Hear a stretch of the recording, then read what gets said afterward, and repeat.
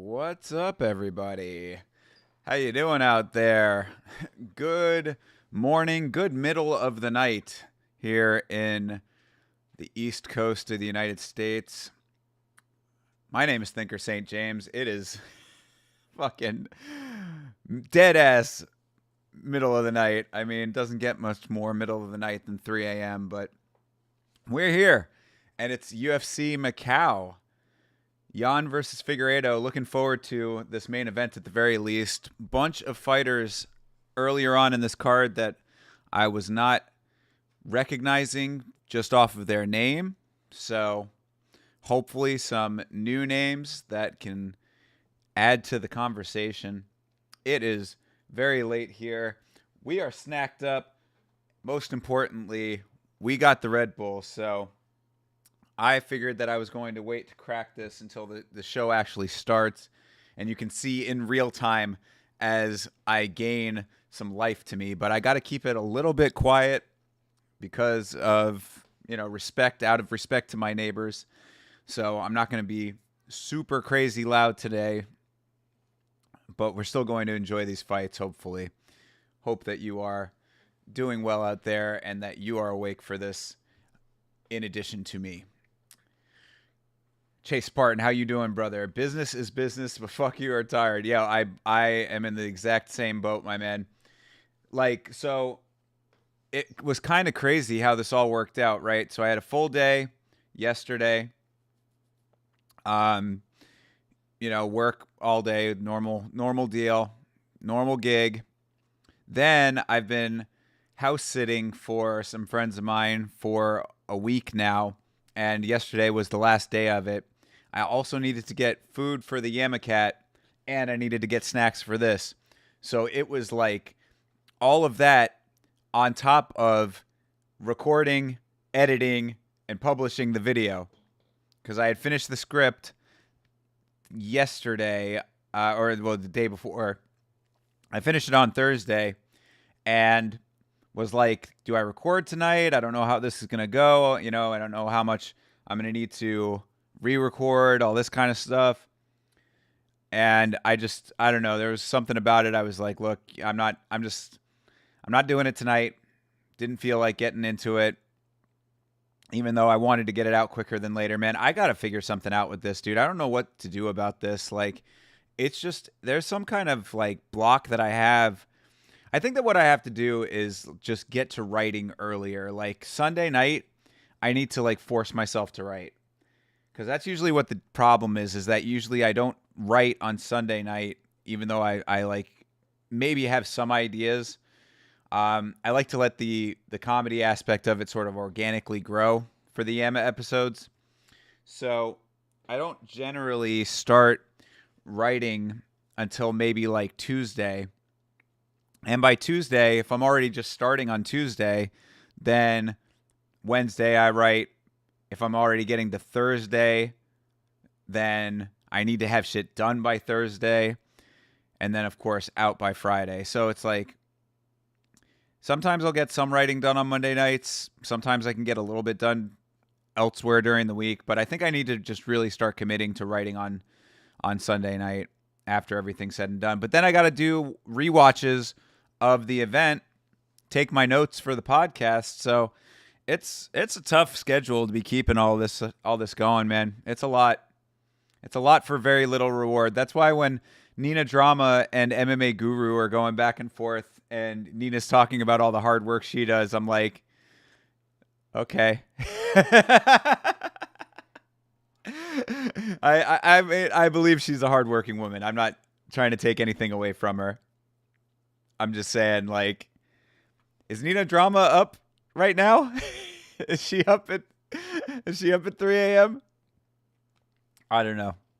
Shout out to Nina. Sunday can easily become chill day, but the extra work will really help through the week. Yeah, exactly, bro. It's like, don't procrastinate, right? You know, don't put off what you can do today till tomorrow. I don't think that's how the saying goes, but don't put off till tomorrow the work that you can do today. I think there you go. That's better. But yeah, I mean, it'll definitely help. It'll definitely help. The problem is that, like, you know, it's comedy, man. Like, this is the hard part about it. Like, I'm doing like a full episode's worth of comedy based on the stuff that happened, you know, as a one man act, you know, doing it all the writing by myself. Like, there are jokes that come to me through the week, you know what I mean? Like, and I hate that. That's a feeling that I really, really hate, is when I think of a good joke for something way after it's happened. And that happens a lot to me for some reason. Like, I'll have some, you know, event from like 2 weeks ago, and all of a sudden some joke like just randomly pops into my head, being like, man, that would have been great for UFC 300. You know what I mean? Like, and it's just like, well, what the fuck now? It doesn't matter anymore. UFC 300 is gone and buried. So, you know, that's just a feeling that really irks me. But it is what it is, because, I mean, you only have so much time to put it out. And, like, this one really is a bad one for me to have waited this long, because this Mike Tyson, Jake Paul shit was, like, such, like, a cultural thing. It transcended combat sports. I think that Saturday Night Live, my boy was telling me, did some shit about it. And, you know, it's becoming like, or this, at least, that one fight became so mainstream that it would have been nice to ride the wave on that. But hopefully I get a little bit of traction off of it, still having some residual staying power, because I actually was pretty happy with how this came out. Like, the recording of this episode was really quick. Like, that's the thing too that is kind of funny. When I'm doing a lot of yelling, when it's like the most passionate episodes, the recording goes really quick for those, because they're not as complicated. They're really like my actual feelings, and I don't have to do a lot of like backflips as far as like the writing goes. Sometimes there's different jokes that come around that make the writing process a little different. When it comes to episodes like today, it was really a very quick recording process, and I love that, because there are days when I get mired in the recording, and it is so bad. It gets really, really bad. I'll be stuck on a take for like, you know, hour or something, like on one take, and it's like, you got to get it right. You got to get it right, man. Nothing you can do except keep recording it. Get right, buddy. All right, looks like we've got pre-show going, I believe. Yeah, all right, cool. So I will get the timer started here in a minute, and then I will do the most important thing of the day and crack this fucking Red Bull. But since we are early, I will say that Community Parlay is in effect. I actually saw a parlay that I thought was a pretty goddamn good lock. It was... actually, I think I'm just going to put that down as the parlay for today, if I have any money left, because my stupid-ass friend made me bet on the Mike Tyson fight. And, of course, he wanted to go with Tyson, not knowing exactly what I was expecting to happen happened. I could have made, like, my fucking life savings on that. On that fight. But I'm going to go with Lanier Kavanaugh. We're going Tong Wang and Du Ho Choi. And I will get the timer started here in a minute.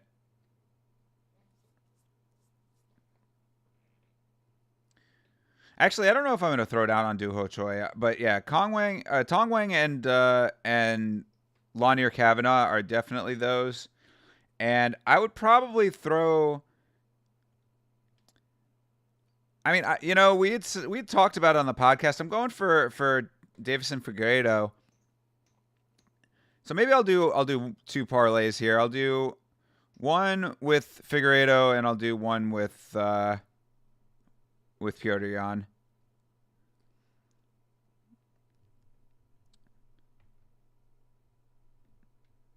Because if Figueiredo comes through, that'll be a really nice payday. But Yan is the favorite, so man, that's still minus money off of all that. But you know what? Better to win back a little bit of minus money. Because I think that those are all pretty goddamn good bets. So the big parlay goes on the dog. Oh, it wasn't Duo Choi? Oh, and also event has started here. We're going to get the timer going right now. First shot of Macau. Thanks for letting me know that. I just glanced at it. I thought I glanced at it, I guess, on the like during the podcast as well. Oh, Cat moved the camera. Ha! Thank you, bro. Thank you. And that's exactly what happened. This little fucking guy. Dude, I don't know what the hell to do about this fucking cat, man. Yeah, Dong Hoon Choi. How do you have the same exact initials, bro? How do you have a name that close and you're also an MMA fighter? That's crazy.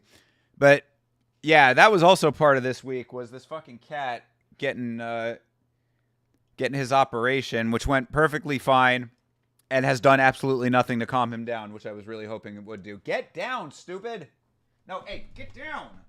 Oh my god, dude. Yo, this guy is like a menace, bro, for real. My cat is such a problem. I get no sleep because of this dude.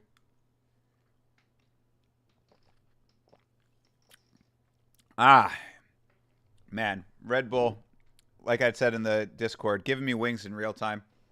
Yo, get the fuck down, dude. Omen, get down. Yeah,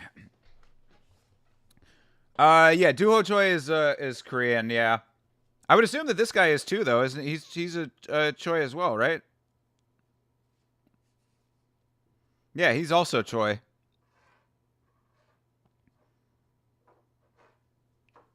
Oh my god, hold on, dude. I gotta get this fucking cat down. Bro, get down, Omen. Yo, get down. Get Omen. Get down, bud. Come on. Get down.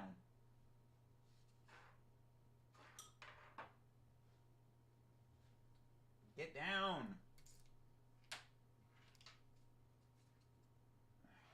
Whatever. You know what? Just break the whole fucking place, dude. Just wreck the whole fucking house, man. Like, go ahead. It's yours. Just fucking wreck it. It's fucking... Ugh. Oh, my God. Anyway. Yo, this Chinese lady not named Wang and Yan looks good in those clips. Okay. Looks like Stamp. All right. That's high praise.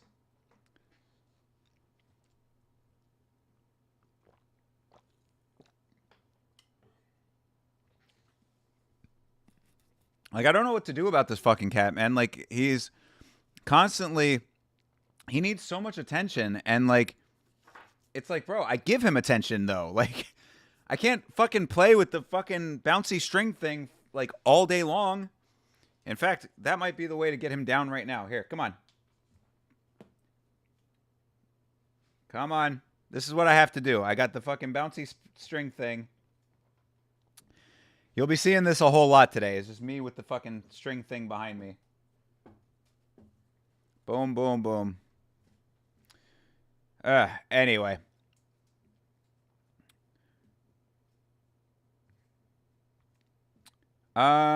Just looks, yeah, it's true. Laura looks good at 3 a.m. Yo. I agree. She has a very subdued and understated pantsuit today. Man, Bisbing and Gooden out here. Bisbing being a company man. Oh, who is this lovely lady making her UFC debut, they're saying? Mackenzie Pavicic?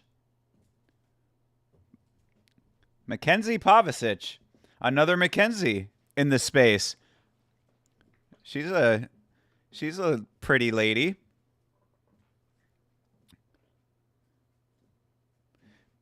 That's how you know that she's making her debut and that, you know, she's got to earn her stripes. They put her out in Macau at 3 o'clock in the morning.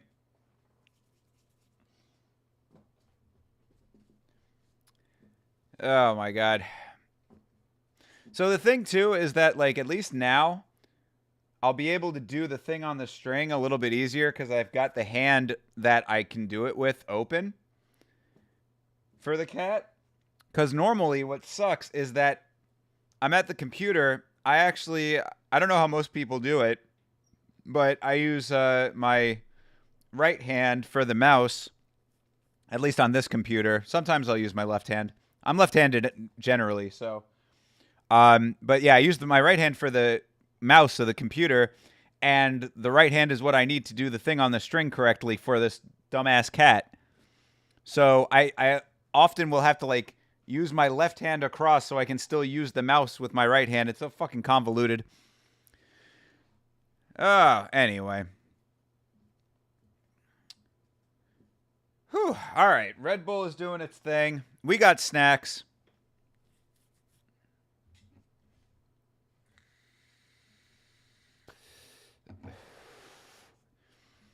We got vape. We're going over the rules of the octagon. Yeah, I like the little Mackenzie lady. Another new face on the broadcast. That's always fun. 12 to 6 elbows are in effect in Macau. I guess that they have taken hold internationally now. Cool that they're in Macau. I don't know much about Macau. The one thing I know about Macau is that it's a very big gambling hub. Hey, and thank you very much to UFC.com for actually working today. I would have forgotten to do that. If that crowd pop was legit, if that wasn't piped in, then this audience sounds like they're pretty hype.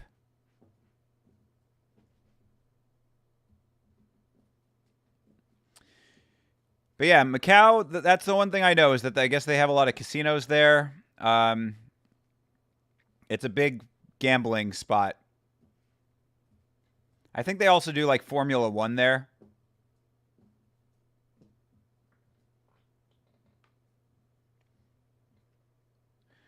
Both these guys look old in the face, but you're ready? Yo, let's go.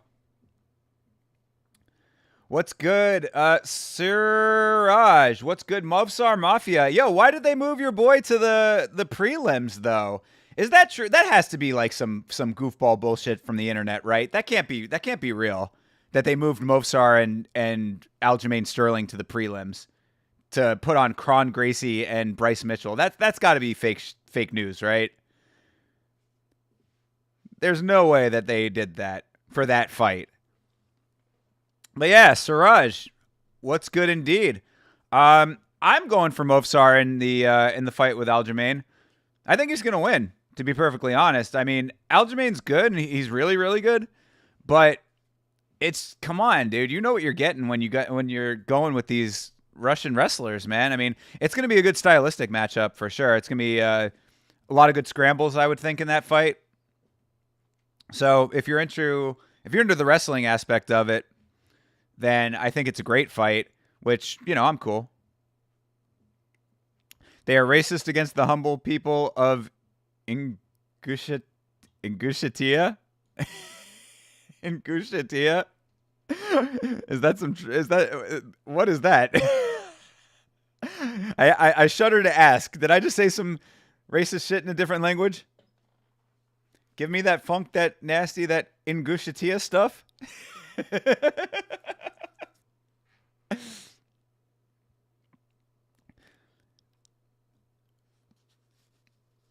That might have been some fake crowd noise, bro, because there does not look like there's a single person in that arena right now. That arena is as full as it would be if it was taking place in the United States at the same time.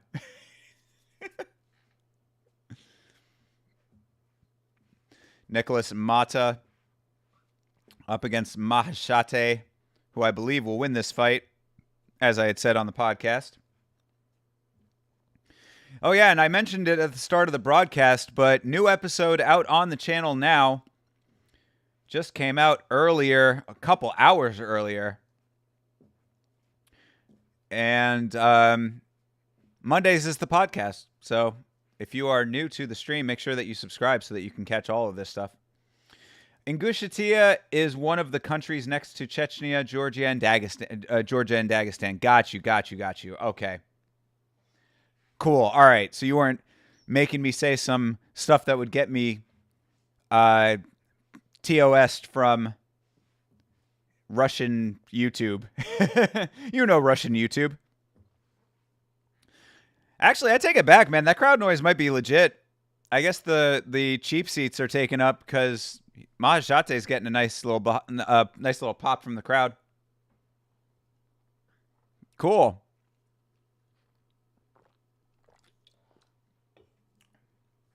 But for real though, if that is the Movsar and Aljamain fight really moved to the prelims though? How is that legit? How could that actually be true? How is it possible that a number one contender fight would be moved to the prelims for Bryce Mitchell versus Kron Gracie? In fact, shout out to the homie MMA Honey Badger who asked the question, what the fuck does Kron Gracie have on Dana, on the organization, getting a fight of that level looking like absolute shit every time that he fights? Kron Gracie is getting by strictly off of his last name, which is ridiculous. I saw Kron Gracie fight live, and he lost then. That was back in whatever the fuck, 2019, 2018? Like, Kron Gracie should not be anywhere near a main card. I mean, to be perfectly honest, perfectly frank about it, it's not even like the prelims were bad either. They were actually pretty stacked. Yeah, no, it's actually a pretty good card from what I recall, if I'm not mistaken. I don't understand why they would have done that. Why did they do Aljamain like that? That's a former champion. That's a former dominant champion. Well, dominant champion. Maybe I take that one back. Aljamain, how many defenses did Aljamain have? That's a good question. I'll look that up after this fight. But either way, Aljamain Sterling was and still is a beast. So why they're doing a former champion like that is just ridiculous. But I really thought that was like internet troll shit. I was like, yeah, like as Chase would say, as creative player would say, it's some Reuben Carter shit. But if it's true, that's just all kinds of fucking stupid. Joe Martinez out here. Early morning. What time is it in Macau, I wonder? Is it like 3 o'clock in the afternoon? Is it 1 to 1, 12-hour difference?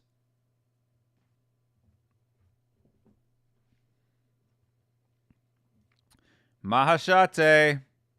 One name like Madonna.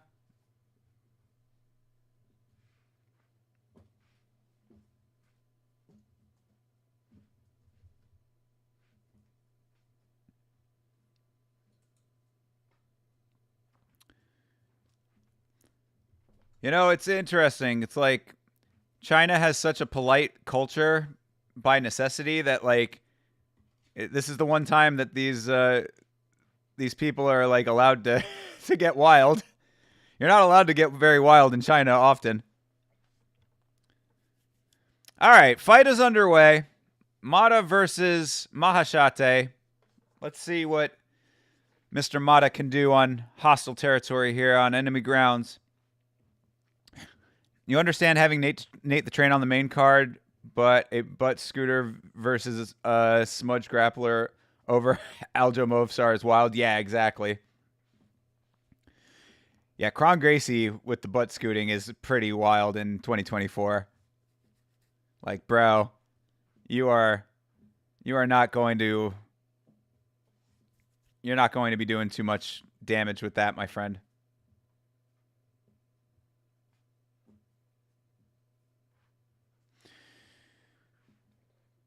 And like the thing with Kron Gracie too is that he just hasn't he's never changed or improved or like evolved his style at all either. Like again, he's getting by strictly off of the last name. That's really all that it is. But I do appreciate that Kron Gracie was fighting at the event that I was at, because since I had floor seats to that, his crew was there in the front row, and when he lost his fight, they all scattered. They all left. They didn't stay around for the rest of the fights. So a person that I was with had a friend in the front row who called us to let us know that those seats were open. So we ended up getting to see Joanna Jędrzejczyk versus Michelle Waterson cage side, which was wild as fuck. Tony, can I comment on the fight? Commentate on the fight? Yeah, I'm going to, man. When there's something to comment on, which actually Mahashate did get a nice knee in there, so I'll let you know what's going on. Sure. I can do some legitimate commentary. Why not? There. Nice left hand for Mata. They stay out at distance. Center of the cage. Trying to find range right now. Both of them actually getting decent range. Found early. Because, I mean, we're only over 2 minutes into the round here. Ooh, nice combo for Mata. But, oh, yeah, Machate gets another one of those knees. Dude, yeah, Machate's with these knees right now, and they are working for him. Ooh, backing him down, too. Machate has him up against the cage. Yeah, Machate is putting some work in right now. We're going to test the durability of Nicholas Mata over here. Mata not looking like he's super phased off of what's happened, but those knees did connect, so we're going to have to see if Machate keeps this pressure up here.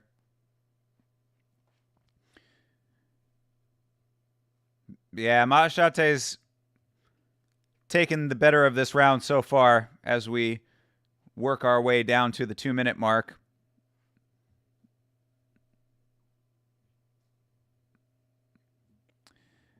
They're talking about how the names are kind of hard on this card. It's like, yeah. Ooh, another nice combo for Mata. Left, right, left. Yeah, now Mata's backing down Mahashate a little bit here. I give Mata some credit. After taking all of the combo or the knees that he was taking, he was throwing out some combos, but he was taking some knees. He's actually keeping the pressure on, which is surprising based on the damage that Mahashate was putting out there. But it didn't look like Mahashate's shots had like a lot of power on them. Like the knees looked pretty heavy. Ooh, nice body kick for Mata. Right under the arm. That was well timed. Yeah, no takedown attempts for either guy right now. Both seem content to keep it on the feet. Ooh.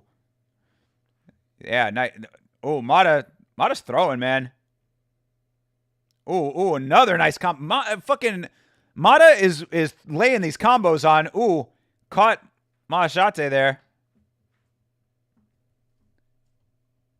Yeah, I mean, this is exactly what he wants to do.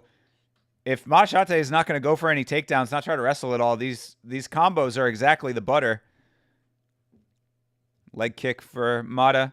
Mahashate gives one back. Another leg kick for Mata. I don't know, man. Even with the knees, I might have to give this round to Mata unless anything else changes right now. Ooh, another night. Oh, Mata drops him. Uh-oh. Mahashate holding on for dear life. Referee all over it.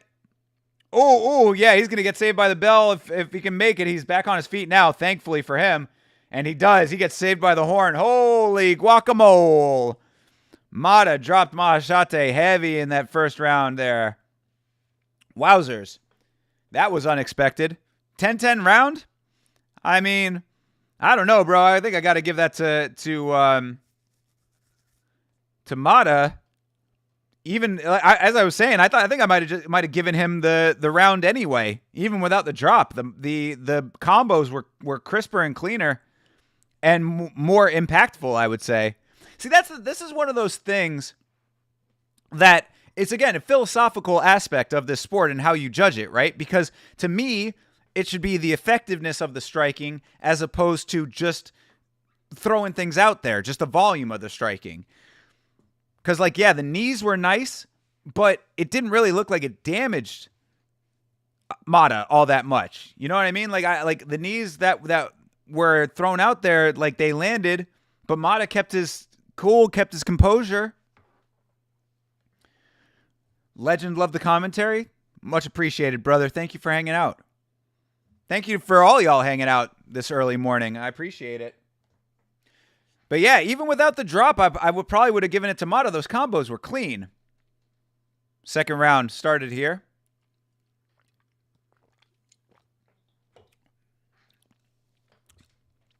They're saying that the left hook, I guess, is one of Mata's big weapons here. So they knew that was coming, but he got caught anyway. Mahashate keeps with the knees. I appreciate that he's staying with the knees. He just has to mix it up a little bit more, though, because it's going to get to be a little bit of going back to the same well. We talk about that on the podcast a lot. Can't go back to the same bag of tricks every single time here. Ooh, another nice left lance for Mata, man. Mata is putting on some power on these shots, bro. And he doesn't look tired at all either. Oh, yeah, and putting the pressure on, too. Nice fast in.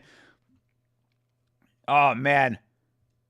Mata laying him out. I mean, Mahashate did not get dropped, but he certainly got spun there.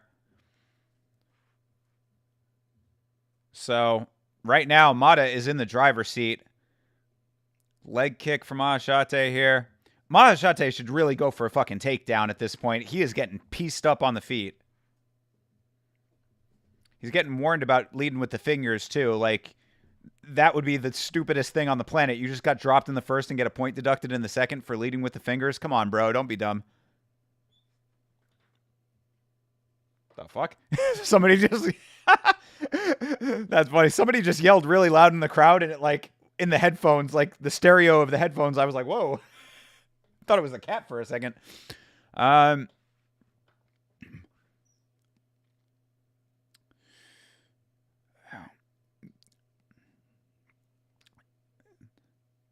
Senko's making a good point that all Mata needs to do right now is just back Mahashate down. Like, if he can get him up against the fence, then he might be able to finish this fight. Like, he needs to just keep the pressure moving a little bit more forward and not let not let Mahashate circle. Because, yeah, Mahashate is trying to put some pressure on. Now, a nice counter for Mahashate. Oh, knee. Switch knee there. Looked like he got a little bit of it, not all of it.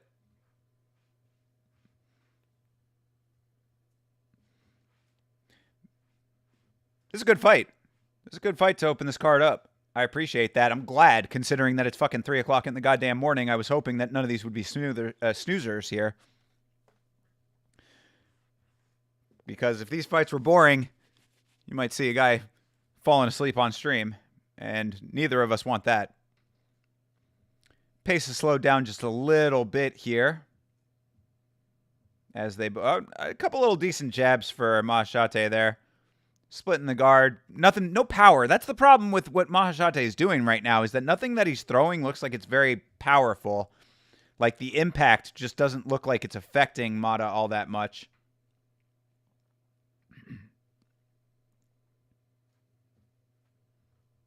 Oh, another heavy left. Yo, another one for Mata. Bro, Mata with that left hand, they weren't kidding about that being the weapon to watch out for. Mata has landed that left several times heavy. Another nice kick to the body from Mata. Mata's looking really good in this fight. I was saying that I thought Mahashate was going to come out here and get this thing started for China in a big way. It is not looking that way right now. Nicholas Mata is doing his damn thing right now.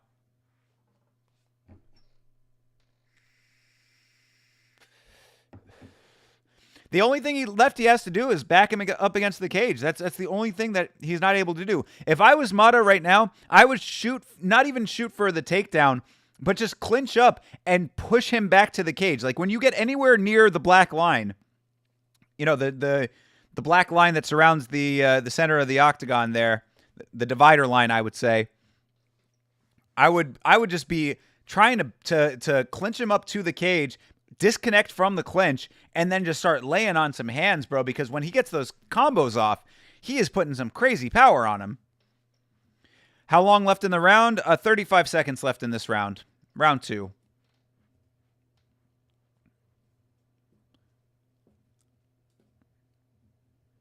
See, right now, they're close enough to the cage that if he backed him up... Oh, Mahashate got a nice counter there. Okay, that was good. But still, I got to give Mata this round too so far. I mean, like, he's up 2 rounds in my opinion as we come down to the clapper here. 10 seconds.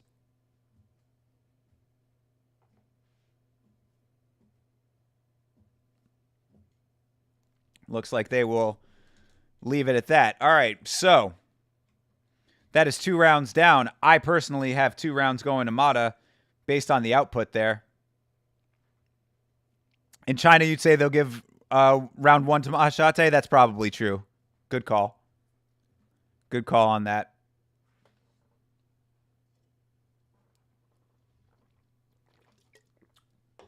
Yeah, I guess that is something to keep in mind throughout all of this. How much is hometown bias going to play a factor here?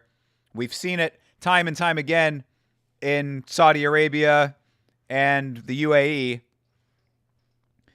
Is China going to be the same way? I would suspect yes. But, you know, and it sucks, man, because I was always the first person to say, oh, that's bullshit. Hometown bias is not true, you know. I always wanted to give it the benefit of the doubt. And then you just see some shit over and over again in this sport where it's like, I can't deny it to myself anymore. But we'll see what happens here if it goes to decision.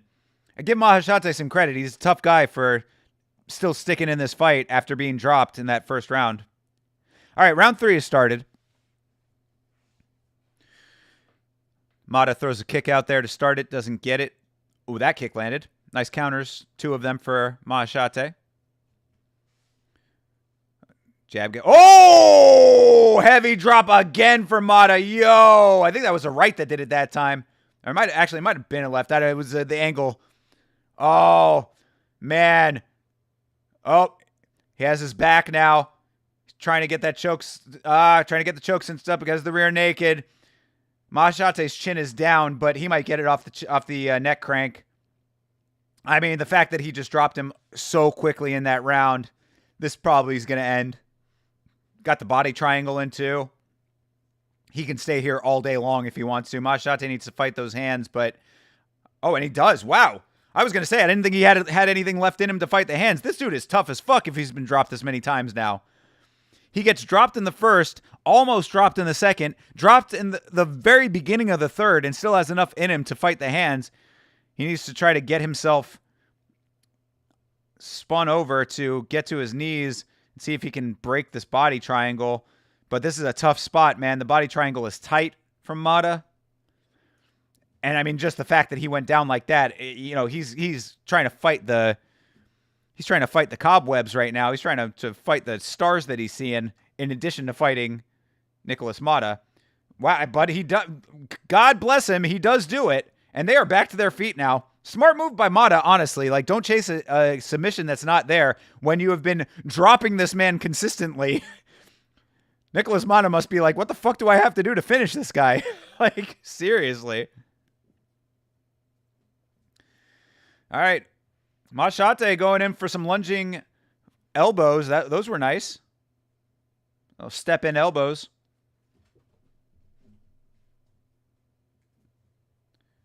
Mata laying on another pair of shots there. Mahashate comes back with a couple of his own. This is going both ways. This is crazy. Just to note, they didn't give Mahashate the knockdown in round 1? You're talking about they didn't award the knockdown to to Nicholas Mata? Because Mata was the one that dropped Mahashate. We're looking at these over here. Oh, my bad.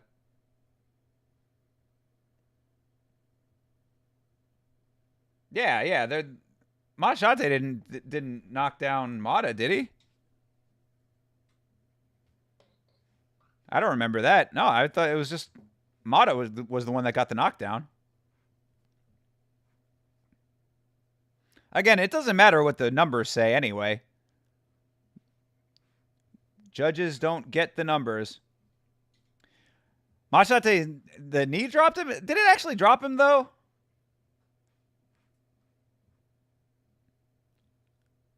I'd have to rewatch that part. Maybe I'm misremembering. I know the knees you're talking about, but I don't remember I don't remember him actually going down.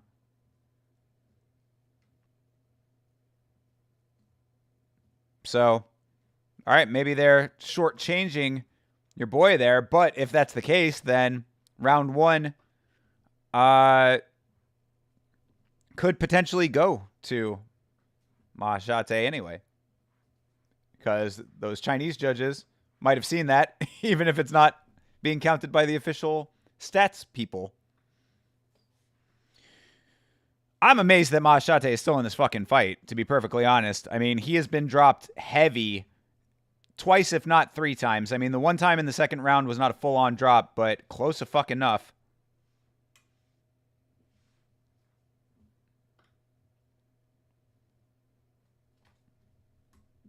And, I mean, honestly, Mata's probably just a little bit tired at this point. I would be very, very surprised if Mata does not get this decision. But then again, I would not be very surprised. You know what I mean?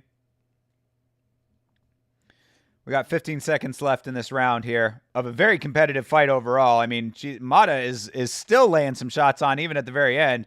And they're both bouncing around, doing some jumping jacks, doing some calisthenics. All right. That was a good fight, man. And then they hug it up. I appreciate that. That was a really nice fight. Oh, Nicholas Mata, very respectful. Bowing, doing the prayer hands to him. Fun fight. Fun fight to start it off. What are these judges going to do? What are these judges going to do? What precedent are we going to be setting here in China for the next 6 hours? Oh my God. You know how this shit goes, man. You know how this shit goes.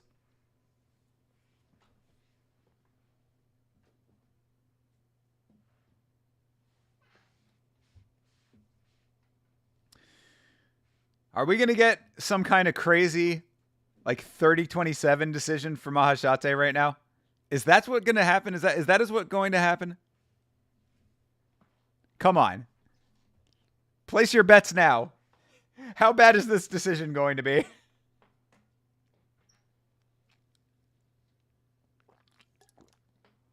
Because, I mean, that was clearly Nicholas Mata's fight, in my opinion. I mean, the dude got dropped fucking 2, if not 3 times. How many do they count on here? God damn it. Every time I fucking click over here, it fucks it up. What the fuck? Oh, my God.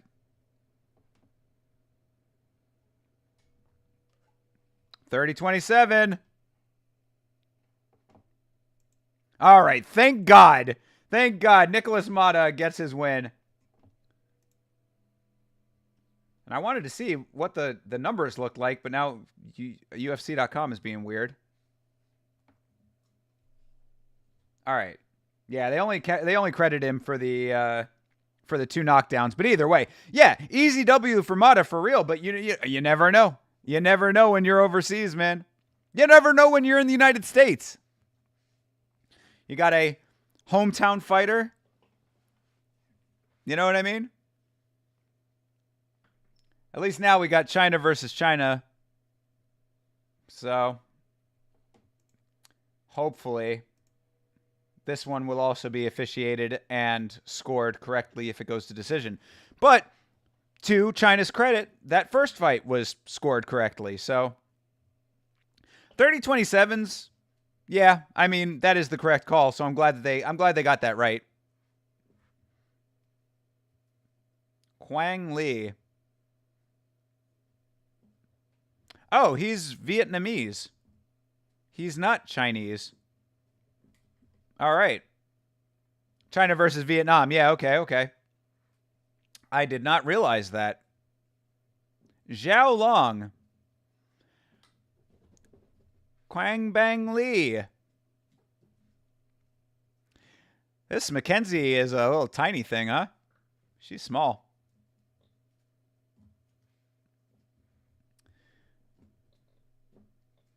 We're going to have to see what the final assessment of her roving reporter skills are after this one. You know? She's making her debut right now, too. They going to keep her around? Charlie Arnold. You know, she don't want her spot taken. But obviously Charlie Arnold didn't want to have to fucking go to Macau.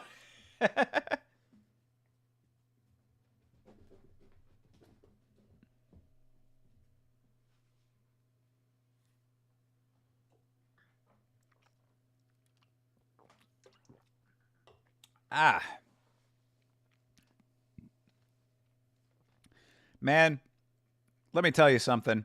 Red Bull, it's amazing to me how effective it is. Because I woke up, I took a 2-hour nap, which, 2 hours is pretty good. So, for me, sometimes 2 hours is like a normal night's sleep. But I got 2 hours sleep, woke up on time, amazingly. But I was tired. I was dragging ass for a little bit there, Woke up an hour before the event started. Rolled out, and I was like, if you can get yourself all ready, when you drink that Red Bull, things are going to change. And then I drank it, and brother, I feel like $1,000,000 right now. I feel like I never went to sleep, you know what I mean? Like all the grogginess just gets cut, and I got more Red Bull in there if I need it. You don't want to see me on 2 fucking Red Bulls at 4 o'clock in the morning. I guarantee you my neighbors don't want to see it. So China versus Vietnam. I have a reverence and love for Vietnam. I actually took a class on Vietnam in high school. My high school offered an entire class on the Vietnam War, and it was one of my favorite classes, actually. So not only did I learn a lot about the Vietnam War, most of which I don't remember, but I retain a little bit of information about it, more so than I think that the average person who isn't a history buff would know, I guess. So not only do I have that little piece of Vietnamese affinity, but I also gained a lot of respect for the Vietnamese people and the struggles that they went through based on that conflict and their resilience. Even though I am not a fan of communism, I have a lot of respect for Ho Chi Minh. In fact, there's a bookshelf right over on that side. Not that bookshelf, because that's all DVDs and videos and stuff, but there's a bookshelf over there that's got a biography of Ho Chi Minh that I read many, many years ago. I'd like to crack that open again at some point. It's huge. The thing is fucking massive.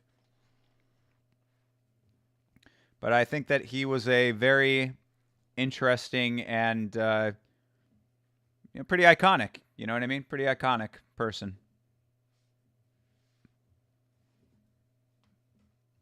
And either way, won the fucking war.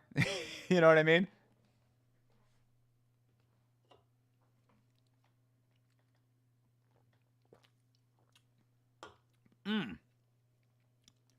Other thing about Red Bull is that it is fucking delicious.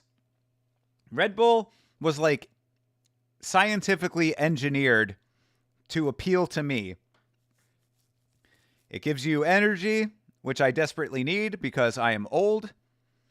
And it's that sour sweetness that is like my favorite flavor on the planet. I love Red Bull, bro. I fucking love it.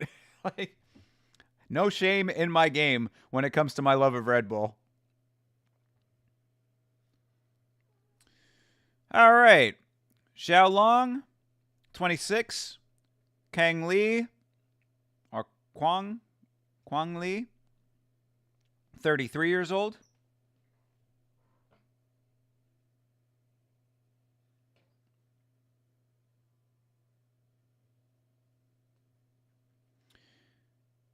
Fighting out of Minnesota now.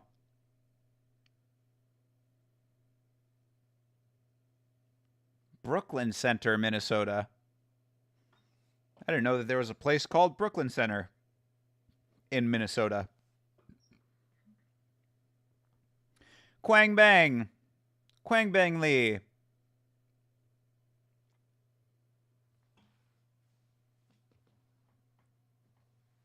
All right, cool. Finally, Cat has... This is the other thing that bothers me about Yamacat.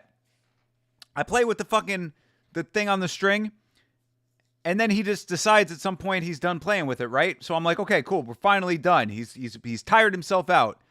Then, all of a sudden, it's like, no, I'm not done anymore. It's like, bro, fucking pick a lane. And then there are times where I swear to you, he just wants to fucking see me bouncing it. He don't even want to play with it. He just wants to look at it. That is a cute ring girl, by the way. Short hair, don't care. All right. Here we go. Fight is underway. Xiao Long from China. China ring girl, oh, you're... Yeah, brother. I was going to say, I mean, it's like, damn, that's a little cutie.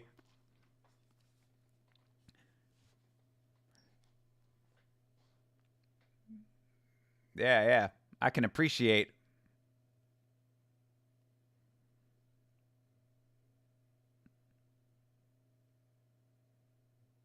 Ooh, heavy left for Lee. Quang Bang. Bangs on with that left hand.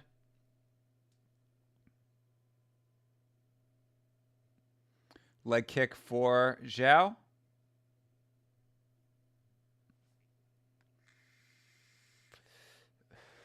Nice combo for Lee. He's fast, man.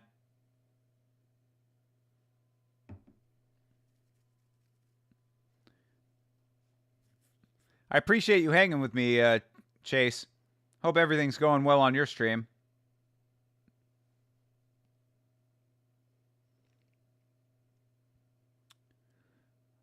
Lee is looking real nice right now, man. He is very composed. Ooh, that was a little nice counter for Zhao.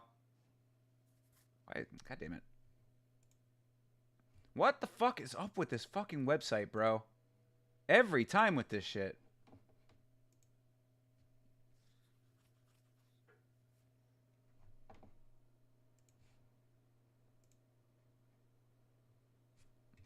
I don't know.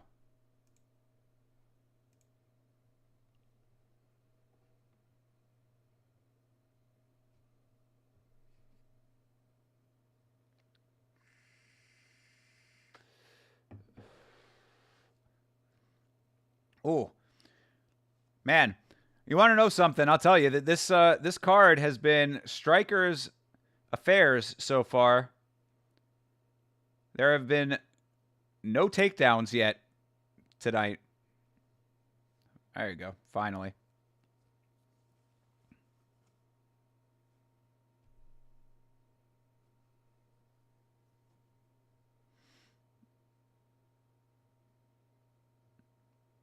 Nice stick for Xiaolong.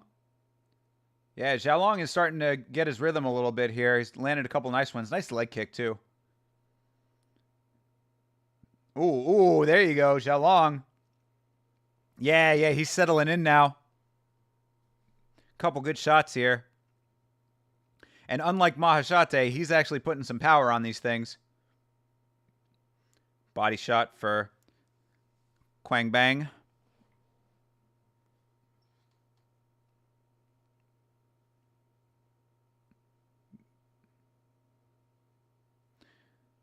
both being pretty strategic here. That was a weird slip that he just did. Like his foot kind of slid. Both of them are sliding. What the hell's going on here? They're fucking moonwalking over here. Nice body kick for Lee. Xiaolong getting some good shots off to, man. They really are trading right now. Another good fight. That's nice.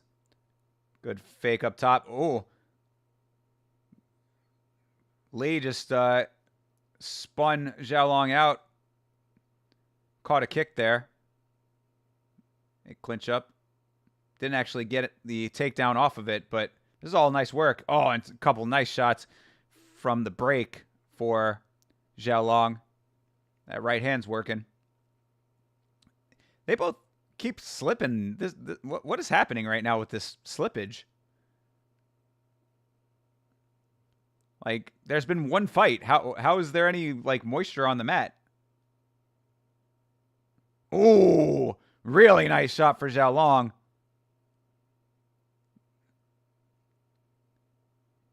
Yeah, they're both, you know, that's Senko saying right now that they're both mixing up the shots really nicely, and I agree. I mean, body shots, head shots, leg kicks. Really nice striking going on from both sides, but oof, this is a close round too. It's hard to judge. Xiaolong says he wants to stand and bang. Let's go. Oh, cracking left. Man, he's pointing at the ground in round one. This Xiaolong guy is a fucking beast over here. What an animal.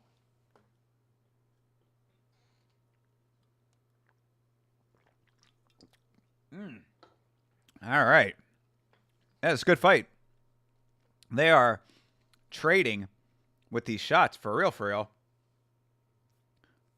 These dudes want to kill each other is fucking right, dude, for real. They are fucking cracking right now. I appreciate it. I really appreciate it. Like, both these guys are picking some really nice shots, and both of them are landing, too. I would say that Xiaolong might have landed a little bit more accurately, so I could probably see him getting the round off of that. And this might be where, you know, if they're this close, the bias might come into effect a little bit, but I don't think it took any bias for him to win that one. As far as that round goes, motherfucker at the end of the round is already pointing to the ground, pulling the Max Holloway. It's like, dude, generally you save that for the end of the fight. He's like, no dice, I want it right now. All right, round two. Mike Beltran says, let's fucking go. Oh, yo. Quang Bang going for a... oh, no, it was Xiaolong, actually. My mistake. Going for a crazy flying knee. Does not get it. And they both keep slipping around. What is happening with this slipping? Like, do they both just have wet feet? Or, like, is the mat slick in some way? Why are they all slipping around? Both of these guys are slipping. Like, they look like they're ice skating at times. Very weird. Nice overhand for Lee. Oof. Yeah, Xiaolong wants to fucking... he wants to stand and bang for real, bro. He keeps pointing to the ground. He's like, right here, right now. Smart for Quang Bang over here to not fall for the trap, but it doesn't look like it's going to matter, man. Xiaolong is fucking laying on heavy shots. He looks locked in, too. He's picking shots nicely, finding the openings well, and he's fast. Both these guys are pretty fast, but it looks like Xiaolong is starting to pull away with it a little bit. Yeah, let him bang, bro, is right, for real. Channeling his inner Julian Lane. We do let you bang, bro, we do. Yeah, he keeps pointing to the ground. He's like, stand still and let me punch you. Ooh. Each of them land a heavy one there. Bro, these guys are fucking going after it, man. I like this.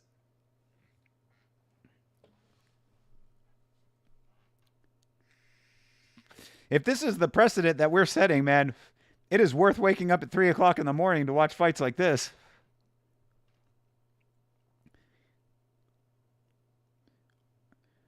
You know, and all this stuff from Zhao Long is really nice, but like Quang Li needs to figure something out here. He's not playing the game, and for all of this stand and bang, Zhao Long is bleeding from the mouth. Bro, they are going after it. Zhao Long looked like he almost got dropped there. Comes to quickly enough that he didn't get knocked down, and then points to the ground again. This dude is fucking wild. What an animal. Oh, two nice ones from Zhao Long there. It's hard, bro. It's hard to keep up with what shots are landing. Yeah, exactly. Dropped and says no stand. Exactly. That is legit what happened. Like, he didn't like full on go down, but like you could see that his legs kind of buckled a little bit. And he is bleeding pretty heavily now, all from the mouth. He might have a broken jaw. Oh. Bro. Yeah, Quang Li is really I mean, he is like also locked in throughout all of this. A lot of the story is Zhao Long because of the way he's fighting, but Quang Li is doing a really nice job of just sticking with it and being calm throughout all of this. Goes for a takedown, almost has it. Didn't fully get it. Oh, wow. Has his back. Quang Li's Zhao Long was trying to buck him off, and he ends up doing it. And now he's got Quang Bang's back. Slowly pointing to the ground. I didn't hear no bell.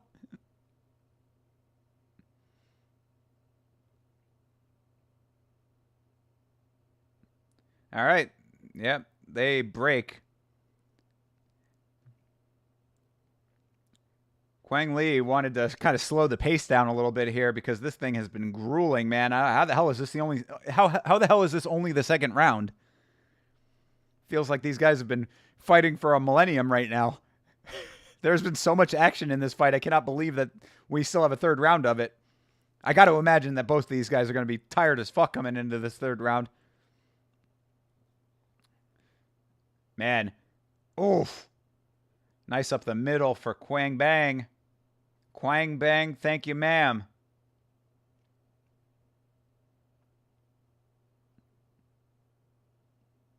Nice kick to the body there for Li. Oh. Zhao Long lands another two right at the end here. Goes for the knee, doesn't get it. Right as the horn sounds. Holy shit. This is a crazy fight right now. Honestly, this is the time where, like, I'm glad that they have commercials just so we can catch our breath. Because this is, like, all kinds of wild. Take a breath. Whew. Yeah, this is it's a whole lot of fight packed into 10 minutes. We got another 5 of it.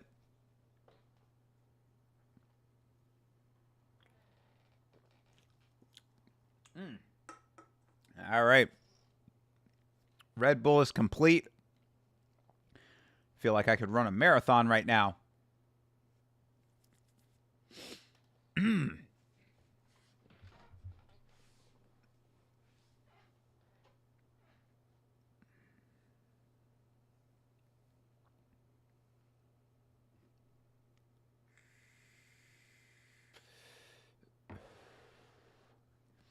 All right. Round 3. Let's see how these guys look now, because, I mean, this pace has been insane. All right, fight is underway. Quang Li, right fucking back. All right, I mean, God damn it. I keep mixing these guys up. Zhao Long, right back at it, man. Walks right the fuck up to him. Kind of runs up to him, and then does a weird switch kick that didn't really look very effective. That's the problem with how he's been doing that. Like, he started each round that way, where he, like, dives right into the fire with some wild shit, and it's not, like, really effective because he's not accurately throwing it. Oh, all right. That was a cool scramble there for a second. Sort of spin out. Quang Li doing a nice job of staying composed throughout all of this because Zhao Long has been so like erratic. And Kwang Lee definitely looking like he wants to slow this pace down a little bit. He's looking tired. Yeah, you can tell he's tired, man. Hands are starting to drop a little bit. And Xiaolong still throwing. Oh, that knee was nice. Xiaolong just landed a really nice knee. Those numbers are fucking crazy. 90 significant head strikes for Xiaolong. Kwang Lee throws a body kick. And then, and he gets dropped. And that's it. That is it. Let's fucking go. Let's fucking go. Xiaolong gets the knockout. Let's fucking go. If it wasn't 4 o'clock in the morning, I'd be losing my fucking mind right now. That was crazy. What a great fight. Holy shit. Holy guacamole. That's right. Keep him inside of the cage. Don't let him get his purse reduced. I don't know. Maybe in Macau they wouldn't take any of his purse away for jumping over the cage, but let's fucking go. Needed long KO. Yo, hey, Forsyth, congratulations, because that is exactly what you fucking got. Wow. After a great fight, too. That's the other part of it, man. I mean,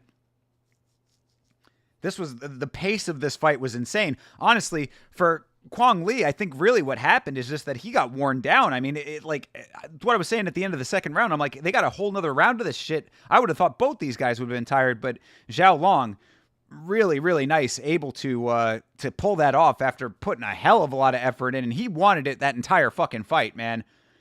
Pointing to the ground every round. I mean, to be pointing to the ground in round one is already wild enough as it is.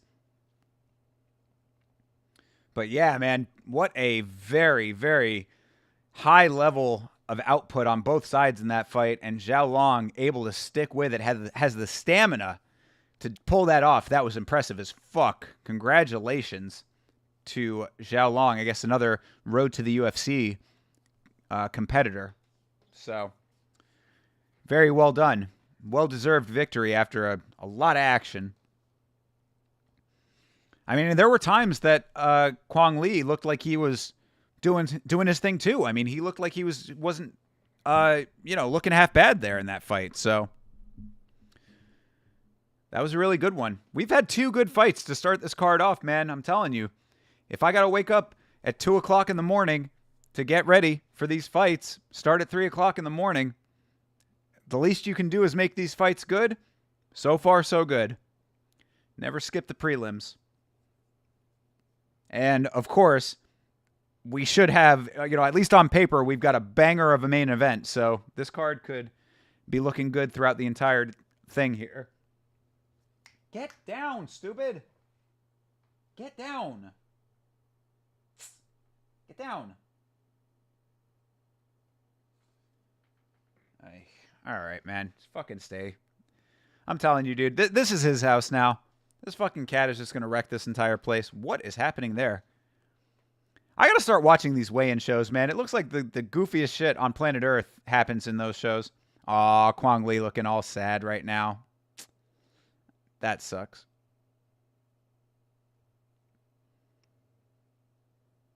And Xiaolong punching himself in the face to show his toughness.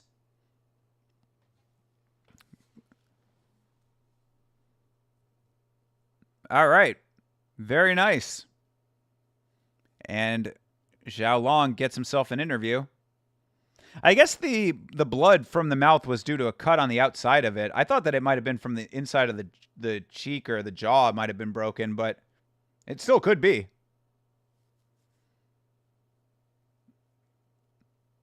Let's see what he has to say.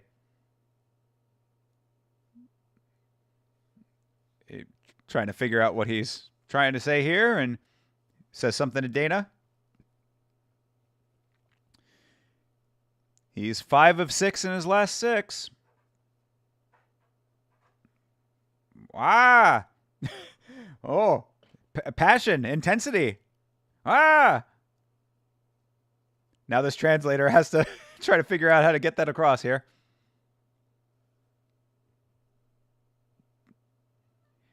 He says he wants his 50 G's. Well, dude, I mean, you got a lot more card to go. Let's see if he can get that. Let's see if anybody else can top that performance, because, man, that was a really heavy one.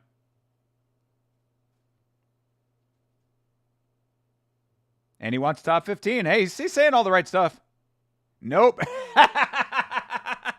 He wanted back on the mic. Bisping says, no dice.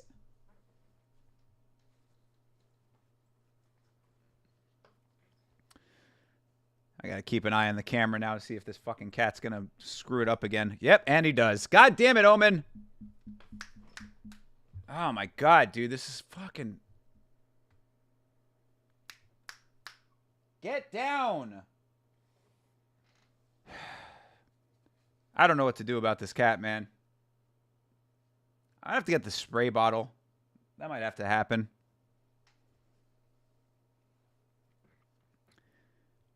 Like, I don't want to have to do that. You know what I mean? Like, I want to let the cat be able to fucking free roam and do whatever the fuck he wants. But, like, God, dude, it's like, you gotta work with me here a little bit, man. I'm trying to be good by you. You got to be good by me a little bit. It's a two-way street.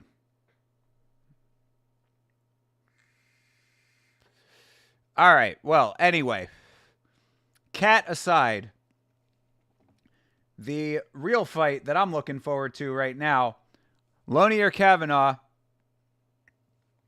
This guy is a motherfucking beast. If you saw his fight on the Contender Series, you know that not only did he knock this dude out on the Contender Series, but he knocked him the fuck out.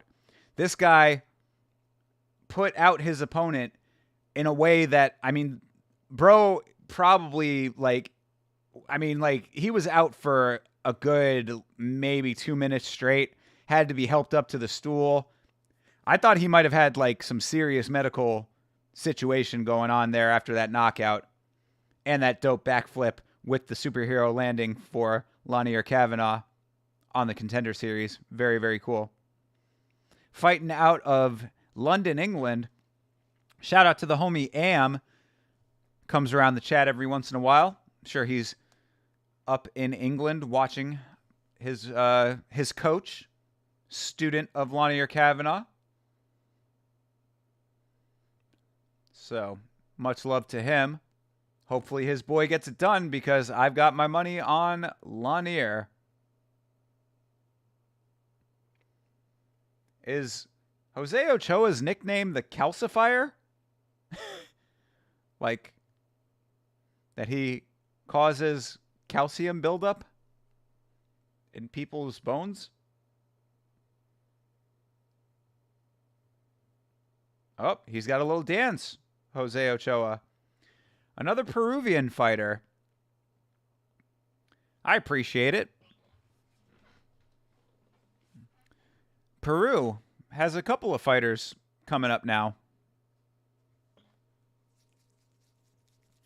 Oh, he's got a whole little swagger walkout routine going on here. I can appreciate it. Still think you're going to lose, my guy. Then again, I thought that Machate was going to win that first fight. He did not.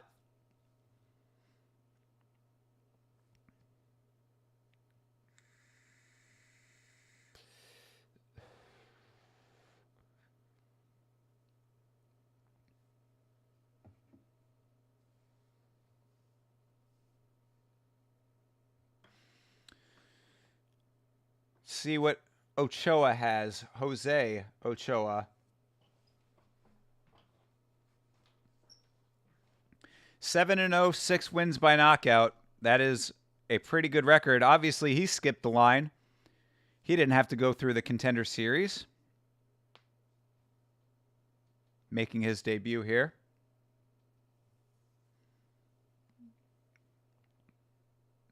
Lonier Kavanaugh also making his debut. In the organization proper, that is. Coming off the Contender Series, as I was saying. Looked amazing on the Contender Series. That knockout was... That was one of the coldest knockouts that I have ever seen, to be perfectly honest. I mean, again, a lot of it might have to do with the fact that his opponent probably just has a little bit of a weak chin. It has to be, because, I mean, he was so fucking out. But I want to believe that the bigger part of that equation was just that Lanier Kavanaugh is that fucking dude.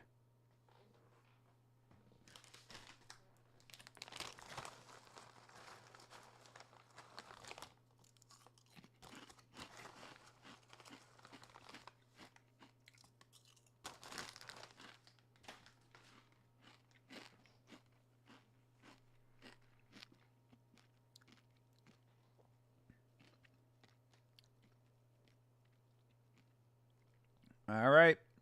Here comes Lon. Lon, who is walking out. Oh, I was going to say, that shot that they had of him by the curtain, he didn't have any of his team by him. I was like, is he walking out by himself? Did his entire team abandon him?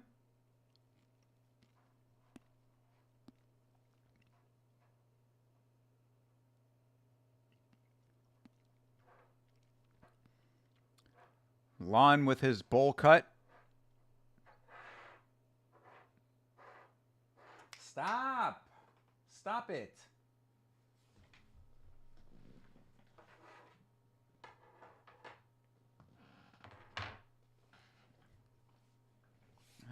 Jesus Christ, this fucking cat.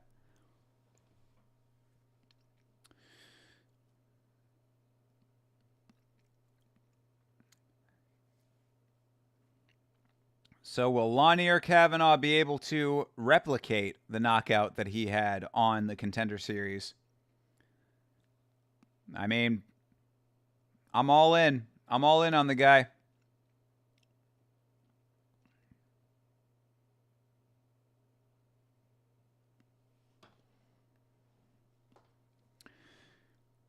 I'd like to see him get a victory, bring that home to England.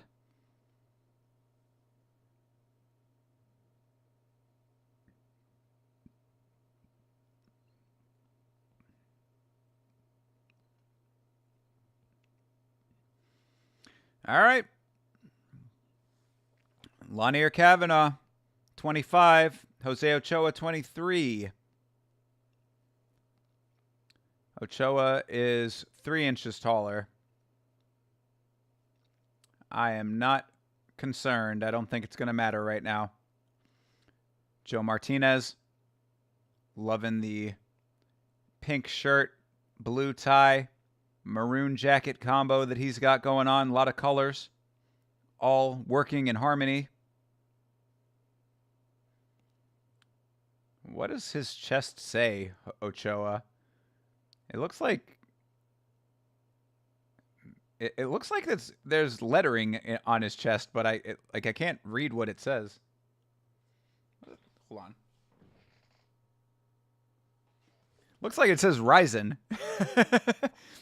Maybe he got Ryzen tattooed on his chest. Is that where he was fighting out of before? That would be wild.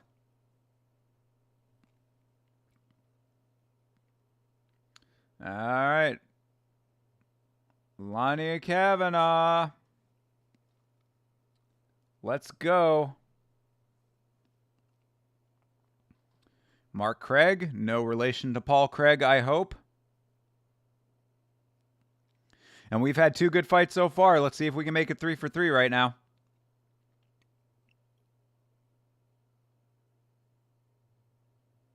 Yeah, like Mizin. Mizin is what it looks like on Ochoa's chest. I don't know. Fight's underway.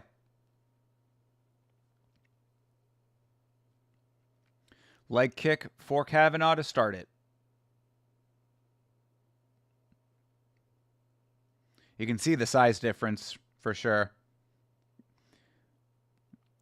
Ochoa is a little bit taller, I would think, for flyweight in general. I'd say that Lanier Kavanaugh is probably more of a standard flyweight size, but again, I'm not concerned about that really. And if you have knockout power at flyweight, you know that goes a long way, except now we're seeing more and more guys at flyweight with knockout power. So I'm telling you, flyweight and bantamweight, these are the weights to watch out for. Ooh, kick up top for Lanier. Caught a little bit of it. Ochoa spins out of it like, oh, didn't affect me, but I mean, a couple of those, one of those gets through, could be pretty bad for him. And Lanier Kavanaugh showing off his dexterity as far as getting that leg up high and quick, because it was a fast kick, inside leg kick for Lanier Kavanaugh. He's using a lot of kicks right now. Setting up his hands probably, keep him guessing with the legs. I like the strategy. Ochoa hasn't thrown anything yet. There's a leg kick for Ochoa. Kavanaugh answers right back with an inside leg kick of his own. They are trading kicks a little bit here. Oh, that step in oblique kick for Kavanaugh. Always like to see that one. Oh, Ochoa tries for a combination. I don't think he got any of the punches off on it. Kavanaugh moves really nicely. Oh, a nice slip of that kick for Kavanaugh. He got right out of the way of it. Oh, let's go. Beautiful counters for Kavanaugh as Ochoa tried to come in. That is going to be a big deterrent for Ochoa if Kavanaugh can stick with those tight inside counter shots. Oh. Yeah, Kavanaugh is looking pretty sharp so far. Oh, he is getting out of the way of some crazy kicks right up top. Ochoa keeps throwing him up, and Kavanaugh just keeps getting right out of the way of him. Small movements to get himself out of the way. I appreciate it. Kavanaugh's fighting pretty nicely right now. Very locked in. One of those guys that really has that determined look on his face, you know. Gets himself into the flow state. Just anticipating. Inside leg kick for Ochoa. Lands. Two of them land. All right. Both these guys are throwing and staying out of the range of the other guy, so it's a lot of movements without a whole lot of power being landed on the shots that do get through. Well, actually, no, I take that back. There is some power being landed on the shots that get through, but not as many of them are getting through because they both are defending very well. They're both evading very well. So, yeah, Kavanaugh is eating up that lead leg.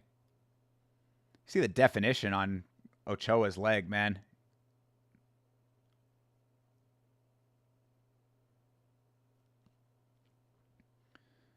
Yeah, Kavanaugh's staying with the kicks, man. You can see Ochoa's body starting to get in red. Lead leg is getting red. Oof. All right. Low shot for Kavanaugh. Lands on Ochoa. Ochoa taking his time to get himself right. A little cup check.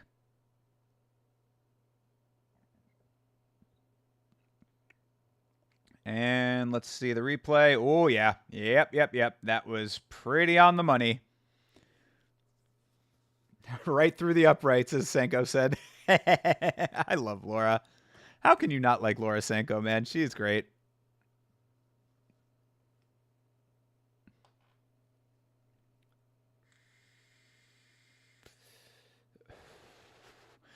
I love her and Bisbing, too, because Bisbing don't give a fuck. He loves to fuck with her. Two of them together are a fun combo.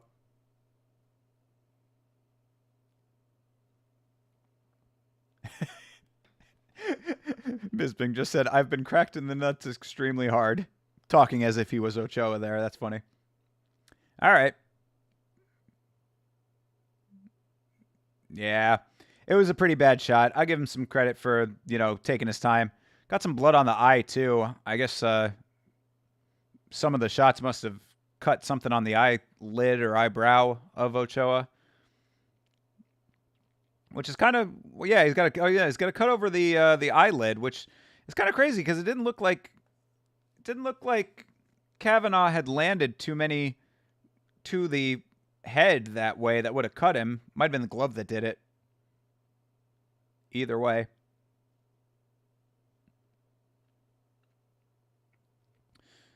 Oh, Kavanaugh going for that drop body kick. Looks like he got it. There you go. Left hook for Kavanaugh lands, as they are back underway now after the break. Ooh. Nice left for Ochoa at range. Threw that from long distance, but landed. Body kick for Kavanaugh. Those body kicks are going to add up, man. All of these kicks that Kavanaugh's throwing are going to add up. That was a good first round. A little bit less intense than the other first rounds that we've seen today, but not bad. I would suspect that this is going to ramp up in intensity as we go forward. Take these off for just a second. Got to gauge my loudness because, again, it is 4 o'clock in the morning here, so don't want to upset the neighbors. Hopefully everybody is having a nice sound sleep. Except for us. Except for fight fans.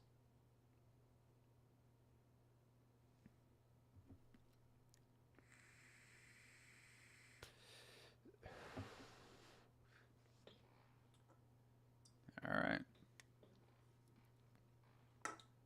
The Red Bull is complete. I might get real wild later and go for a second one. I don't know. If I do that, then there's no nap happening during the day, which is going to be bad news. I got business to attend to this afternoon. All right, round 2 is underway.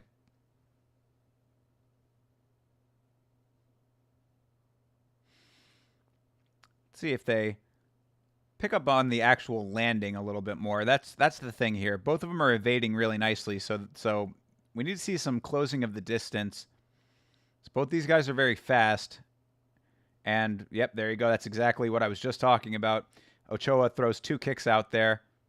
Neither land. But he goes for that low sweeping kick to the leg. That one does land. Kind of an imitation of what Kavanaugh did earlier.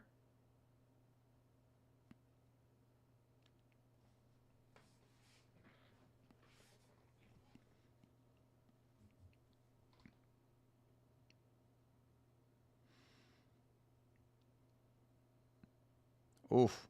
Kick up top for Kavanaugh. Lands but gets caught.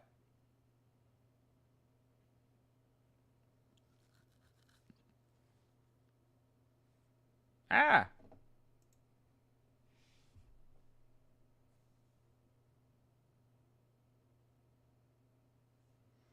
What is happening on this?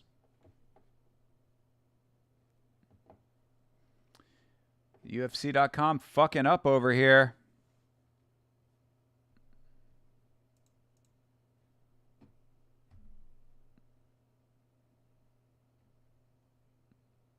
Johnny Longbody. The fuck is Gooden talking about?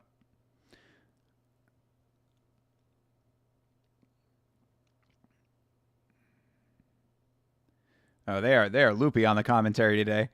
You got 2. Oh, hey, Kavanaugh. Let's go. Lands the right. Dropped Ochoa for a second there. Ochoa back to his feet. Doesn't look too affected by it. Andy, what's up, my dude? Woke up at 2:30, luckily. Yeah. Good job, my guy. Yep, I had the alarm set. Got everything all set up at 2 a.m. I was very proud of myself. I was slightly worried there. I was like, you know, is it worth trying to take this nap? I'm going to do it. And I ended up doing it. And I got the video out. Man, this has been a very successful week for me, all things considered. And I don't know if you saw those 2 first fights, Andy, but these fights have been really good so far. Lanier Kavanaugh trying to make it 3 for 3 right now. Just got a shot that dropped Ochoa.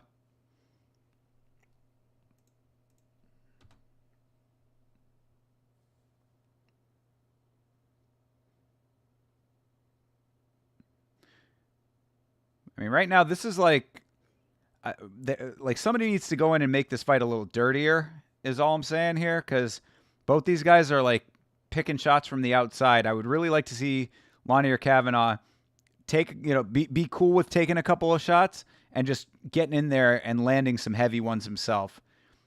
Because right now is about the time that you should start being able to do that. Oof, Ochoa going for some wild shit. Doesn't land much of any of that except for the kick at the very end. Looks like we got a scrappy little card. Yes, indeed. So far, so good. You clipped that beautiful nut shot last round, my man. Yeah, it was a pretty solid shot to the cup is right. I mean, really, it's just because Kavanaugh has been landing so many of these kicks that, you know, he's just throwing kick after kick. That's what I'm saying. I really would like to see him back Ochoa down a little bit, like get him up against the cage maybe and start throwing some. Because, like, I think that he'd have some... Ooh, just look, that kick up the middle. Looked like it might have snapped Kavanaugh's head back. Another nice body kick for Kavanaugh. There you go. He's still moving really nicely. This is there. Yeah, get inside, my guy. Jesus. UFC.com fucking up all kinds of fucked up. Uh-oh. Oh, shoot. Ochoa. Oh, uh-oh. Kavanaugh, yeah, Kavanaugh might be hurt now. Shoot. Something got through. Ochoa all over his back. Got 25 seconds left in this round. But yeah, Kavanaugh taking some damage. See if he can recover here. Because, yeah, this might end up being 1-1 going into the third if he can make it. 10 seconds left in the round. Ooh, uh-oh. He's got the choke. Oh, it looks like he's going to make it. Wow, okay. Yo, Kavanaugh took some heavy adversity there at the very end of the round. Yeah, I would definitely say this is 1-1 going into the third. What is happening to UFC.com? Man, every fucking time with UFC.com, dude.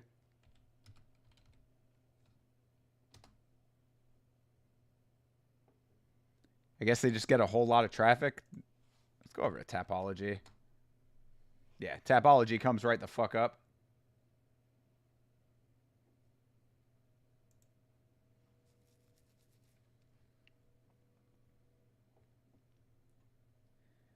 All right. We'll keep it on Tapology here.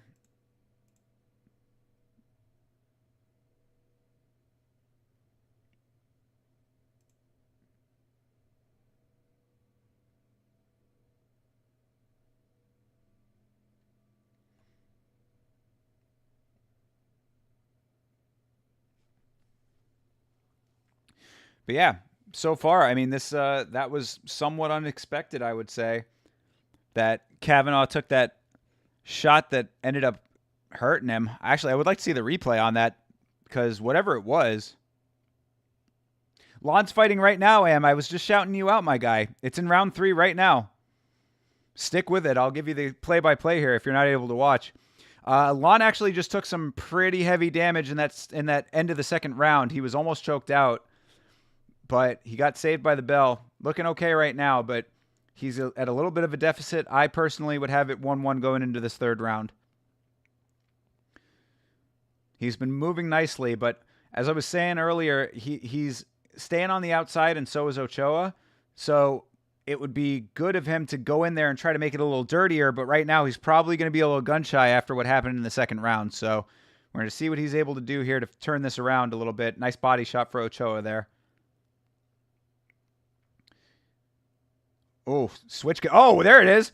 Now he almost drops Ochoa. Oh, knee for Ochoa. Uh-oh.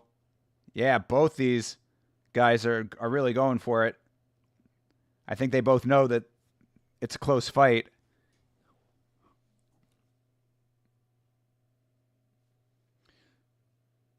Because, yeah, Ochoa's been getting some of these kicks, too. They've been very kick-heavy on both sides here, which was a little unexpected, but it's been somewhat effective both ways. Another nice body kick for Ochoa. Goes for a second one, doesn't get it. Now Ochoa's kind of backing Lon down a little bit here. Lon moving nicely. He's got to put his own pressure on, though. Oof. Body kick for Lon. Does not get through. That one does, though. And you can see the redness on the body and on the arm of Ochoa. That just shows you how many of those kicks that Kavanaugh has been trying to throw to that side. be the left side of Ochoa's body. A low kick for Lon.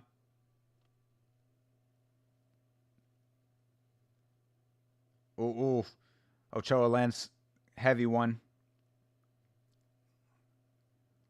Kavanaugh not phased by it, but needs to land some of his own here. We're coming up on the halfway point of this round here in about 5 seconds. Ochoa going for that sweeping low kick again.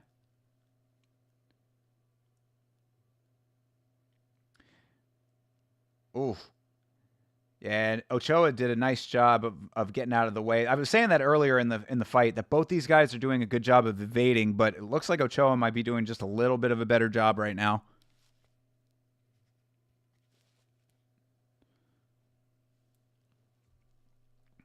Crowd is hushed a little bit here, waiting for something big to happen, as am I. Who's winning on the cards? Tough to say. The UFC.com, the live numbers weren't loading. I would say it's 1-1 personally. See if they put up the graphic. I'll let you know what the numbers look like. But yeah, both these guys have been laying it on. It's a hard fight to judge in the sense of numbers because they've both been doing a good job of landing. Okay, here we go with significant strikes. 25 round one for Lon, 23 in the second, 12. And the numbers are very even, except for the second round where Ochoa has 32 to 20-something strikes for Lon. So yeah, again, I'd say it's 1-1. Seems pretty accurate. And yeah, I mean, this is going to be a tough round to give to Kavanaugh, man. I mean, he's not pushing the pace very much himself here. He's been on the back foot a good amount. Landed a nice head kick just there. There you go. There's a heavy left hand for Lon did land. Ochoa going for a switch knee, does not get it. Aborts mission on that one. Oh, nice kick up top for Kavanaugh. Getting out of the way of some of Ochoa's attacks. But yeah, Kavanaugh he's on the back foot too much, man. He needs to be pushing this pace. It's going to be tough to give him this decision here after getting dropped in the second if he doesn't do something major. Coming up on 10 seconds here. All right, do something. Oh, that's pretty explosive. Just got a nice spinning kick. And Ochoa does indeed have a good chin. Yeah, I don't know. That was a good fight, but we're going to see what the judges have to say about it. I mean, Ochoa did pretty goddamn nice in that round. Kavanaugh was on the back foot a whole hell of a lot in that third round. It's going to be tough to give it to him, but we'll see what the judges say. Good fight overall. Amazingly, for as decent of a fight as that was, it is now the weakest fight on the card so far. Those first two fights were fucking bangers. But good fight overall. And yeah, I mean, as I had said, we're gonna have to see what the judges say here. Let's see if UFC.com is back up. We were getting error messages when we were looking at it before. UFC.com cannot handle the traffic. Yeah, still not coming up. If he loses, he's still got so much time. He's only 25. Oh, yeah, he'll be fine. A loss at this stage of the career is perfectly fine. In fact, I always kind of prefer, if you're going to end up being like a long-time fighter with a long career ahead of you, that you get your losses out of the way early. I think they're good they're good learning experiences. You learn more in loss. That's why I was okay with Raul Rosas Jr. losing his debut. Obviously, that's been working out okay. Yeah, UFC.com still fucking up. I don't know. No live numbers for us. All right. Here we go with the decision.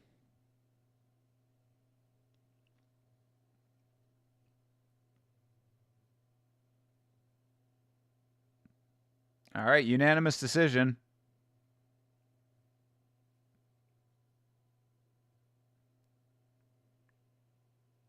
Wow. Okay, they gave it to Kavanaugh. They gave it to Kavanaugh. Honestly, bro, that's a tough one, man. That's a tough one. That is a tough one. I'm gonna have to hear what the rest of the world thinks about that one. I might have given that 2-1 to Ochoa personally. Nothing against Kavanaugh. He didn't fight a bad fight. It wasn't like he was looking like a slouch in there or anything. He was moving really nicely. It's just that if it was 1-1 going into that third round, I might have given that third round to Ochoa. But either way, good for him. Obviously, I was a supporter. I had money on him. So leg one of the parlay is coming through. Obviously, the homie M is happy about it, which makes me happy as well. You're too biased for an opinion. I feel you, brother. Look, man, like I said, I had money on it, so I am okay. I am okay with that decision, but I want to hear what other people have to say about it because it was close. It was definitely close, and if it came down to that third round, then it was just a tough one to give to him. But I'm cool with it. I'm totally cool with it. I'm a supporter. Oh, hey, this dude with the crazy name has a Ilia Topuria tattoo on his chest. He won that last round. I mean, I obviously so. I don't. It was hard to say. It was hard for me to say it. I thought that he was on the back foot too much. I mean, he did land that really, really nice spinning kick, but it looked like he was getting back down a lot of that round. So I don't know. I mean, maybe off of strictly off of the numbers, but the numbers at the time when they showed the significant strikes looked like it was pretty even. So, I mean, just based off of the eye test, it looked like to me it was a round that would have gone to Ochoa. But again, I'm constantly not seeing it the same way that other people are seeing it. So perhaps that's just me. Give him a few years, he'll be champ, and you'll see him beating Pantoja. All right, man. Hey, I'm with it. Look, I like the way that he fights. I think that was a better test than he got on the Contender Series, and you need that. You know what I mean? You need that in the organization. Like, Contender Series is its own thing. Like, Contender Series is nothing like what you're getting in the big show, and it's kind of crazy because that guy was also on his debut. So, like, in reality, that was somewhat of a Contender Series fight. You know what I mean? Like, yeah, I would like to see. I really wish that UFC.com was working. Because, yeah, there we go. Let's see if they actually have the numbers up here.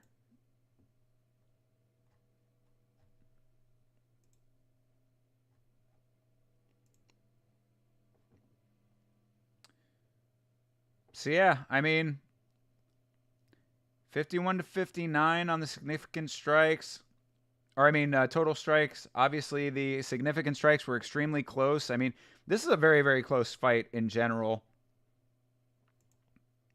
That third round is the one that I mean, look how close that is. So it's like if it's that close, I got to go off of the other factors in that round as to who wins it. And this will be the conversation that we talk about on Monday. So, if you're around on Monday nights, myself and Chase Parton do a podcast right here on the channel called Last Week's Fights, where we will be breaking down every single one of the fights that we are watching currently. Obviously, you know that we'll have a nice back and forth discussion about the fight that we just witnessed. So, come and hang out with us. Last Week's Fights starts at 9 o'clock Eastern Standard Time. If it does not start at 9 o'clock, it will start later than 9 o'clock, and I will let you know of the start time on Twitter and on Instagram at Yama Show. So stop by the chat, say hello to us, and you can hear all of our long-form discussion about these fights that we are watching right now. And we appreciate you guys when you stop by. Makes it a lot of fun for us.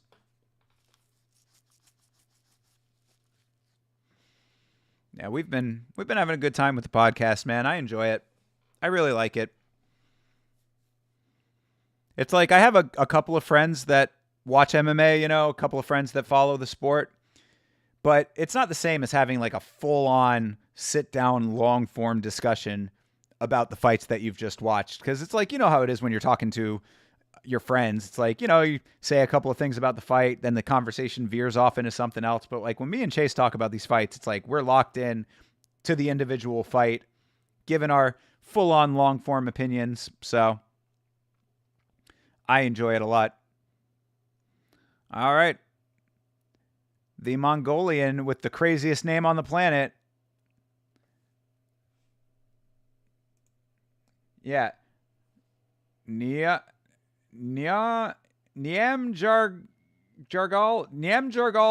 Tumendemberel. Niamjargal Tumendemberel versus Carlos Hernandez. That's a little bit easier to say. The Mongolian with the Ilia Topuria split tattoo down the chest here. I guess maybe that's a little bit of a trend going on now.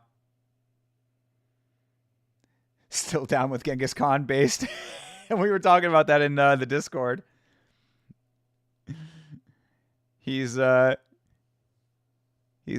given some love to his great grandfather there.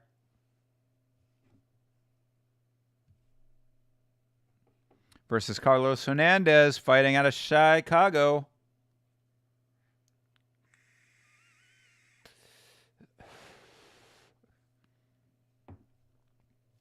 All right, how do you actually say this name?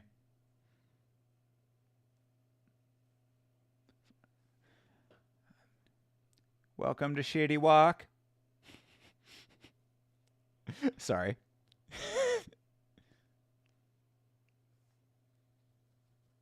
Jesus Christ, even where he's from is Nyangjagal.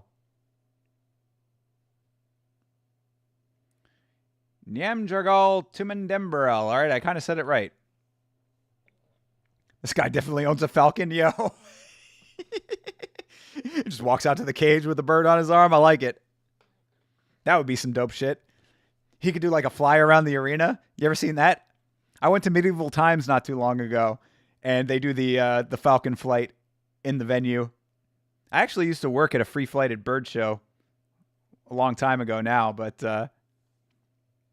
yeah, that'd be cool. He could do the bird, fly him around the arena, come back, hand the bird off. All right, fight's underway. Mark Goddard, buddy.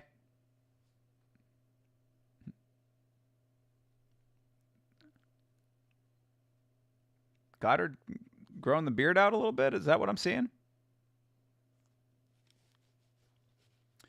All right, let's see what Tumendemberel looks like here. The man from Mongolia. Ooh, nice left hand. Or that was a right hand. My bad. Nice kick up the middle. Front kick there.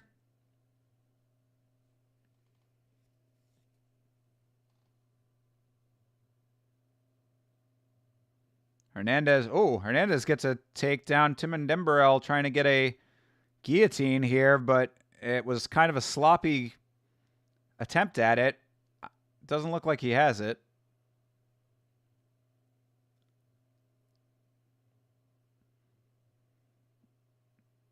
Yeah, there was nothing doing on that guillotine attempt. Trying to slip his head here. Should be able to get it. Yeah, there it is. Slips the guillotine, and now he is in control, in the guard. Odd angle, but trying to go over to side control, or half guard, rather. Yeah, there it is. All right, wasn't half guard, transitions. Uh-oh. Hernandez has the back. That was a really nice transition he did. Very quick, too. Tumendemberel trying to get himself into a better spot here, but Hernandez doing a nice job of using his weight and his control here. He's got one hand on the ground, the other is across the neck. Tumendemberel is kind of holding on to the arm that's across the body. Hernandez is kind of keeping himself somewhat upright, not upright, but in the position he wanted. Okay, there, scramble there. Hernandez, whoa, spin around, do-si-do. Oof, crazy pace to this right now. Hard to keep up with, but all right. They break, and they're back out to center. Tim Dembrell trying to get a jab there. Now that I know how to say his name, it is kind of fun to say. Tim Dembrell. Ooh, Tim Dembrell just swang through. Pretty long shot of a shot there. Does not land. Hernandez looking pretty focused right now. See if he can upset the debut of the Mongolian.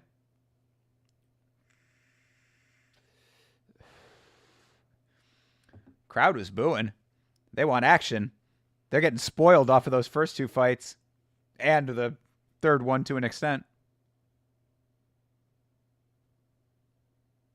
Yeah, crowd is not happy. They want more action. Crowd in Macau is saying, we paid money, motherfucker, fight. I mean, right now it would be nice if somebody engaged. They are kind of both staying at distance after that wild little ground and then stand-up exchange. A little wildness going on there.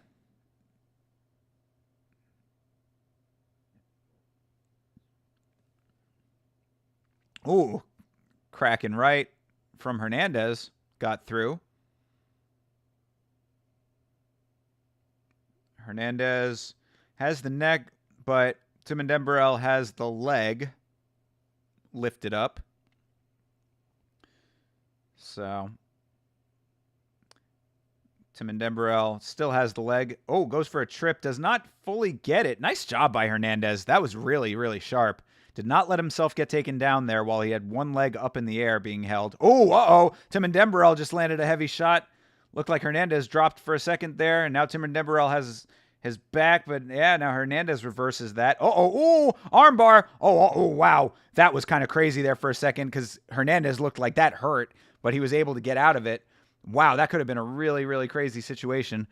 That armbar looked like it hurt him for a second, but he was able to scramble out of it. And now Hernandez is on his back. That was a crazy round. This crowd can boo all they want for that little moment of inactivity, but that was a lot of action there.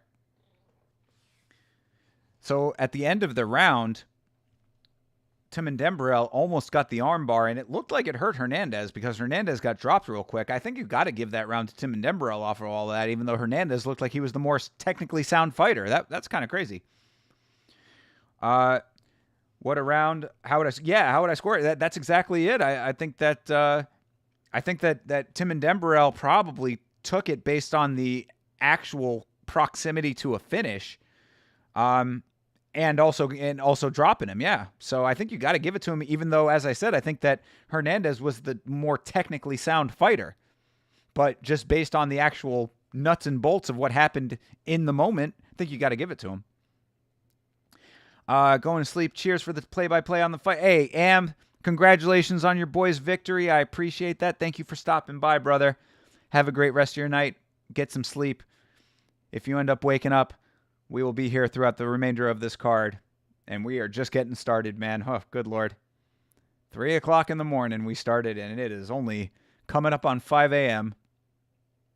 All right, round 2 underway of a pretty spirited fight so far. Hernandez, I would think, is having to work his way up a little bit now after what happened in that first round. But as I said, he was the more technically proficient fighter out of the two, in my estimation. So let's see if he can use that technicality to his benefit here. Avoids another takedown there. Very nice. His takedown defense is looking really sharp.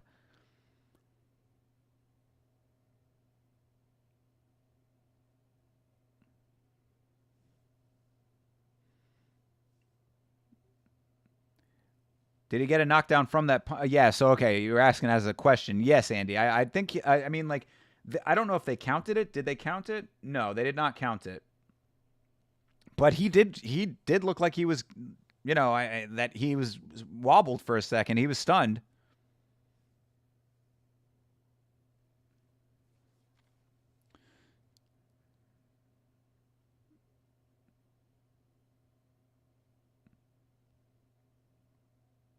Oh, yeah, nut shot. Yeah, you could hear that one. Yeah, Timon went for a lunging knee to the body, but it was low. Yeah, you could see it. Yeah, it jumped the knee there. Oh no, it was a kick. Okay, I thought he was trying to hit with the knee, but it was a kick, and man, that kick went straight up and in.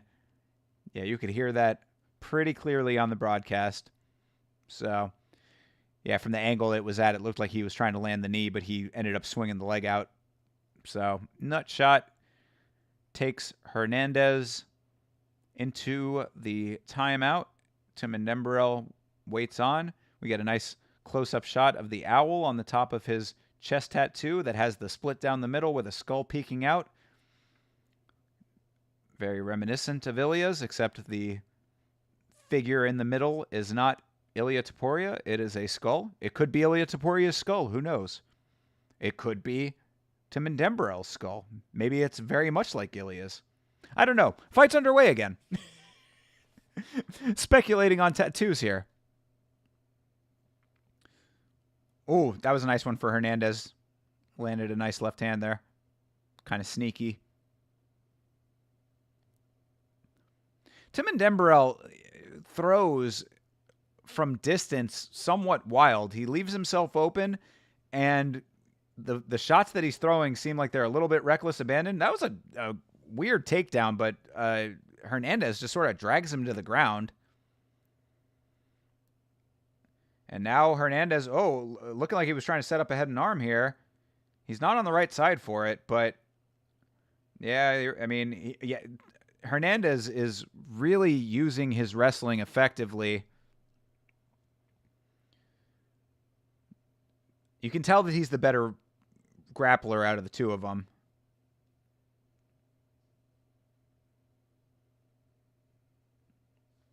Because the chain wrestling is on point, and the groundwork with the grappling is also there for him. Timon Dembrell he's working his way through it, or he has been up until this point, but Hernandez is getting the better of it, and throughout the course of the fight, that's going to add up. But yeah, Timon Dembrell, to his credit, back to his feet now. Oh, but yeah, back down again. Hernandez takes him down one more time. This is really nice work for Hernandez now. So yeah, as I was saying at the end of the first round, even if you give it to Timon Dembrell based on the armbar attempt and the wobbling shot, the technicality of Hernandez is shining through right now.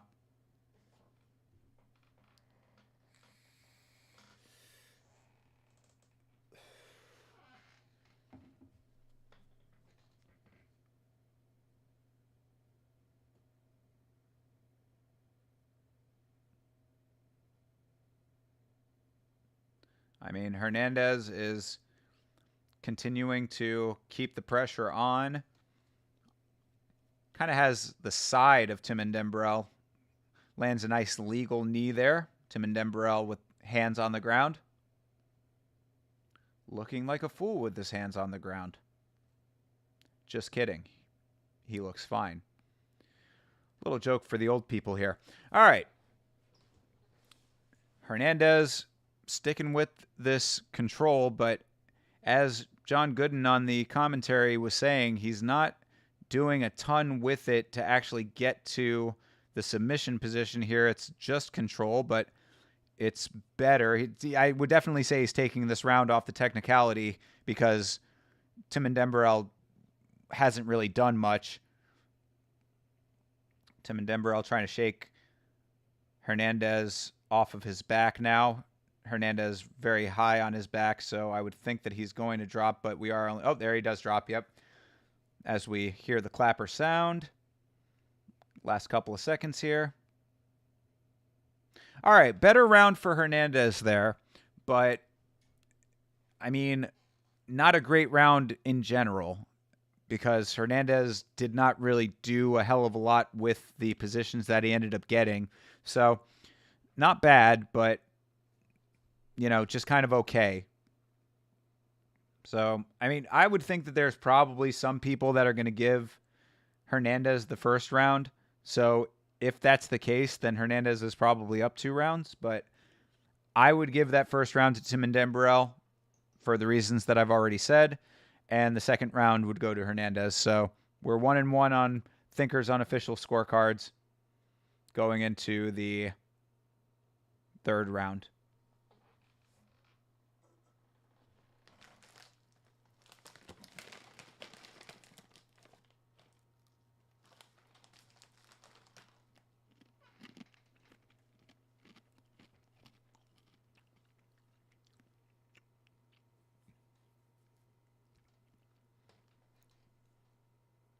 Round 3 coming up. And yeah, that ring girl is a cutie patootie. All right. Round 3. Who is going to pull away with this thing? I would think that there are probably a good amount of people that say Hernandez is up 2 rounds. So Timenden Burrell going to have to do something pretty explosive here, even though I have it 1-1.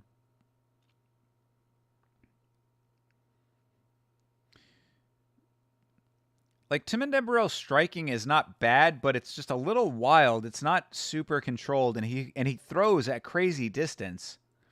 So it's like you need to throw, like, get a little closer if you're going to throw shots like that so that you actually land them and that the openings are not there for your opponent, because I could see him getting countered pretty easily by guys who are looking for it and aware of how he strikes.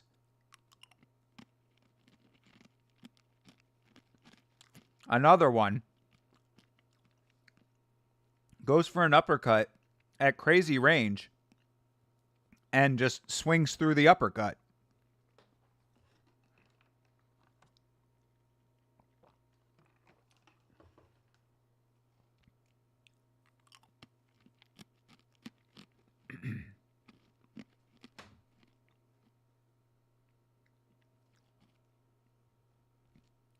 Oh, couple nice hands for Hernandez there.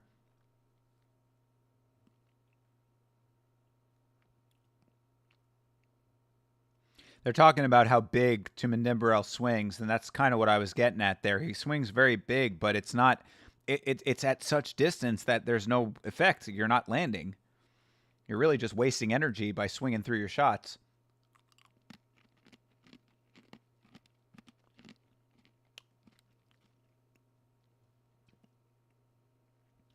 Huh. Timenden Burrell just kind of tossed Hernandez, but Hernandez didn't go down or anything. He just like kind of tossed him, like uses his momentum against him. A little Jeet Kune Do action.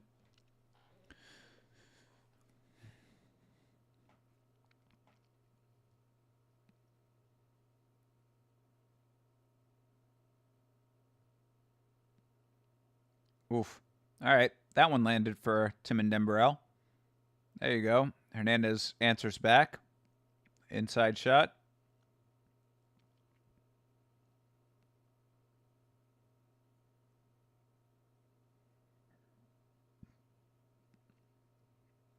Oh, clubbing shot for Timenden Burrell there.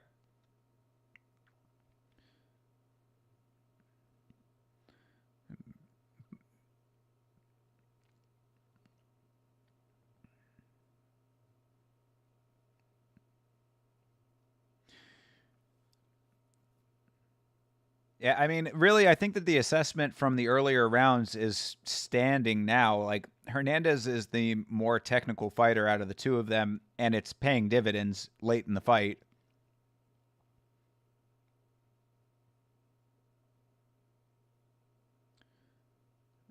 Nice shot for Timenden Burrell there. That landed.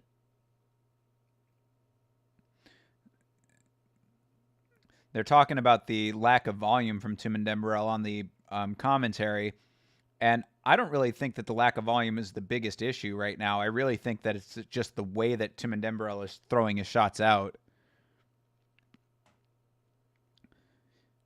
Like, it would be nice to see more volume, but it's just he needs to tighten up his striking in general. It's like you could throw a lot bigger if your shots were better timed, better placed.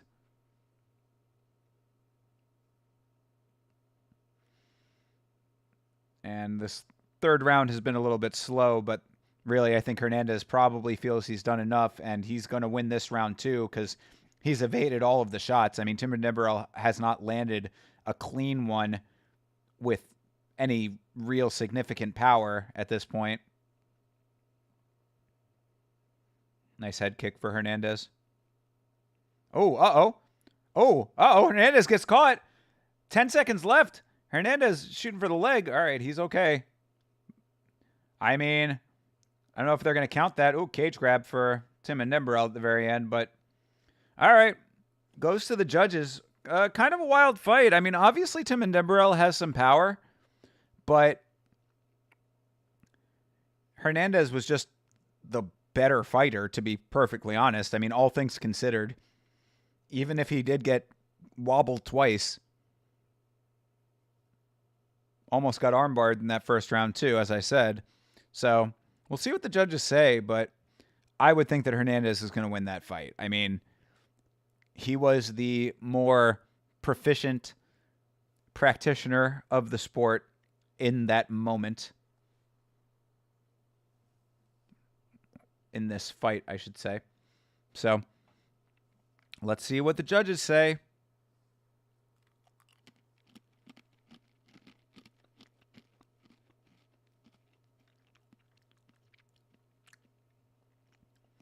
Everybody set your clocks for power slap.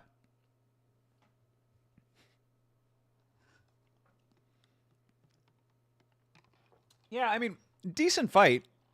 It was not a bad fight. And I think that Timur Nemberel has potential. He just needs to tighten up a little bit. He's a little sloppy. Ooh, split decision. I am surprised by this.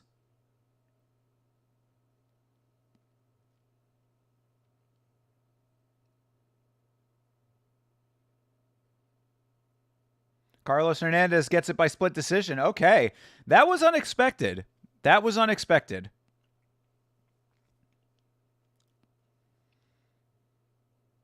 But yeah.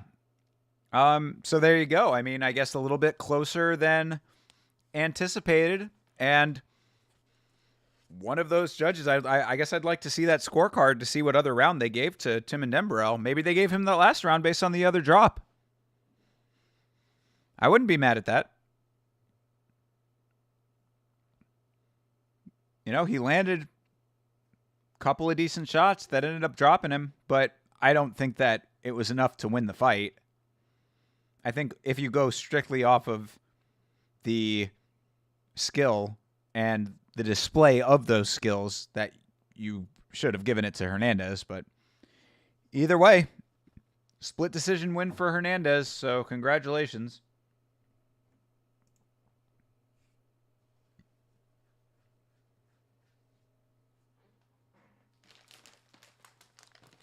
We got snacks on deck.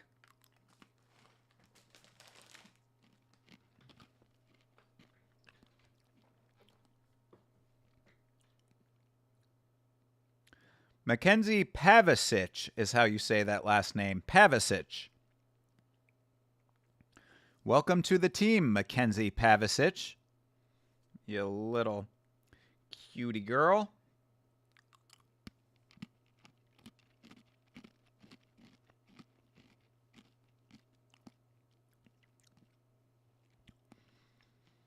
Shi Ming versus Feng Xiaocan. Or Feng Xiaotan, I believe, is how they pronounce that. That's another one that the C is pronounced as a T.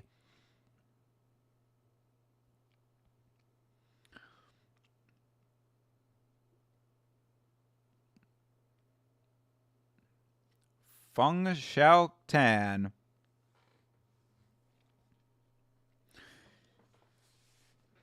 Yeah, these names are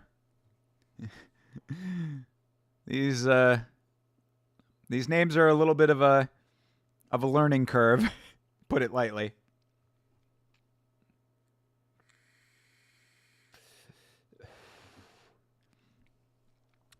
Feng Xiaotan, apparently a very shy and quiet young lady. But when she is in the octagon, she comes alive. Good for her. Let's see if she can do it here.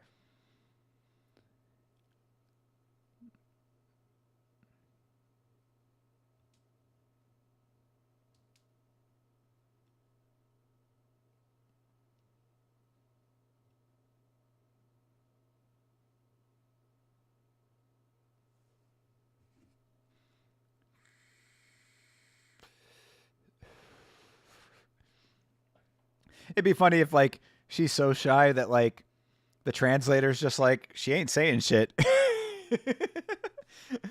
How do you think you're going to do in this fight? Translator's just like, shrugs in Chinese, I guess. I don't know what to say. Another road to the UFC competitor here, man. I got to get Fight Pass already, dude. This is what is tough about putting as much money into the channel as I have. It does not allow for things like Fight Pass. Because, I mean, there's a lot that goes into all of what I do for the channel as far as the financial aspect of it goes. So, Fight Pass takes an unfortunate back seat. But one of these days, Alice, I'm going to have the cash to do it. And then I will also watch Road to the UFC. So yeah, I guess maybe this is a Road to the UFC finale. Both of these ladies are wearing Road to the UFC gear.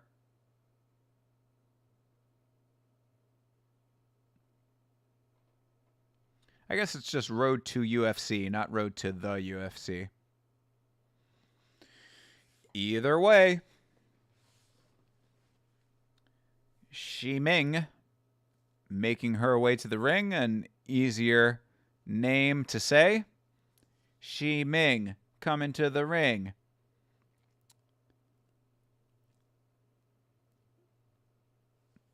What? They're saying that her parents don't know that she's a professional fighter. They don't know that she's competing right now. That's fucking crazy. This is going to be a bloodbath? I don't know, man. Maybe. That's wild as fuck. That she's saying that her parents don't know that she's a professional fighter. That's fucking insane.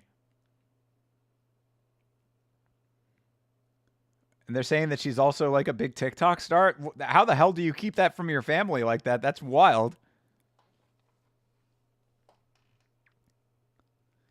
That is fucking nuts to think that she is on national television right now. Because I believe that this is being aired in China. Xi Ming versus Feng Xiaotan. Feng Xiaotan. But yeah, Xi Ming, apparently a big viral TikTok star in China whose parents don't know that she's a professional fighter and don't know that she is currently fighting on this card right now. Will it be a bloodbath? We'll see. I mean, they're saying that these, or they're saying that at least this lady here. Oh, that was Xi Ming they were talking about earlier. Sorry, I guess I got them. No, I got them right. The fucking graphics got them wrong. That's fucking hilarious. So Feng Xiaotan is who they were talking about being a very shy and quiet, reserved young lady. Xi Ming over here, the one who's the viral TikTok sensation, who is fighting in secret right now. Sarah Toby, what's up? Hey, good morning to you. Good morning to you, good lady. How are you? Thanks for checking in. I was just checking Instagram. I had gotten off of Instagram for a couple of days to try to shore up some meta issues that were going on, see if I could get my account back in good standing. So I had to get off the platform for a while. But when I came back, your stories were the first thing to come up. So I'm getting your noties. Thanks for checking in. Hope you're enjoying the fights. We got the ladies fighting now, so you tuned in just in time.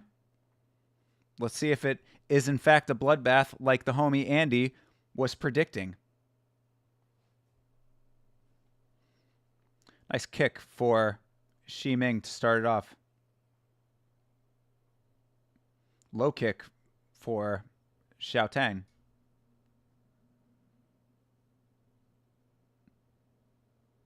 Yeah, Sarah, I was telling Garrett that we got to figure out a time coming up where I can get you guys over here on my channel. So hopefully we'll work that out. Do a little hangout stream, talk some news of the day. I wanted to get your opinions about some stuff. You know, Garrett has a lot of commentary that he does on your show, so I wasn't able to ask the questions that I wanted to ask of you as a woman who's in the space. You know, I like to hear the female perspective on certain things.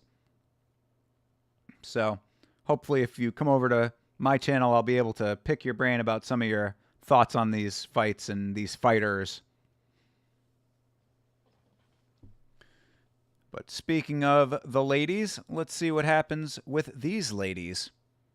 Both throwing some kicks out here now.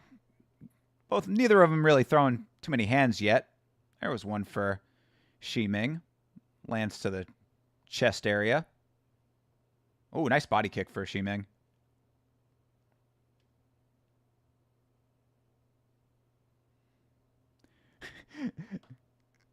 Feng looks like she is so not happy to be here right now. her facial expression looks like very concerned. She has a very like what's the right word for it? Like, not scared. She doesn't look scared. She looks like just saddened. It's like, man, why am I taking punches right now?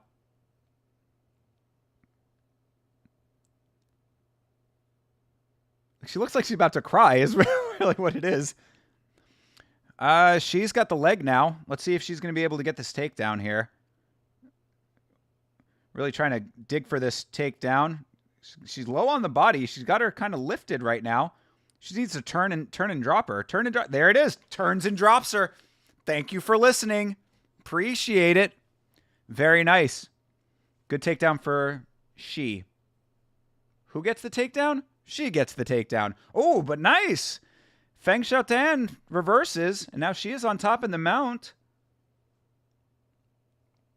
All right. This is not bad.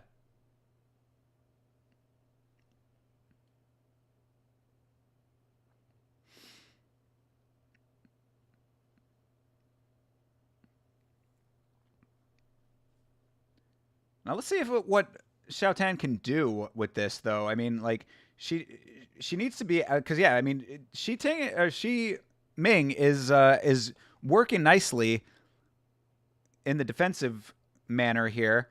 So it's like Feng needs to really utilize this now that she has it. Because I would say that Shi Ming was getting the better of the stand-up there. So Xiaotan needs to try to fish for the neck a little bit. She's got one hand kind of pinned. It's a little hard to do that. All right. And back to the feet. Nice job for Shi Ming. Little adversity is overcome. Nice knee to the body for Xiaotan. Xiaotan fighting out of Shaolin. I don't know if that's true, but I'll say it anyway. Shout out to the Wu-Tang Clan.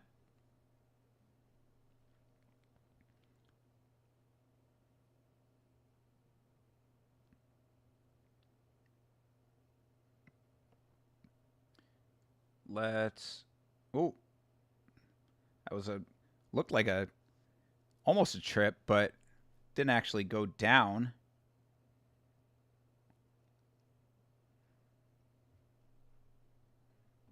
Yeah, they're still talking about how Shi Ming's parents don't know that she is a professional fighter. That's fucking nuts. She is...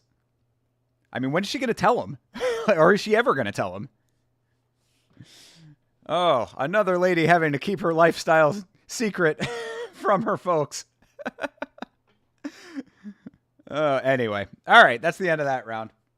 catch up with you guys in the chat. Thank you to everybody for being here. I appreciate it. Fantastic. Glad to be here. Glad to have you here. Instagram enjoys your content. Absolutely.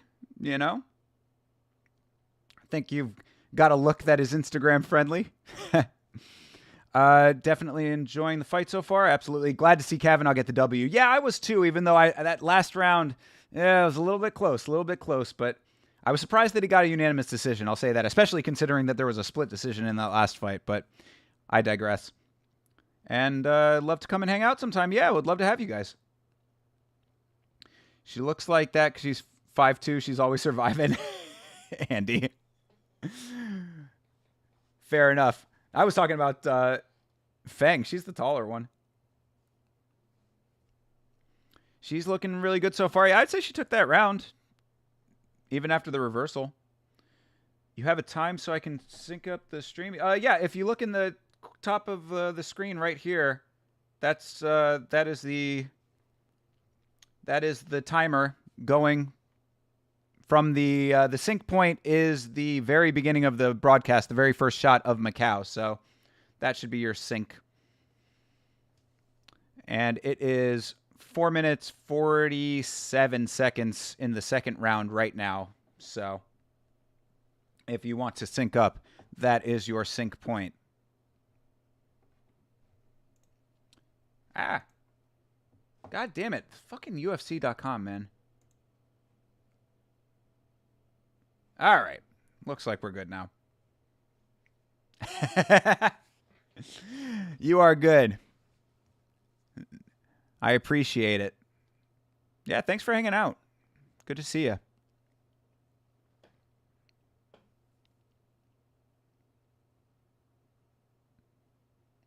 All right. Nice leg kick for Xiao Tang. Ooh. Xi Ming getting a couple in there up top.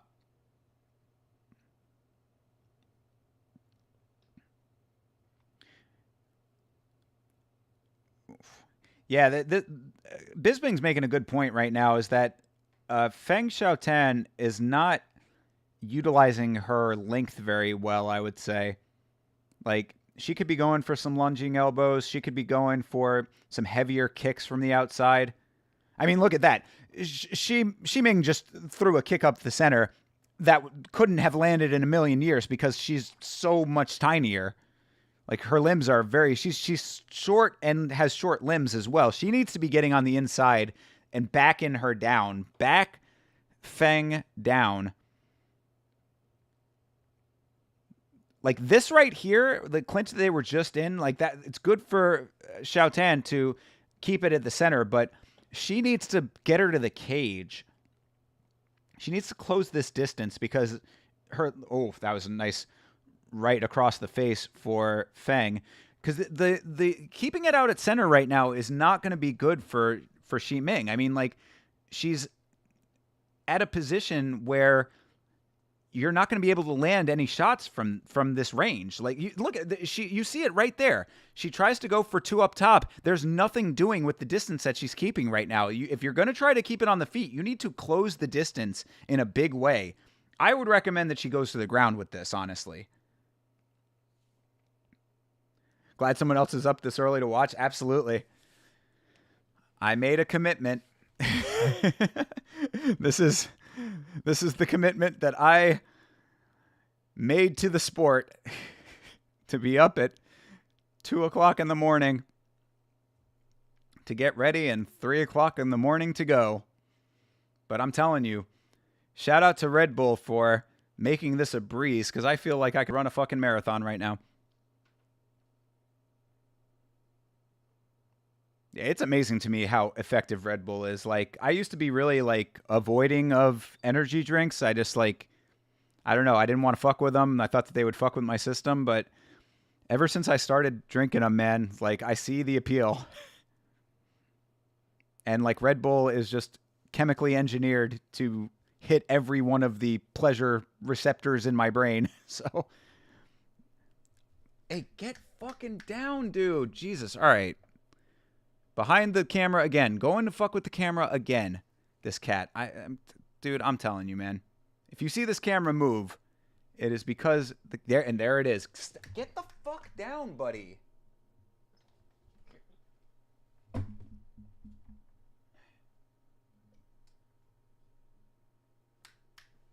Bro, sorry.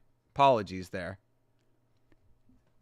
Yamacat is a menace this morning. He's not used to me being up this hour, so he's a little bit... Yes, get down, dude. I'm missing fight over here because of this. But I'm not hearing too much explosiveness on the on the commentary. So I'm like, all right, I can fuck with the cat.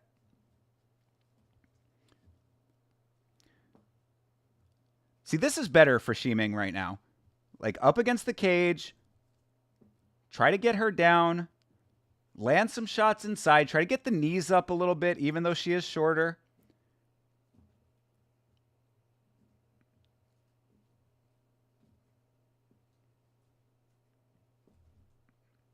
All right, and that's round 2 there. You genuinely did not mean to wake up. You were going to rewatch everything when you woke up, but here you are. Yeah, exactly. I can understand that. I think that that's what most people are doing. Hell yeah. I definitely got the wings for sure. I am not a coffee drinker, but yeah, if I was going to drink coffee, it would only be Checkmate's coffee. Absolutely.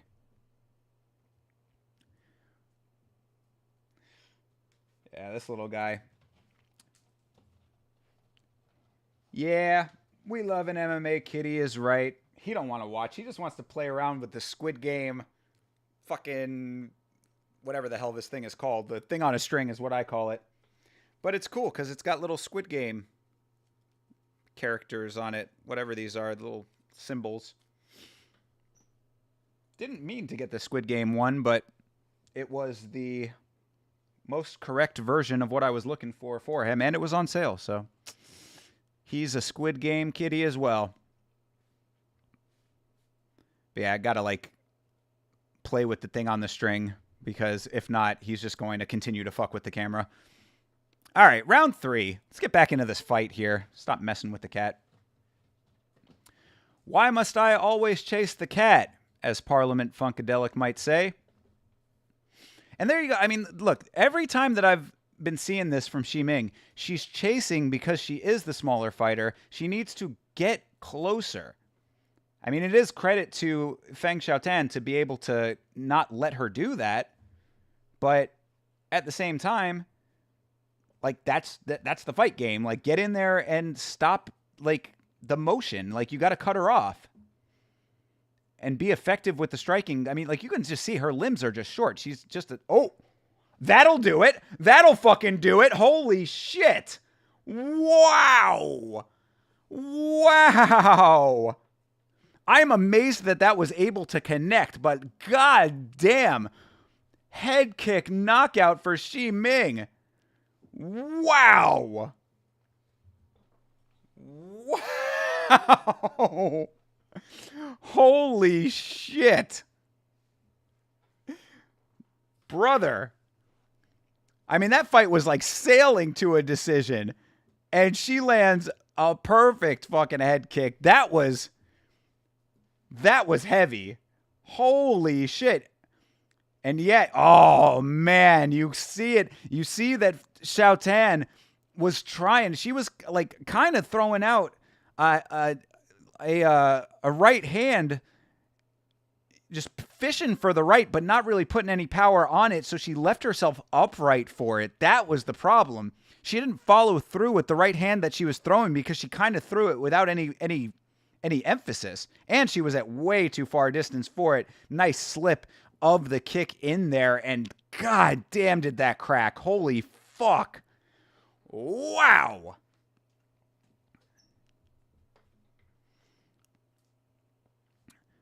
Whew.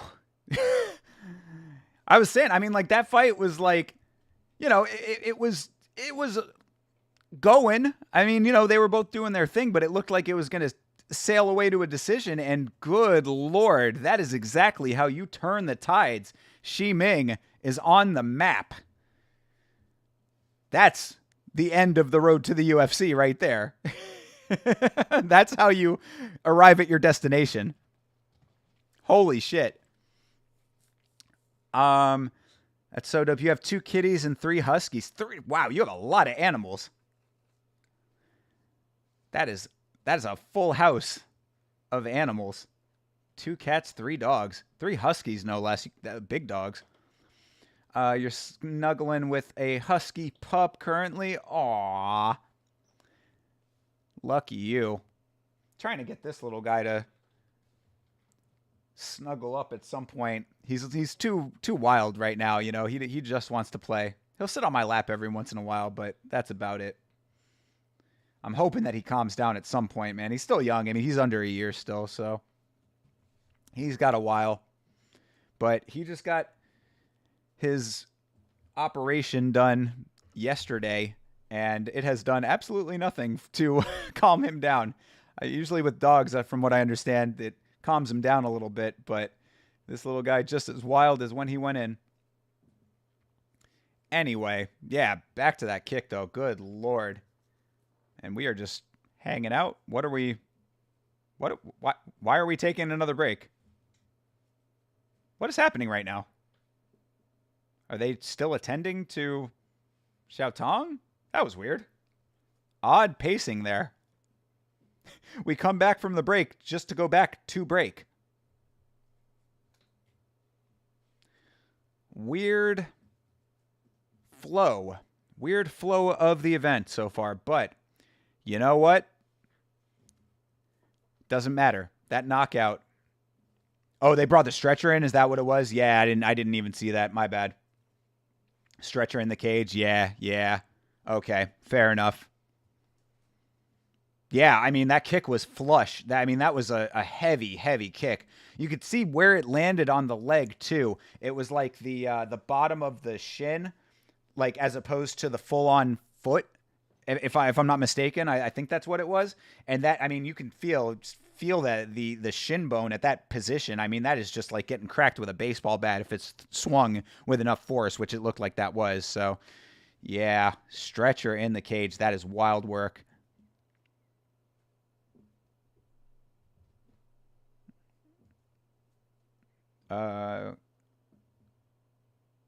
Oh my God. Wow, dude. Yeah, stretcher plus the whole full-on stretcher kit and everything. Dude, what a crazy fucking knockout. Wow. I want to see the replay on that, but I mean, yeah, I hope she's okay. Yikes. Yikes indeed. They don't want to show a fighter dying potentially? Yeah, for sure. Understood. I mean, it didn't seem like it was like that, though. I mean, like, you know?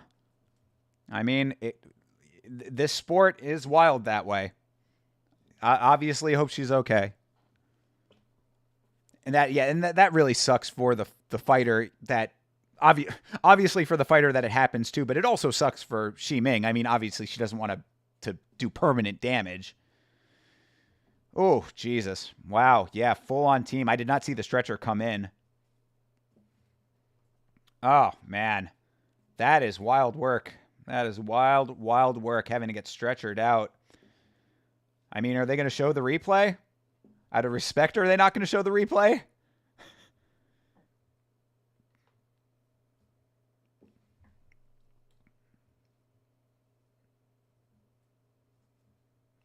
All right. Yeah, they're going to update us later in the broadcast. So, hopefully everything will be all right with her. But, man, that is the brutality of this sport. Xi Ming. Yeah, great win. Great win for her. I mean, you know, obviously that is terrible for Feng Xiao Tan, but that's... You know, she has nothing to be ashamed of there. 17-5. That is pretty crazy that she's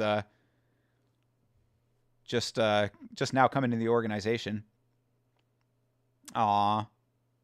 Oh, heartbreaking. She's worried about her opponent, and she's emotional about it. And speaking fucking perfect English, by the way.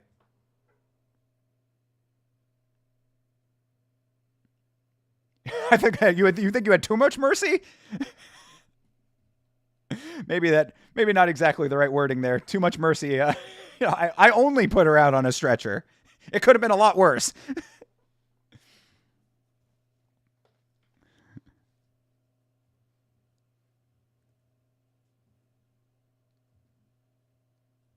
And now speaking to her in Chinese.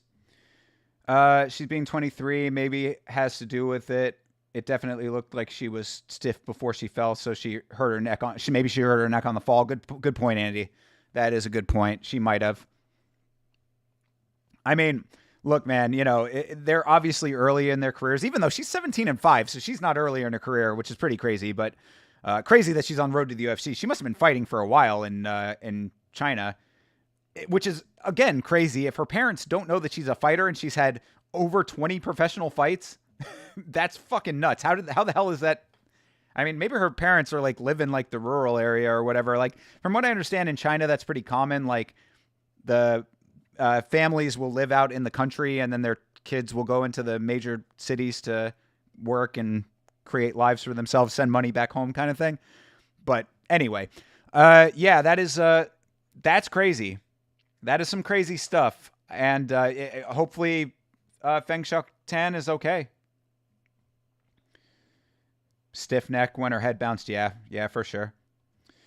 You'd cry if you hurt someone that bad or really at all.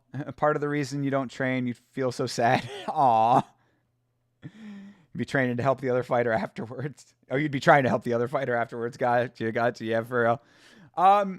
Look, I mean, this is a brutal sport for sure. But I think that's why it's so, I mean, like to not be too mushy about it, but I think that's also why it's beautiful as well, is because of the extremity of it brings both sides of humanity out of it. Like that's why I'm so much on, like, I really like fighters that don't talk a lot of shit, do their thing in the cage, and are just respectful people, because like they'll go out there and tear up their opponent, but then you have these lovely moments of respect that you see as well. And it's just, that's the nature of the game, It's a brutal sport that has really beautiful moments as well.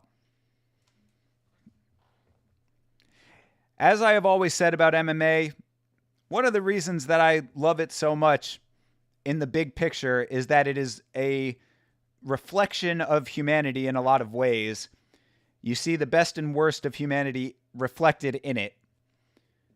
You see some of the worst people to ever exist, like the greatest fighter of all time. You see some of the best people to exist, like my favorite fighter, Max Holloway. You get a full spectrum of humanity in this sport.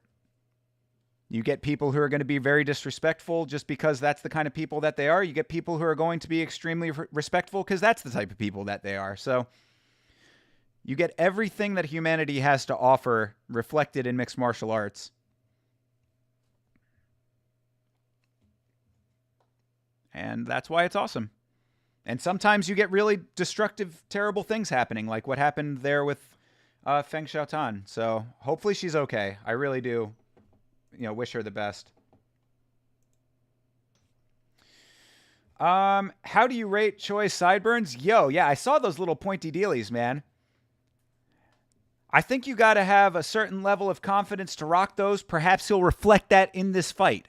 That's what I'm looking for now. If you come out with sideburns like that, you better pull something off in a real way. I appreciate some cool sideburns.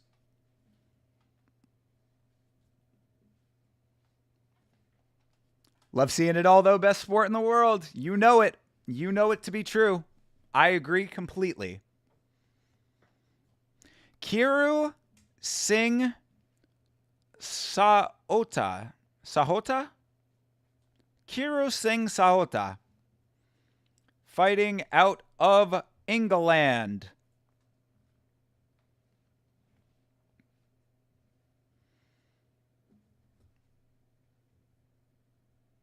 Wonder if he is a training partner of Lanier Kavanaugh. Dong Hun Choi. That is not Duho Choi. Thank you to Chase Parton for pointing that out early in the stream. Because I was like, oh shit, my dude, Doho Choi. I love Doho Choi. In fact, I got to get this video out at some point. If I have time on Sunday, I won't have time on Sunday. We're working on something else. Fuck, man, there's not enough time in the goddamn day. I have a video that I want to make about this channel, right? It's a dude who plays UFC 5, and he only plays as Doho Choi. And he has been uploading a fight video from UFC 5 of him playing as Doho Choi every day for like 2 years straight.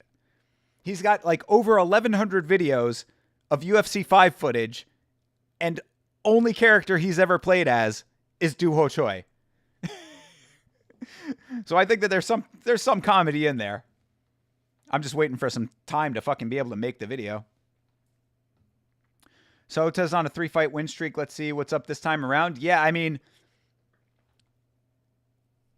yeah, like I'm never really like overly hung up on win streaks unless they are at like the higher level of the sport. Win streaks are obviously always great and you want to see them continue, but it always, like, if I don't know the name off rip, it always kind of just makes me wonder who they were fighting. But we'll see. Oh yeah, absolutely. Can do. Can do. I'll send you the link, and I will link you to the video when it comes out. New video is out on the channel right now today, by the way. Just came out a few hours ago. New episode of Yama. Make sure you check that out. Give it a like if you enjoy it. Dislike it if you don't. Fight is underway. About 20 seconds in here. Choi has a very cool back tattoo to match his very cool sideburns, which are very pointy. The pointy sideburns plus the bowl cut is a bold choice, looking like a character out of Speed Racer.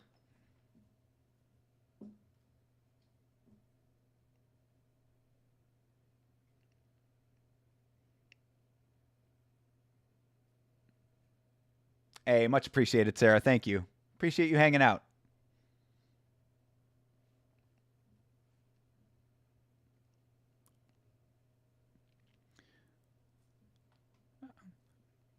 Crowd's already starting to boo here a little bit. I mean, we are over a minute into this fight. Somebody needs to land something.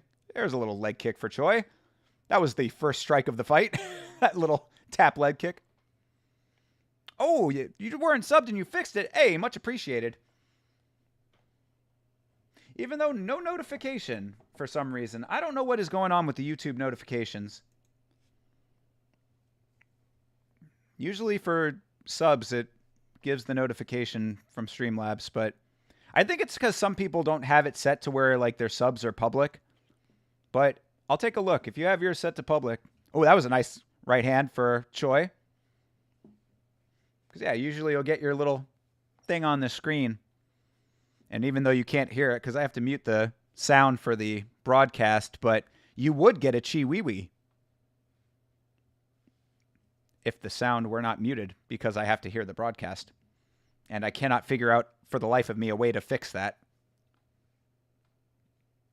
Like, I've done all kinds of troubleshooting to try to figure out how to get the browser audio to not play out through the desktop audio on OBS. It's a long story. Anyway, Choi has landed a couple of nice shots here so far. He is certainly getting the better of it. Choi would be who I would suspect is going to win, but we'll see.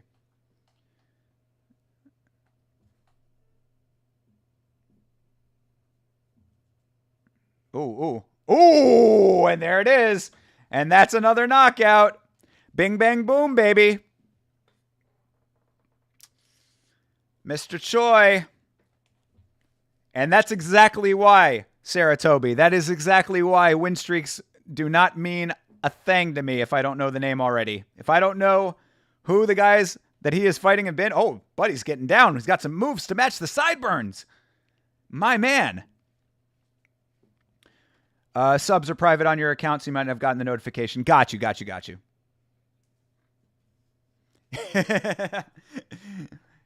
Yeah, I think I can manually trigger it for you, so I'll give you the I'll get you the chi wee wee here in a minute.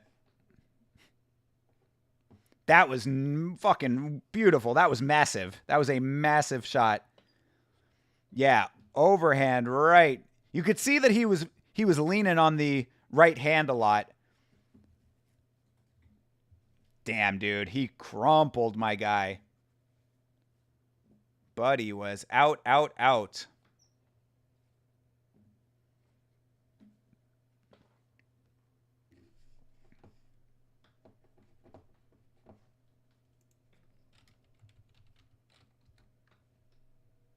Very nice. Very nice work.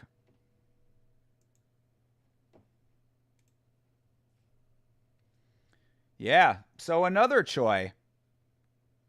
Not Du Ho. This is same initials. Dong Hun. Or Dong Hun. Dong Hun Choi.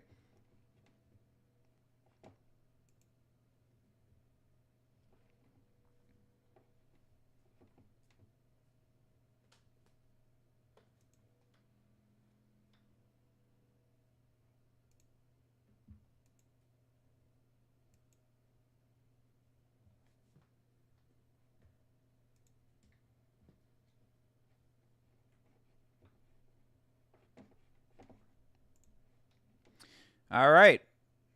Yeah, man. I mean, what do you say about that? That was just really nicely placed. Let's see here. I think I got it queued up. Just for you, Miss Toby. Where is it?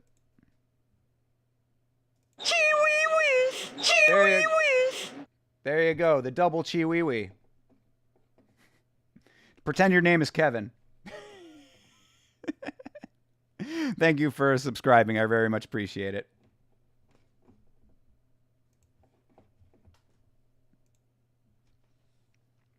All right.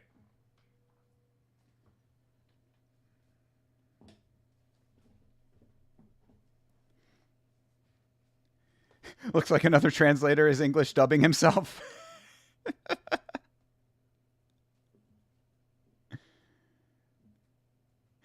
Yeah, what is the two translator situation going on here? Oh, right. Yeah, because it's Chinese and Korean. Oh, good Lord. That's funny. Yeah, this is a whole... That is a... They're playing telephone right now. They're translator to translator. He said he's very happy he got the wing. He's very happy he got the wing? He said he flies with both wings. He's very elated.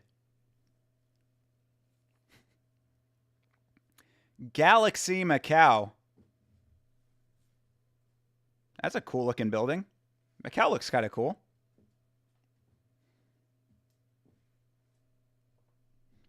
Oh, okay. So we're seeing a whole bunch of the Road to the UFC fighters here. That's why a lot of these names have not been familiar. So far, so good, man. This card has actually been really decent. I mean, all things considered, this has been a lot of pretty good action here. We've had, what, 3 knockouts? 4? No, 3 knockouts and 2 decisions, but even the decisions were good fights. Sad to say, because I like Lanier Kavanaugh a whole bunch, and of course the homie Am, who was just in the chat, is a student of Lanier Kavanaugh, so want to ride with him, but as of right now, hate to say it, his fight was kind of the most boring one so far.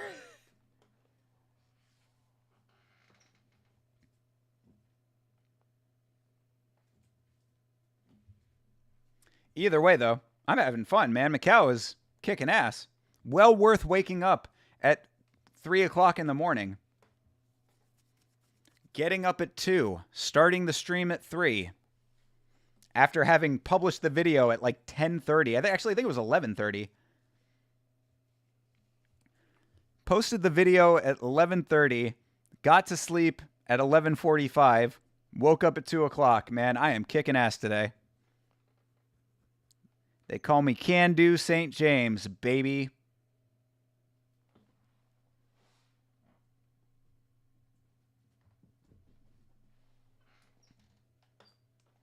Jiu-Jitsu Su Young Yu.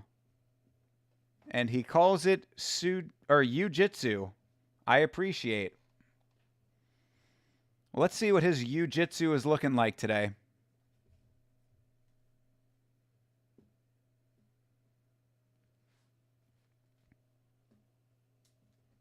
You ever just have a random white guy on the road to the UFC? You know what I mean? Whoa. Hello? What happened? That was weird. Did that happen for anybody else? The screen just went blue and they cut to commercial. That was very weird. Was that just me? Was that just my feed? That was very weird. They do seem to be having some weirdness on the broadcast.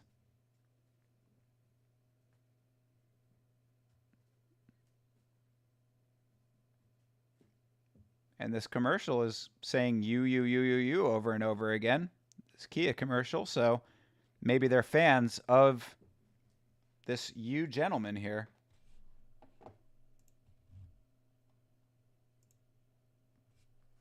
Si Young Yu. That happened to you too? Yeah, very weird. What the fuck was that about? We could be missing the walkout of Bear Jeng Joliesi. God, dude, these names are... Oh, no, we didn't miss it. Okay, we're back. We got one commercial and came back. This is all kinds of strange. What the fuck? That name is... Oh, man. Balgung Geliosa is what he just said? Geliosa? That is all kinds of crazy. That is a crazy name. I mean, I'm sure it's not crazy where he's from, but what I was saying in the Discord, and I kind of have to stand by it, is that I don't wish any of these fighters to lose just off rip. I have nothing against any of them personally, but there are some that I'd like to win more than others just because, god damn it, to have to remember how to say these names. It's already hard enough having to say the names that I have to remember as is.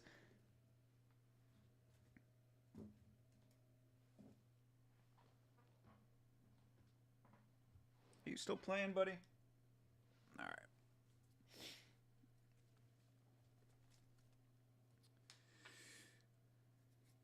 Hey. Yeah, Bear, what was it? Balgung Jaileisa. Balgung Jaileisa.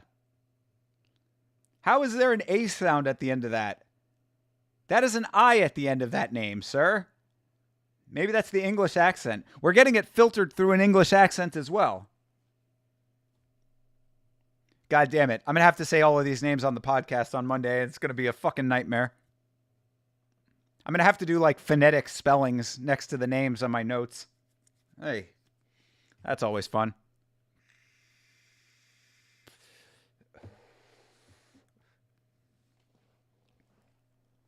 Sarah Toby, I wanted to ask you, how are you able to function with the amount of weed that you smoke? That is impressive to me. I take a hit off of my not weed vape here. I was like, damn, 2 blunts before the podcast. That is impressive. I smoke 2 blunts in the morning.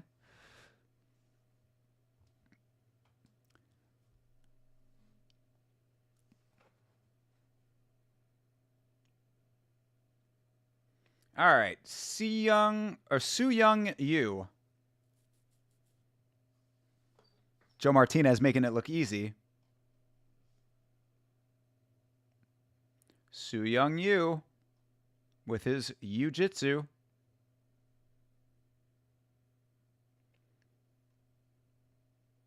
All right, how does Joe Martinez say this name?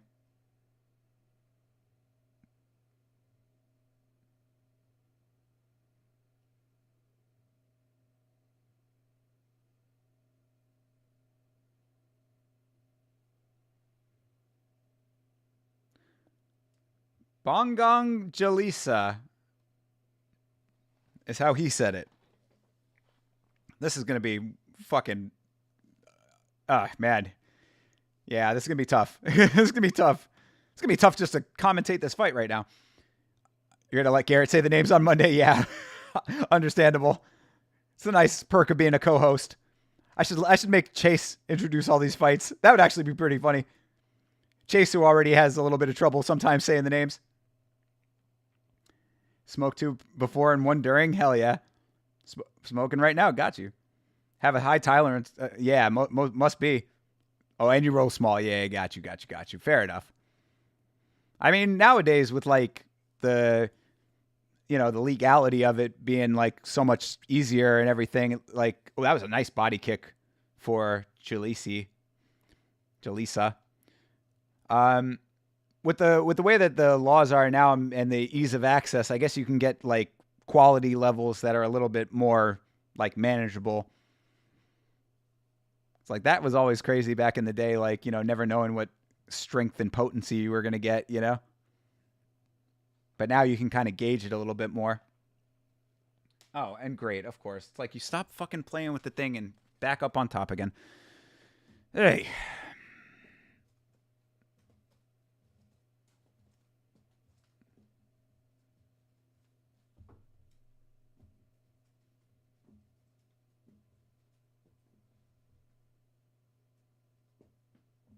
All right. Hey, oh, nice takedown for you.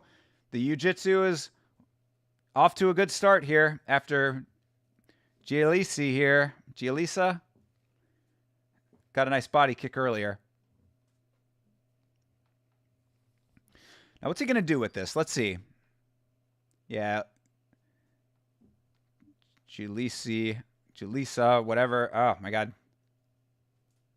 The man in red. He's got one butterfly in there. He's not really able to leverage it, and he is. It looks like those look like back of the head strikes to me.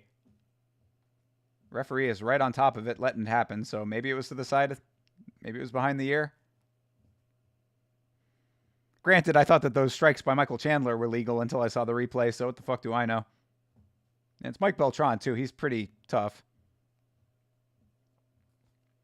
Because I don't think I've heard him say "watch the back of the head." So he must be okay with it. But yeah, you needs to do something with this.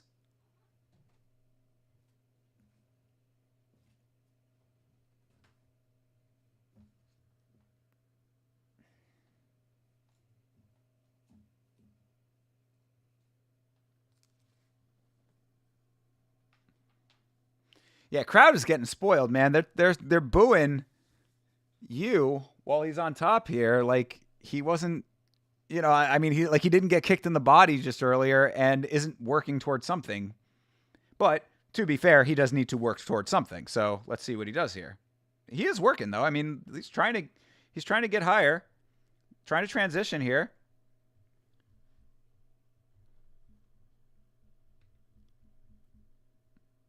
Oh, nice knee. That was a really nice knee. God damn it, Omen, stop.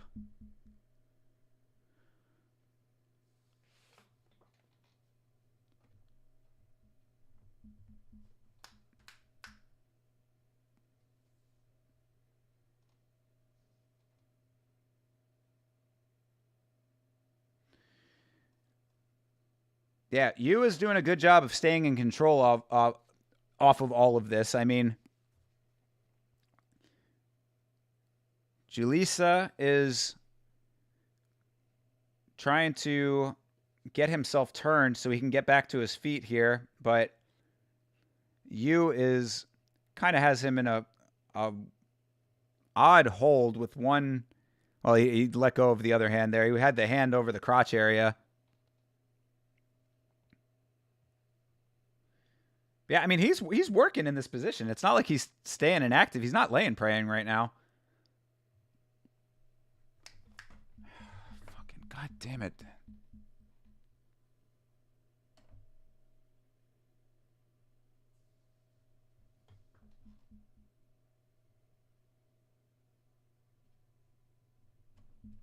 Bro, oh my god, bro.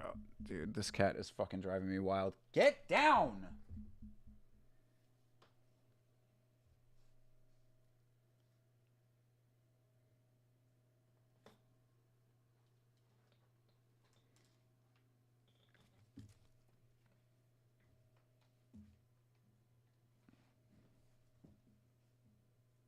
There you go. Some nice strikes for you. Good stuff. Yeah, that was a good round for you. That crowd can boo all the fuck they want. Also hate when the crowd's booing during a grapple. An exchange of energy is happening regardless. It's impressive either way. It's annoying to me. Action is happening. Stop whining. Yeah. Most definitely. I mean, if they're active in the grapple, that's the point. I mean, like if he's straight up laying, just doing the lay and pray thing, I mean, then that's one thing. But I mean, he's actively working towards another position, so there's really nothing wrong with that. Again, the crowd is spoiled. The crowd is spoiled because we've had so many knockouts. Kitty says you need a different camera angle. This dude is being a fucking menace right now, for real. He's definitely not used to, like, being awake at this time, so I think he's just a little rambunctious. But this is all kinds of tough. Trying to pay attention to this. I'm paying attention to that. Worried about him jumping on shit. Hey. Not a great presentation. I apologize. All right, round 2. Yeah, they're announcing 310, where Ian Machado Gary is going to be fighting Shavkat for the interim title, robbing me of the main event I was promised in UFC Tampa. Fucking assholes. Made that point on the latest video. Annoyed as hell about that. You think I want to watch Colby Covington fight? Not a chance. I mean, I guess it'll be kind of fun to boo him, but I don't care. I really think that Joaquin Buckley is going to walk through him. Colby will try to wrestle. Joaquin will be able to get around it. Anyway. All right. So they're on the feet now. Let's see if you can get some striking off. We know he's got some good ground game here now. Ooh, there you go. Oh, nice left hand. I think he took that first round off of the control, of course. So up around. If his hands can back it up as well. I mean, yeah, significant strike numbers are very well in his favor. So he's doing pretty good in this fight. That was a sloppy entry there. He got lucky that Jalisi here is not... I mean, he's really not doing a whole hell of a lot in this fight, so... Like, he needs to be more active himself. He needs to try to pull away, get some strikes off of his own, get a little bit of respect here, because I would think that Si Young Yu is probably starting to feel himself a little bit here. Nice leg kick. Ooh. All right.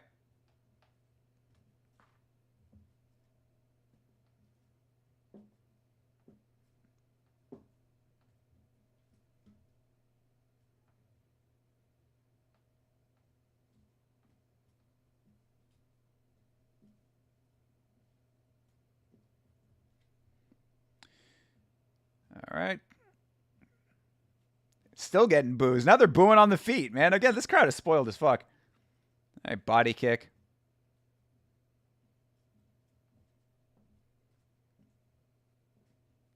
Like, how are you booing this fight and you were not booing Shi Ming and Xiao Tan before that fight went to, or before that head kick landed? Like, I don't remember that getting booed. Ooh, there you go. Nice cracking right hand from Yu. I mean, Yu is looking better in this fight 100% across the board, in my opinion. He was decent on the ground. I don't know if I'm completely sold on the Jiu-Jitsu, but still did his thing, and now it's looking like he's better with the striking, so he's looking like the better fighter overall. The cat makes the presentation better. Okay. I appreciate it because he's driving me fucking nuts. I'm holding it together pretty well. You also don't want to watch Colby? Yeah, understood. I think that his shtick has gotten old really quickly. Don't like him as a fighter or a person, same. Oh, there you go. Julissa just swung through a shot and left himself wide open for you to get him back down again, which he does, and now he is in half guard.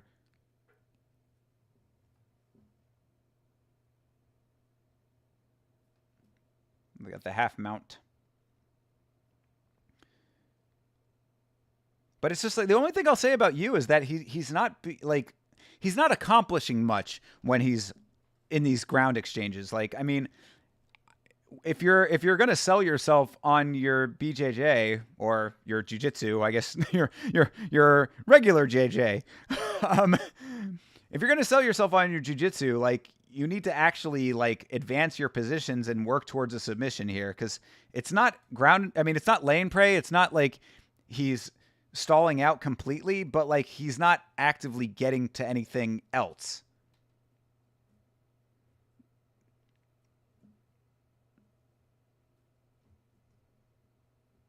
So I mean, I would put him up 2 rounds now. Personally, I think that he's done better work in all aspects of this fight, but I'd like to see more out of him, period. Like, I'd like to see him actively working towards the finish a little bit harder. But we got one more round of it, so we'll see if he can do that. And yeah, as far as Colby goes, yeah, I've made my opinions about him on the show pretty clear. I think that his shtick, it's not even that I don't like him being a heel. I think he's extremely phony and transparent as the heel. In fact, the stuff I said about him and like him compared to Jake Paul on the most recent episode of the show is really like the greatest way to show the difference and the comparison there.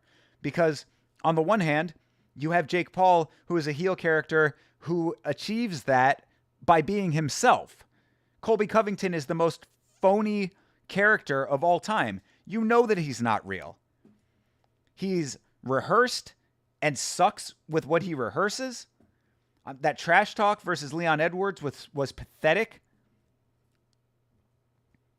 In fact, if you go back in Yama, if you go back in the videos, I think it's the episode called Real Class Acts, I believe is the name of that episode.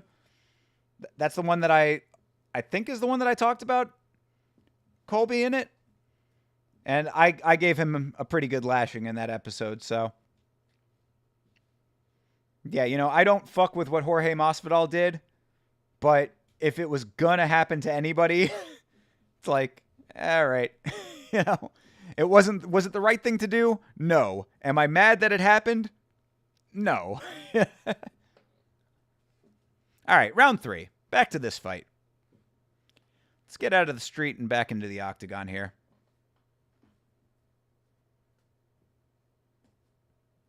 John Gooden's proud of that kind of nerd aspect. Bro, this crowd is fucking going whack as fuck right now. Stop booing. What are they booing? This fight has been action-packed. Like, this is not like an inactive fight.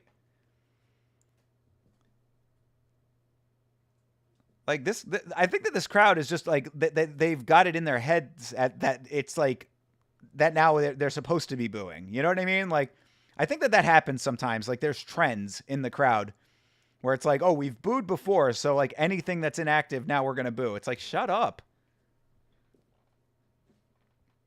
Again, spoiled brats in this crowd right now.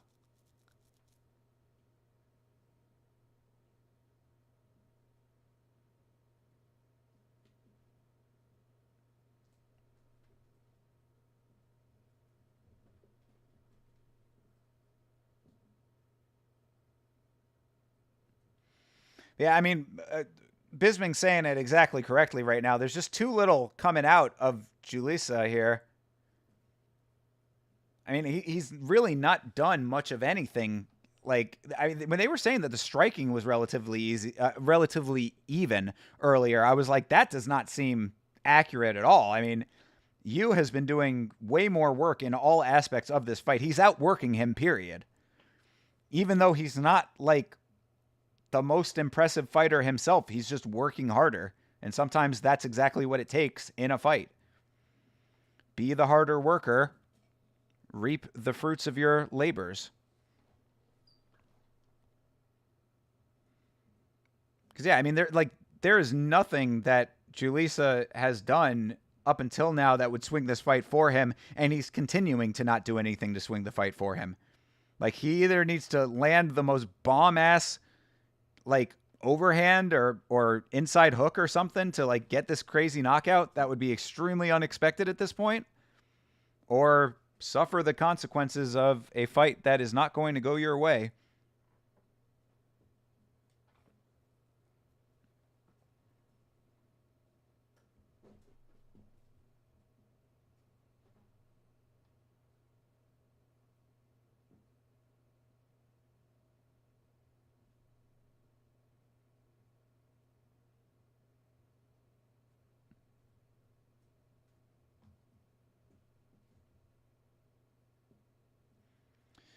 Ooh, there you go.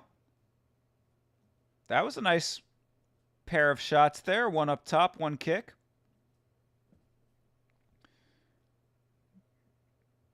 You clinches up for a moment there, disengages it. And again, this has been comparatively a more boring fight than the other ones, but that's just because we're getting spoiled. There's no other way to put it. These knockouts have been great so far. This has been a good card so far. This is not even a bad fight right now. Crowd just not into it because of all the other greatness. And yeah, I mean, you look at those striking numbers. Third round light on striking in general, but yeah, one significant strike in the first round. Give me a fucking break. Did Lorosenko really say that the striking was somewhat even? Come on. One significant strike in the first round? That should never be a stat. You should never see the number 1 in the significant strike box ever. For any fighter ever. I don't care if you are a pure grappler.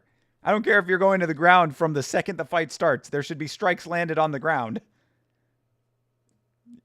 That is wild. That is only one less than 0. If you didn't know how the number 1 works. And a takedown for Julissa at the very end with 15 seconds left to go here. Nothing doing. What's he going to do? Is he going to swing into an armbar right now? That would probably be the best option that he has. Would be to try to go for some crazy, submission attempt. But it ain't going to happen. All right. Yu gets that win. Very nice. I guess. I mean, yeah, it was not the highest of high-level fights comparatively, but it was still fine. And, Si Young Yu gets his win, I would suspect. Talking about Colby here. It's agreed. It's so see-through. It's obvious, really. Yeah, absolutely, it is. He's a shit to say the least. Yeah.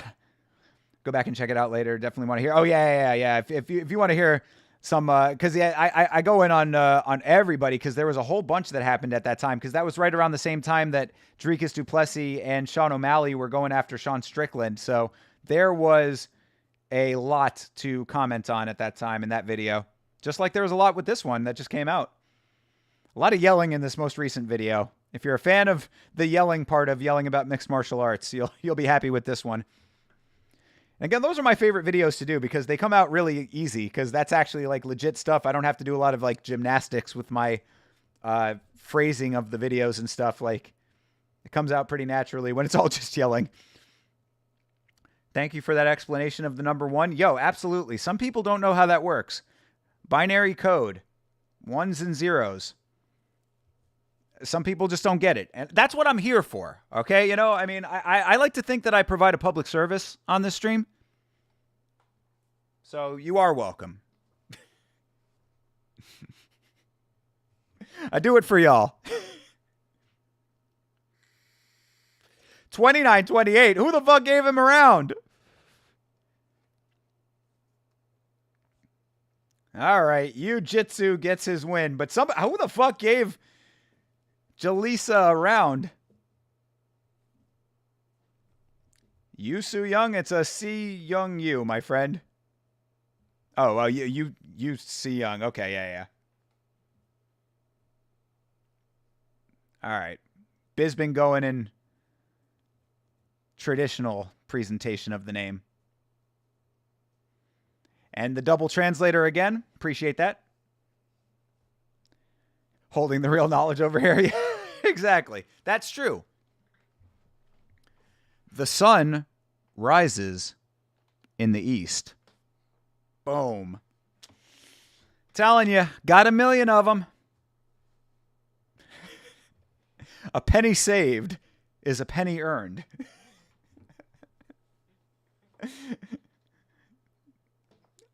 This is what I'm here for.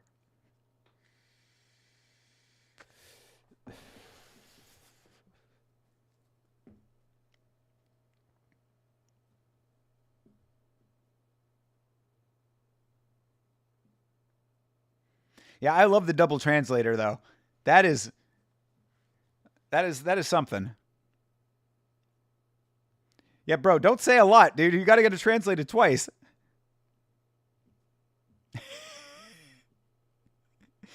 I know. What can I say?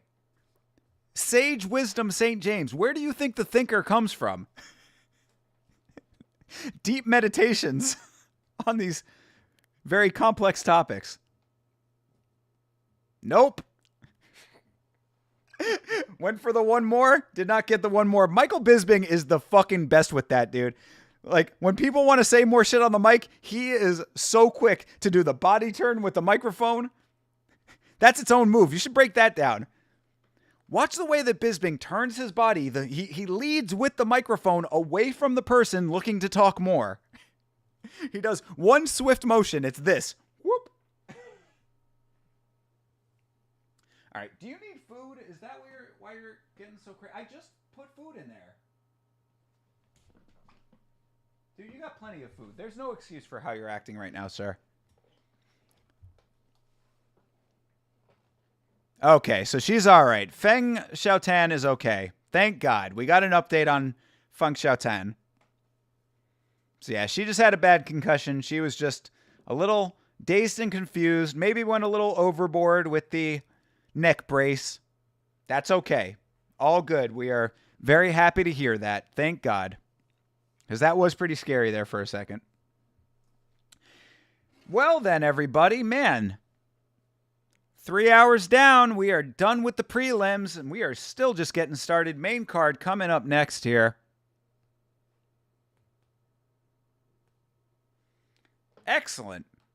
Those were some goddamn fine prelims, really. That was fun stuff. So if this main card can live up to it, can't wait to see Wang Tong back again. The Joker returns. She's the Joker, baby.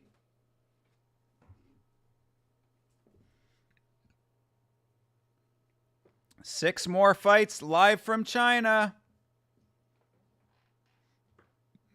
Macau. Another Wu-Tang reference. Grew up listening to a lot of Wu-Tang Clan, if you didn't know. Couldn't tell. What did I just see Method Man in? Oh, yeah, I saw him in Keanu, the movie about a kitten. With the Key and Peele guys. Can't wait to see Tong Wang again as well. Yeah, what a character indeed. Yeah, not only the Joker thing, but also on the mic. Like, she was talking that shit. Which she very well has every right to after getting a knockout like she did. And always remember, beat Valentina in kickboxing. That is quite an achievement, even if it was a long time ago. So, yeah, I'm looking forward to that for sure. Before we got that, we've got Zhang Minyang, who I know I've seen before, versus Ozzy Diaz. Ozzy. Wonder if he also bites the head off of bats and snorts ants.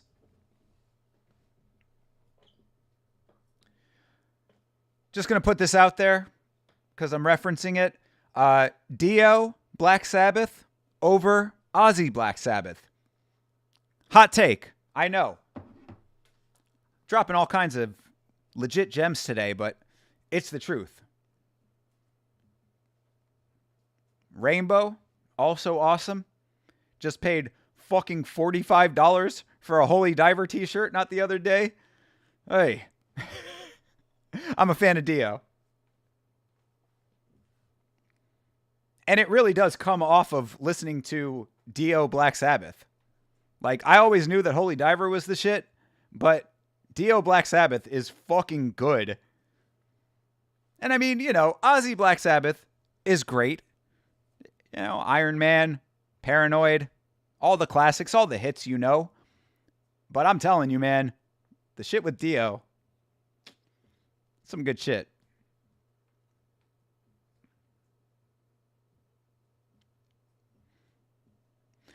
Macau does look like a very pretty city, but China is just a country that kind of frightens me, to be perfectly honest, man. I can't get down with the police state that they got going on over there.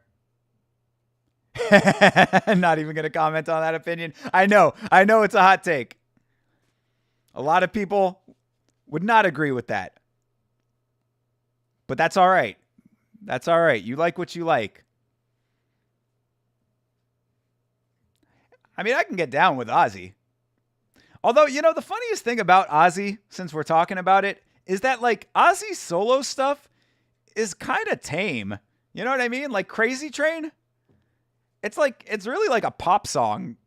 I mean, like, as far as, like, metal, quote unquote, as far as, like, rock, classic rock goes, it's like a, kind of an upbeat sort of poppy song. It's like, it's like happy. Learn how to love and forget how to hate,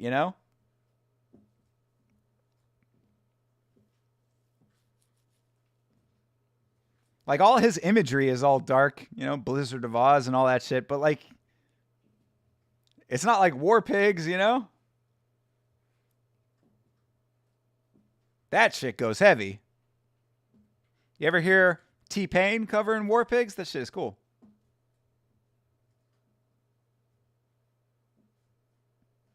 Doo-doo. But have you heard all of the Dio stuff, though? Don't knock it till you tried it. If you've listened to it all and you still fuck with the Ozzy more, I'm with it. That's okay. It's not a bad take. It's just not my take.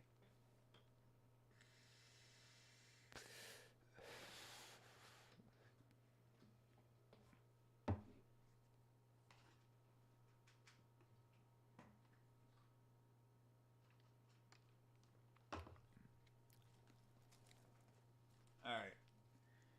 Yeah, my cat giving me a little bit of a reprieve by going to eat. Like, the thing with the cat, too, is that he never wants to sleep. And if I'm sleeping, he never wants me to sleep. I'm telling you, my sleep schedule has been all kinds of fucked up. That's why it's actually kind of okay, and probably how I was able to wake up for this event, is because this fucking cat just does not want to sleep. He doesn't want to sleep ever. He does not want me to sleep ever.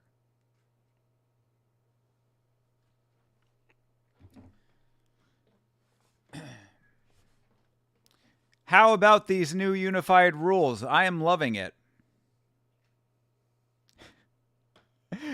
All right, fair enough. I definitely won't bring it up when you come on the show. We definitely are not going to have a long-form debate about the merits of Dio Ozzy versus, or Dio Black Sabbath versus Ozzy Black Sabbath. That's a really cool look, that lime green around the octagon. I like that. I like that a lot, actually. That's kind of cool looking.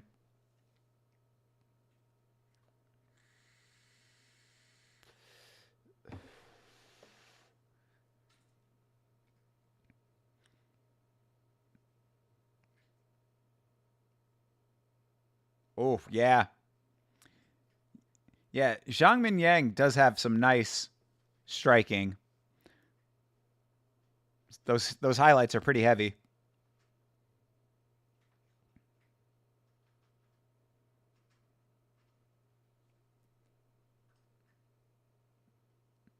Another dude with a crazy record, somewhat younger in the sport, I would say, at least in the UFC, rather. I mean, like, he's another road to the UFC guy with a 17-6 record now. You'll come in with specifics and a list of songs? Oh, no.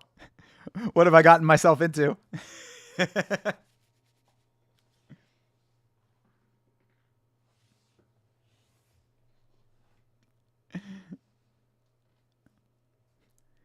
I have my list here. The glasses come on.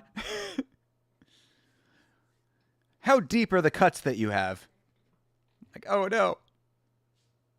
I've only heard the best of. I've only gotten the box set. I'm screwed.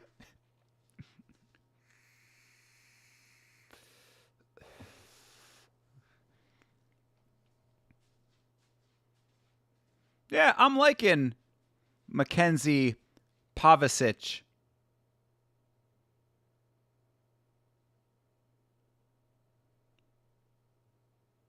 She seems fine. She's doing an okay job filling the big shoes of Mego Levy and Heidi Androl and Charlie Arnold. I think she's doing just fine.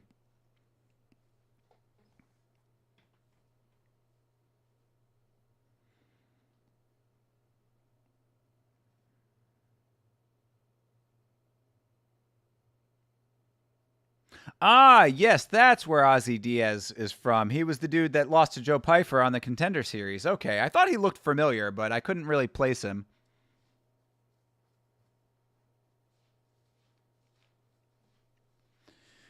Let's see what he's got against the big man.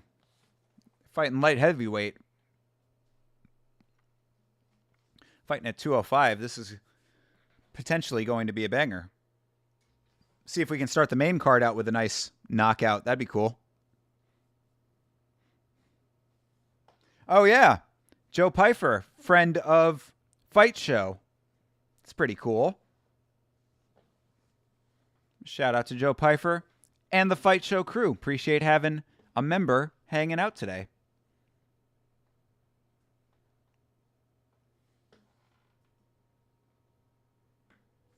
Fucking on Yamakat lookout over here. Where is he?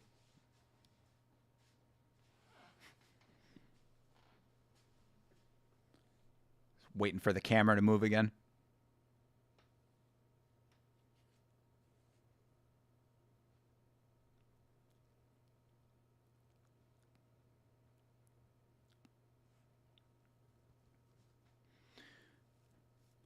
Oh, so this is Ozzy Diaz's debut based off of his loss to Joe Pyfer. That is what picking up the phone is all about.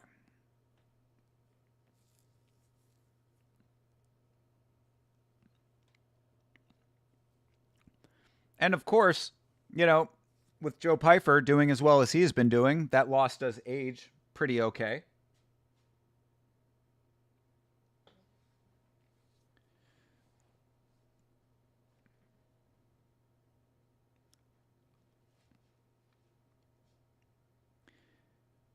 Ming Yang coming to the cage looking determined, locked in. Joe's awesome. You were chit-chatting with him the other day, actually. Nice. Hope to have him back on the show soon. Yeah, hell yeah. That's awesome. Yeah, seems like a good guy. You know, very confident. Obviously should be. You know, doing pretty well. Didn't go his way against Jack Hermanson, but Jack Hermanson is a, you know, grizzled veteran of the game, so levels. But I don't see any reason why Joe Pyfer can't get himself right back.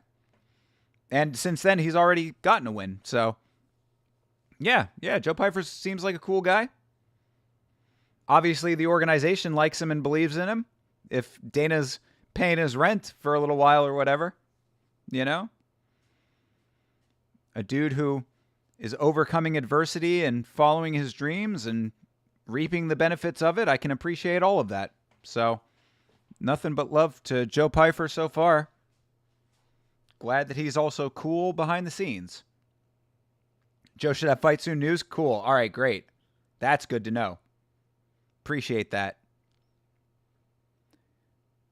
Get that man back in the cage. See if he can keep the momentum going.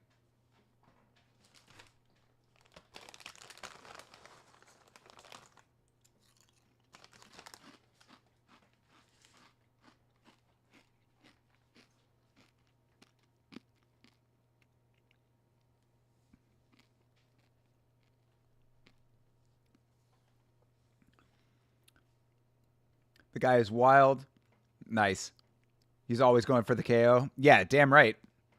He's a goer for sure. You can tell. He was ill during the Jack fight. Okay, yeah. No, it was a good fight. It was absolutely a good fight. And again, a loss to Jack Hermanson is not like that's a fine loss to take. I mean, if he was losing to like, just some random can, it would be like, okay, that maybe that would say something, negative, but Jack Hermanson's he's a goer. And he's from Norway, which is like obviously awesome. Shout out to all of my Norwegian friends. Place I would like to visit, hopefully soon. Seeing if I can get over there possibly next year. Take a little trip to Norway. Be very happy about that if that works out.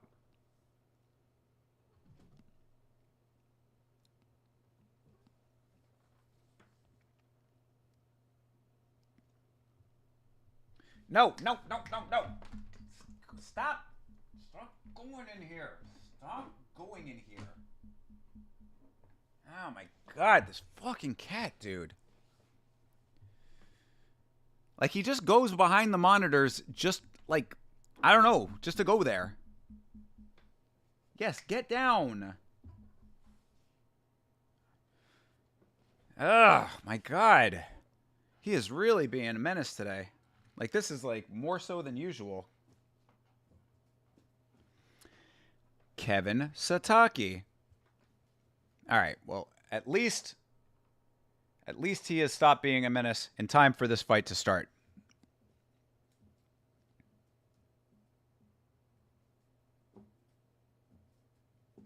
All right, fight is underway.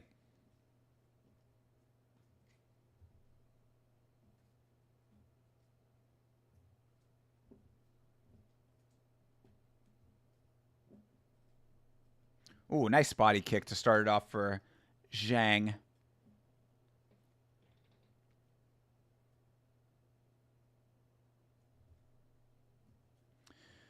Low kick for Zhang as well. Another one. Oh, there you go. Left hand for Diaz.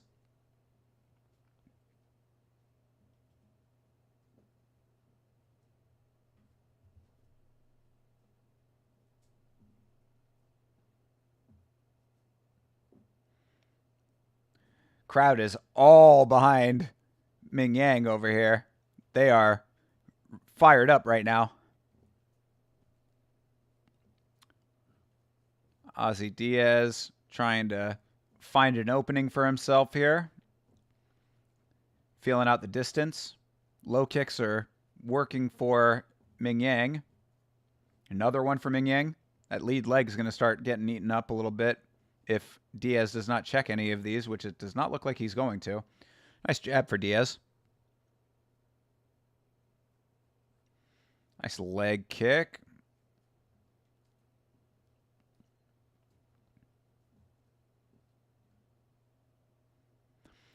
Diaz backing him down a little bit, has him close to the cage.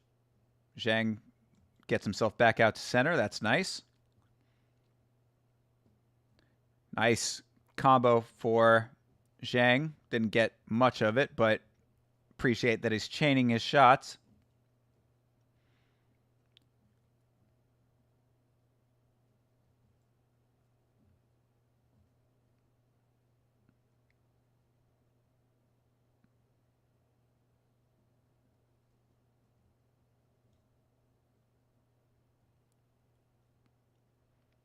Oof. Yeah, those leg kicks are oh! Yo! Ozzy Diaz drops. Trying to get himself back in. Nope! Fight is over. Wow! Zhang Ming Yang. Holy shit.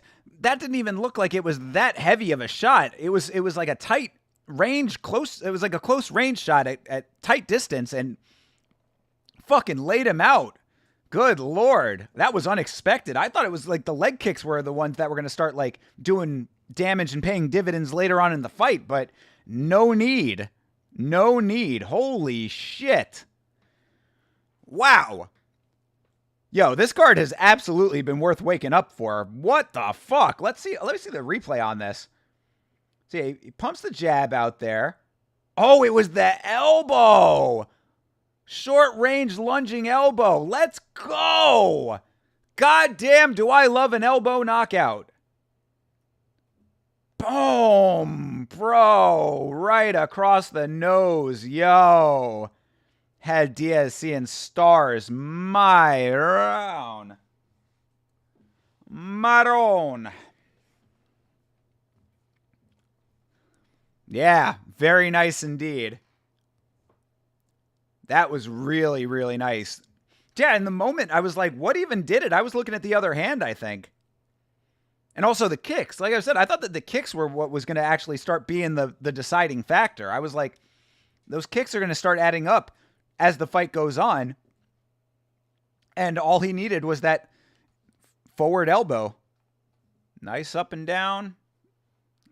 Vertical banger over top.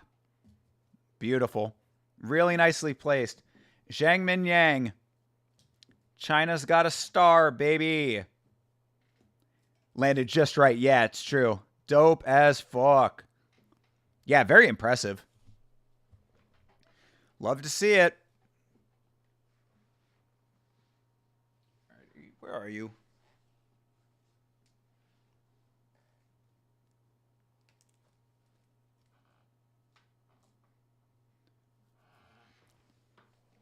Yeah.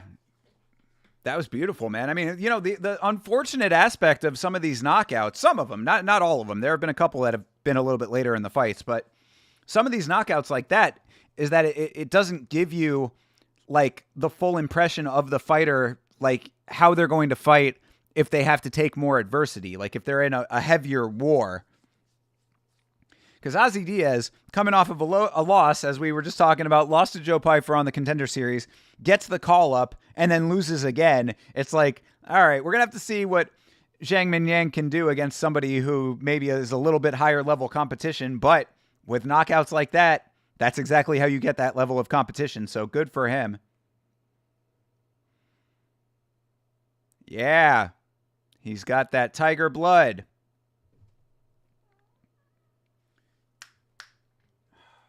Bro. All right. Just sit there and stay there, okay? Sit and stay if you're going to be there. Oh, Jesus Christ. I really just think it's the time. It's the time that this is happening that's fucking with the cat.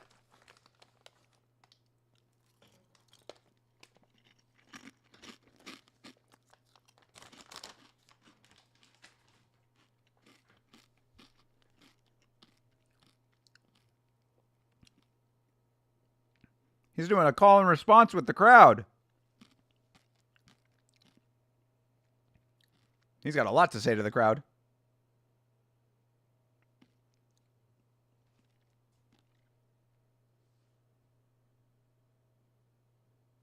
He wants 2 bonuses, he says. I appreciate it. 1 bonus, not enough. 2 bonuses, maybe enough. I want everybody's bonuses. Everybody on the card, give me their bonuses.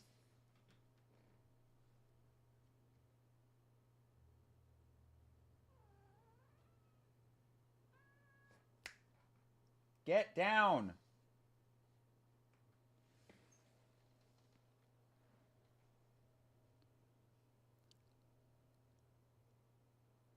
What? He wants... Whoa, he wants title fights. He wants money fights. Wow.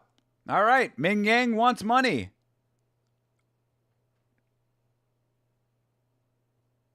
I mean, the dude just got a first-round knockout. You can let him talk for a little minute.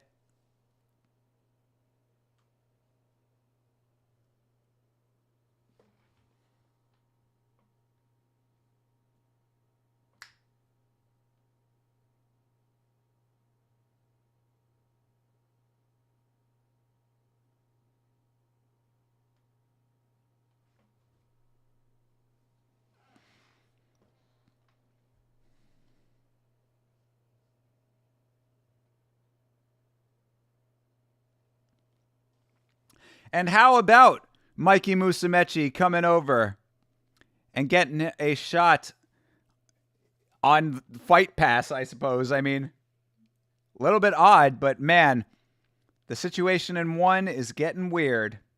It's getting a little strange over in one championship. A lot of big stars defecting.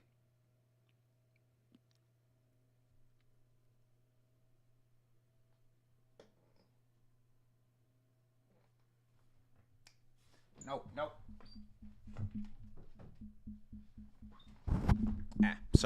Sorry about that. This cat is driving me fucking nuts. I'm like, I don't know what to do about him, but I mean, it's just the time. I think it's really the time is like messing with him. All right. Well, while we have a little bit of time after that knockout, I'm going to take a quick bathroom break. So I will leave the stream running so that the timer doesn't get messed up for anybody who's coming on a little bit later. But my breaks are always the shortest breaks in all of MMA broadcasting. So if you are still hanging out, if you're new, just coming in, hang out for a minute, stick with me, be right back, and everything will continue as it has been. So I will mute and I will return in just a moment.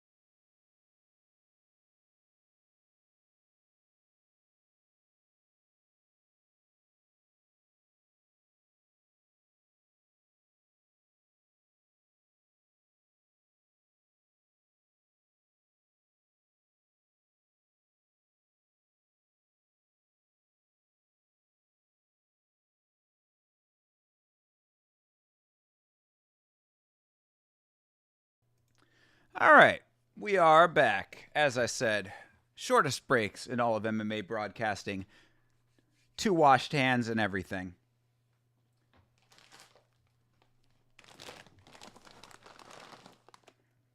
Got our snacks on deck.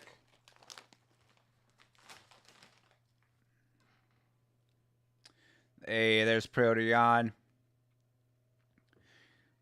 I mean, Petr Yan is a huge favorite in this fight, but I really think that Figueiredo has a really good chance of winning this fight.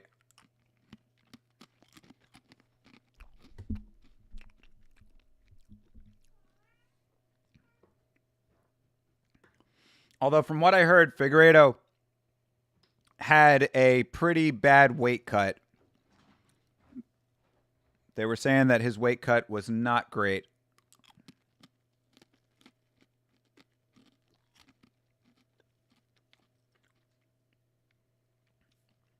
I had heard he looked pretty depleted. So, we'll see what happens.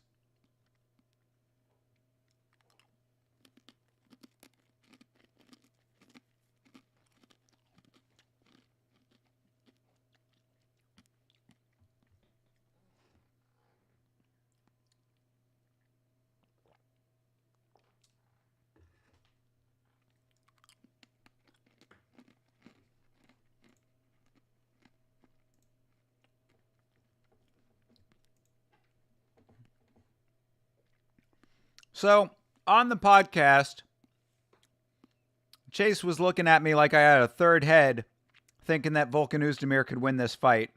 And on paper, I understand why he would think that.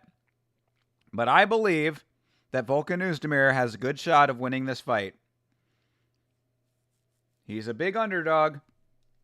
In fact, just because I believe that this is the case, I think I'm going to throw just a real short money Straight bet on him. I mean, Carlos Solberg is a fucking beast.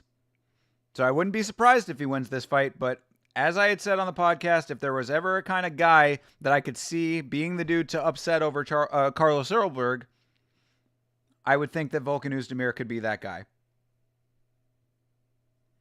Black Jag. Yeah, Volkan Oezdemir is a plus 220.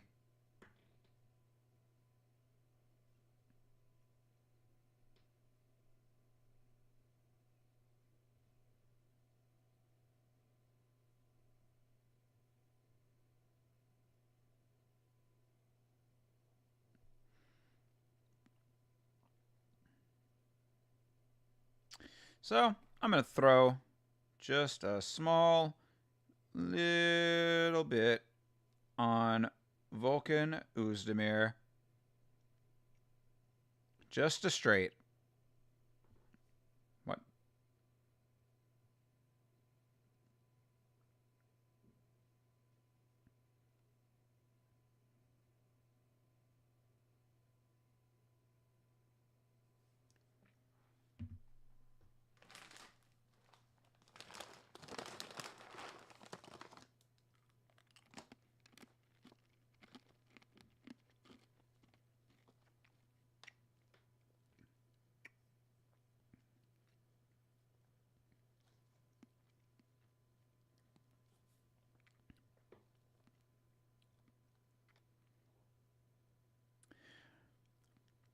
So, I'm curious if the rest of the country gets like a whole bunch of Disney commercials because it's ESPN, or if we just get a whole bunch of Disney commercials because we're in Florida. I'm fascinated with how the advertising distribution works for these major large scale streaming outlets.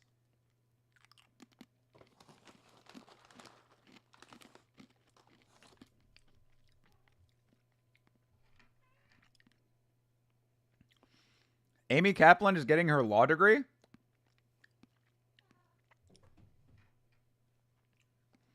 Where'd you see that?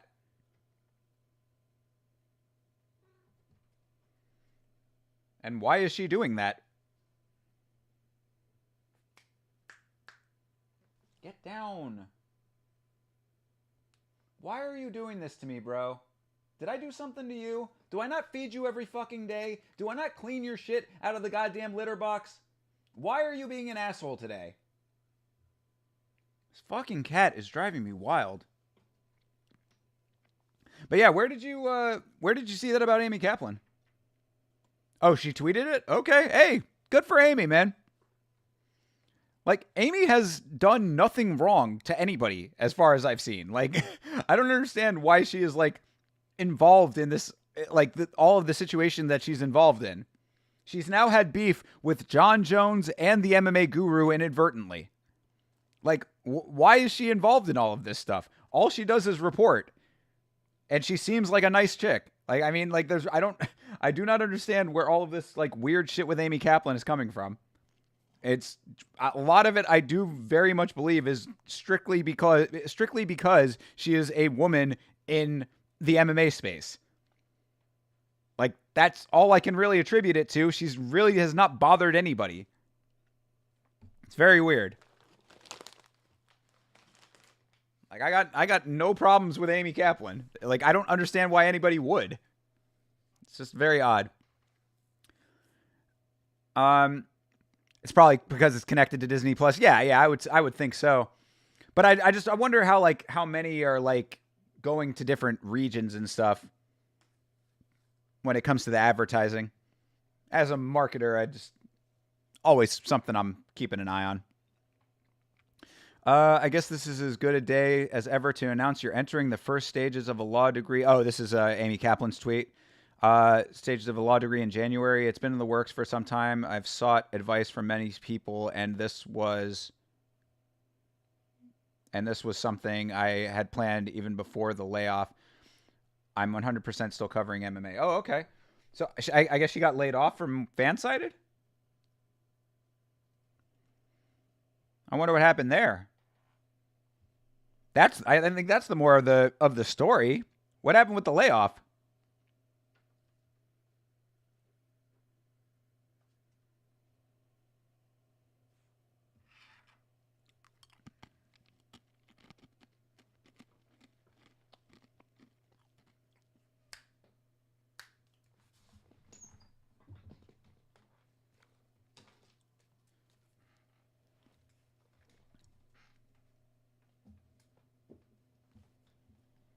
Layoff from all the good. No. No, that can't be true. Did she really get laid off because of the Guru situation? That can't be true. That's wild speculation, right, Chase? Please confirm or deny. As Uzdemir versus Olberg has started now. I want to come back to that though. So, 5 minutes here for this. Well, or less if this fight is as good as it might be on paper. Oh, a low blow to Uzdemir. He says, all right. Olberg right back to it. Nice check of the leg kick there. But yeah, I want to come back to everything we're talking about in the chat here.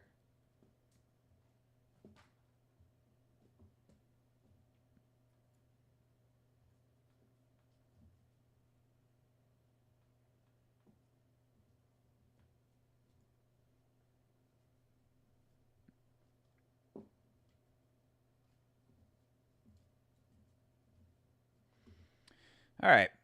Body shot for Uzdemir there. Another one. Oh, Uzdemir leading with his head in a way that was about to get him knocked the fuck out. Oh, Olberg going for a high kick, slipped.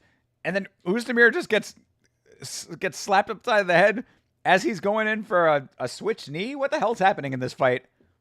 Everybody's on banana peels right now. Both these guys need to, like, settle down a little bit.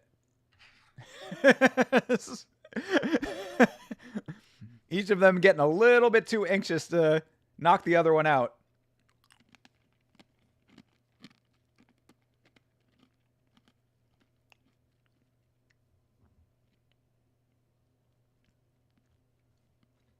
Uzdemir a little red in the face already off of some of the shots he's taken from Carlos Olberg. Toyo Tire is the official tire of the UFC, as John Gooden has let us know. I appreciate that Toyo Tires has gotten fighters in commercials. Support the sponsors.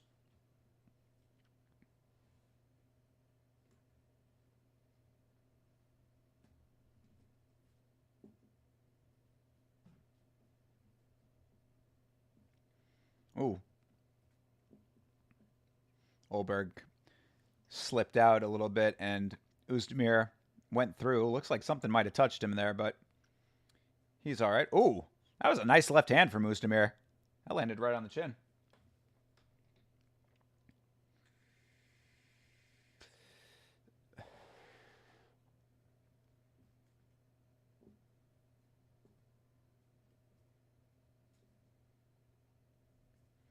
Oof, man, they are swinging, dude. I would suspect somebody's going out in this fight.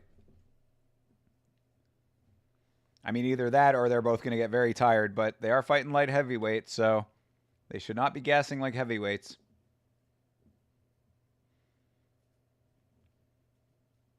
In fact, if Olberg could put the weight on effectively, he might not be bad at heavyweight. He might be a little bit small for heavyweight, but I could see him having success there. That was a nice pair of them for Olberg, as I make that statement.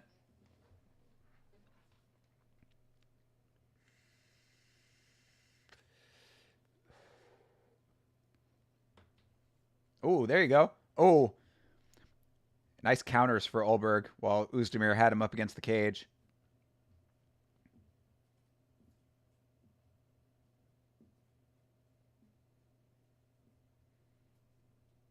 Yeah, Olberg striking is definitely nice.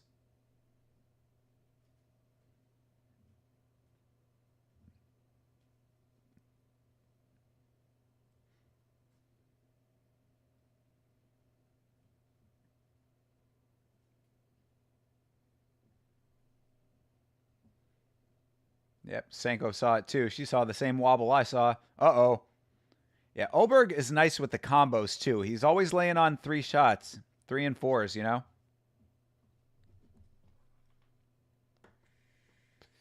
Nice teep from Oezdemir. Ooh, low kick might have hurt Olberg a little bit. Looks like he kind of grabbed his leg for a second there.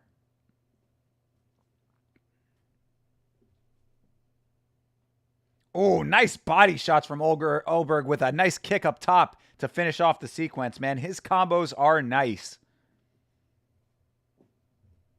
All right, 10 seconds left in the round. I think that's going to be Olberg's round.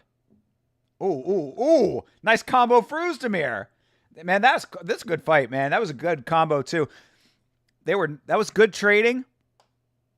Nice exchanges there. I like that round. All right, what was going on in the chat here? Yeah, lay off from all the guru attention. Yes, that was just some creative yap from the Ohio player. All right, cool.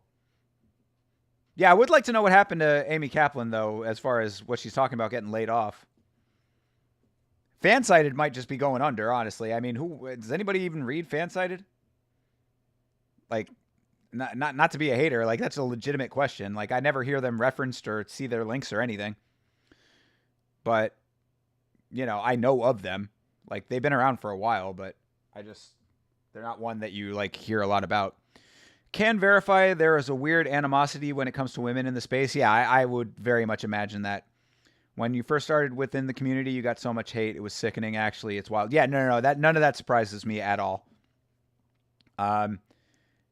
It's the same as any boys club kind of situation, which is weird because women fight mixed martial arts too. So it's like, why? It's like that incel mentality, really. I think it's like even guys who are not incels like have this weird like women hatred. And I mean, don't get me wrong. I'll call out women when women are like, you know, when it's appropriate to do so, because sometimes women do goofy shit. But to just have like this blanket like animosity towards women is definitely like a deeper seated issue that some men have. So I'm not surprised in the slightest that you got that kind of hatred, which is unfortunate, but that's what separates the women from the girls, that you were able to stick it out, you know? So good for you. All right. Oof. Nice shots from Olberg starting off this second round here. I'm saying somebody's going out in this fight. I mean, either that or it's going to just be a slugfest up until the end because both these guys are throwing really nicely and they're trading nicely.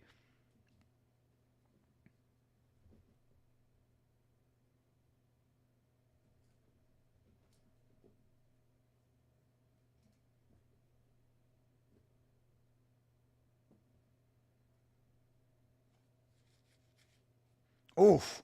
Nice slip of the left from Olberg, man. Stick and move from Olberg. Really like that. Oh. Olberg with the jab and then following up with the other hand. Very nice.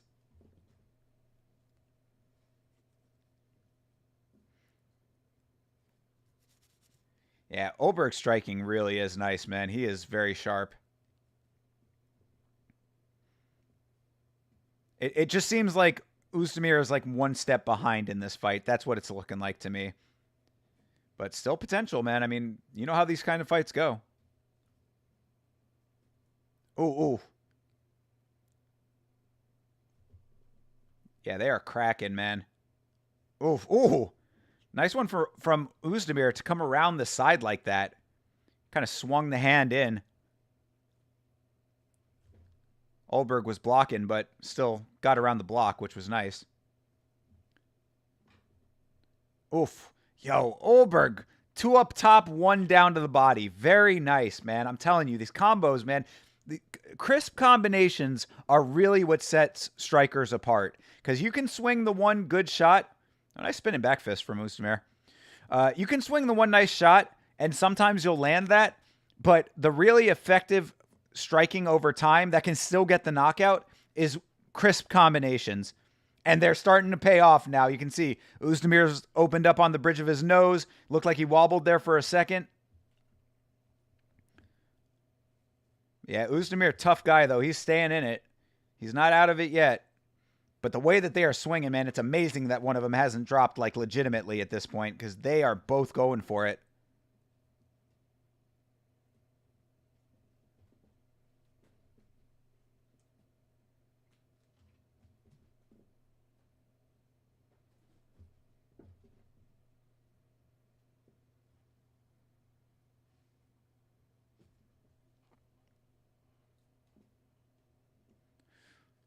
The nice low kick for Olberg there.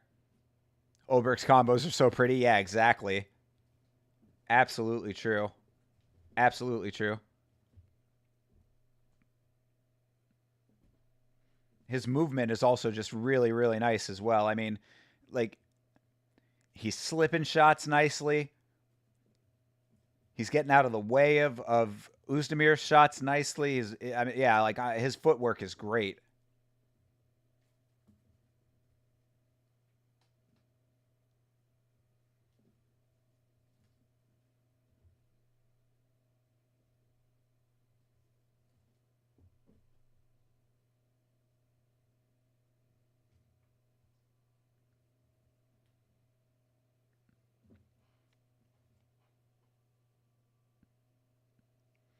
And yeah, I mean, really, I think that the criticism stands is that Uzdemir is just one step behind right now. I mean, like, Olberg is doing everything really effectively, all of the stuff that we just talked about, and Uzdemir is just he's letting it get away from him a little bit here as we enter the last 30 seconds of this second round. And you see that those numbers are tight, but it just doesn't feel that way based on what Olberg has been pulling off. I'm telling you, like, the numbers and the perception are two very different things.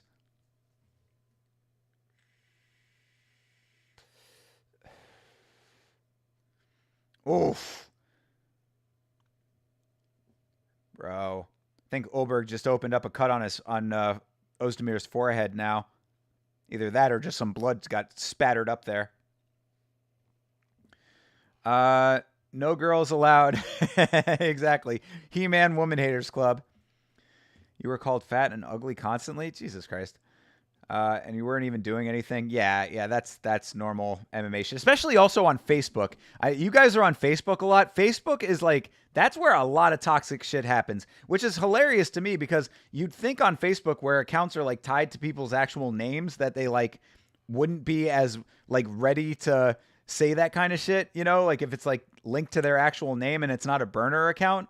But man, Facebook is where it really gets nasty. People talk about how Twitter's fucking nasty, but like Facebook is fucking wild. Just posting MMA content on Facebook. Yeah, people would post your pictures and talk irrelevant shit. They would post your pictures too. Damn, dude. Yeah, it's tough out there for ladies. I can understand the adversity. Love a heavy striker. That's partly why O'Malley and Aspinall are your favorites. They're both accurate and pretty heavy. Yeah, absolutely. I can get it. Although O'Malley not able to hang on the ground as much. Marab neutralizing, but I digress. But yeah, the striking, I mean, you know, who doesn't like seeing a great knockout, right? Accurate striking is a thing of beauty. All right, round 3. Let's see if Vulcan can get himself pulled back into the lead here, because I think he might be down 2 rounds. Damn, nice jabs from Olberg. Like, Olberg is just doing everything right in this fight. Oh. All right, there you go. Ooh, that was a heavy one from Uzdemir. Uzdemir hunting now, trying to get himself in the front here, and had Olberg on the back foot a lot. He was moving nicely, but he was on the back foot for quite a minute there, exerting energy. Uzdemir going for a takedown now. Okay, first time in the fight going for a takedown. Does not get it. Good takedown defense for Olberg. Oof. Uzdemir had him running, but Olberg was able to slip a nice shot in there after the evasion sequence. Oh, clubbing shot from Olberg.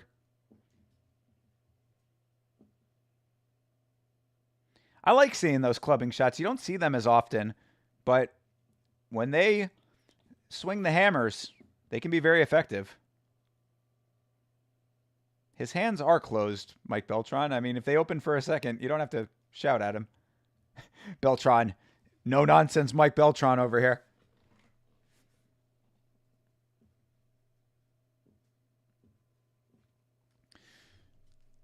And I mean, Volkan Oezdemir was really trying to get out in front of it there for a second, but he slowed down again. Oh, that was a really, really nice duck and swing. Neither of them landed, but good evasions on both sides. This is a good fight. This is actually a really decent fight right now. A lot of striking. Striker's delight, as someone would call it. I don't know who that would be. Certainly not me.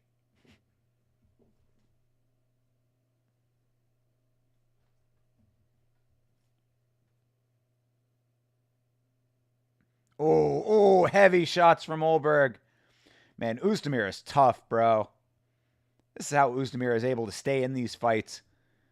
I mean, just the grit that he has, biting down on the mouthpiece, taking some insane shots, dude. Any one of these shots would crumple a lesser man. Nice leg kick for Oezdemir.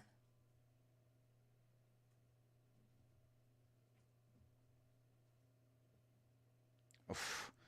Olberg continuing into round 3 with the combos. My man. Oof. That was a good counter for Oezdemir. I mean, this might be close on paper as far as significant strikes go, but I mean, Olberg is clearly taking this win, in my opinion.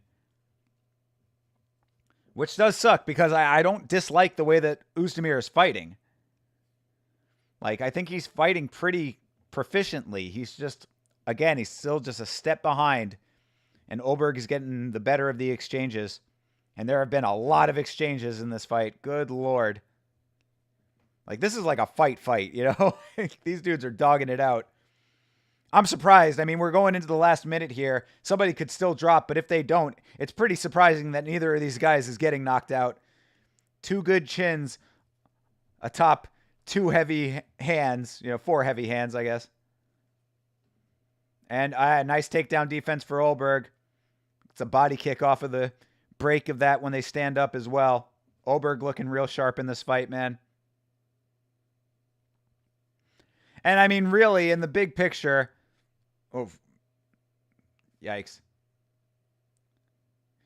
In the big picture, Olberg is really kind of fighting down to an extent because he was going to be in that fight that ended up getting changed 3 times on the, whatever it was, 302, I think. 302, 303, whatever. The one with Anthony Smith and all of those changes that were made to that fight. Like, Olberg was in the equation for that for a while, and that would have been a better fight as far as rankings go, I believe. Oezdemir going for a spinning wheel kick there. Does not get it. And they swing right up to the goddamn horn, bro. That was a great fight. Really nice work on both sides. I think it's got to go to Olberg, though. You still going? Yeah, nice work. Nice work indeed. You have to send me a meme someone made of you just because you didn't reply on Messenger to a guy in one of the groups you mod on Facebook.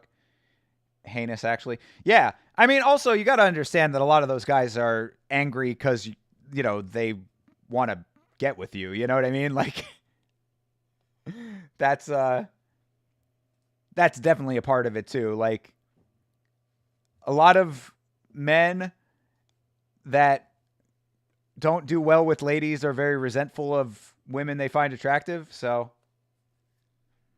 if you're not showing them the attention that they think they deserve, then you're going to get double the hate that you would normally get. It's tough. I mean, look, as a man, I see it from the men's perspective on how tough it is as far as like dating or whatever, attracting women and all that. But like, that's not the way to handle it, my guy. You know what I mean? Like, you don't go out there and be an asshole because you can't get laid. Like, that's the opposite of how you handle that. People are weird. What can I say? Oh, you sent the screenshots on Instagram? All right, I'll check it out. Let's see what this decision looks like. Check those out on the break. As the sun is coming up over the horizon here in beautiful Florida. Daytime has begun. You see the light coming through the window over there.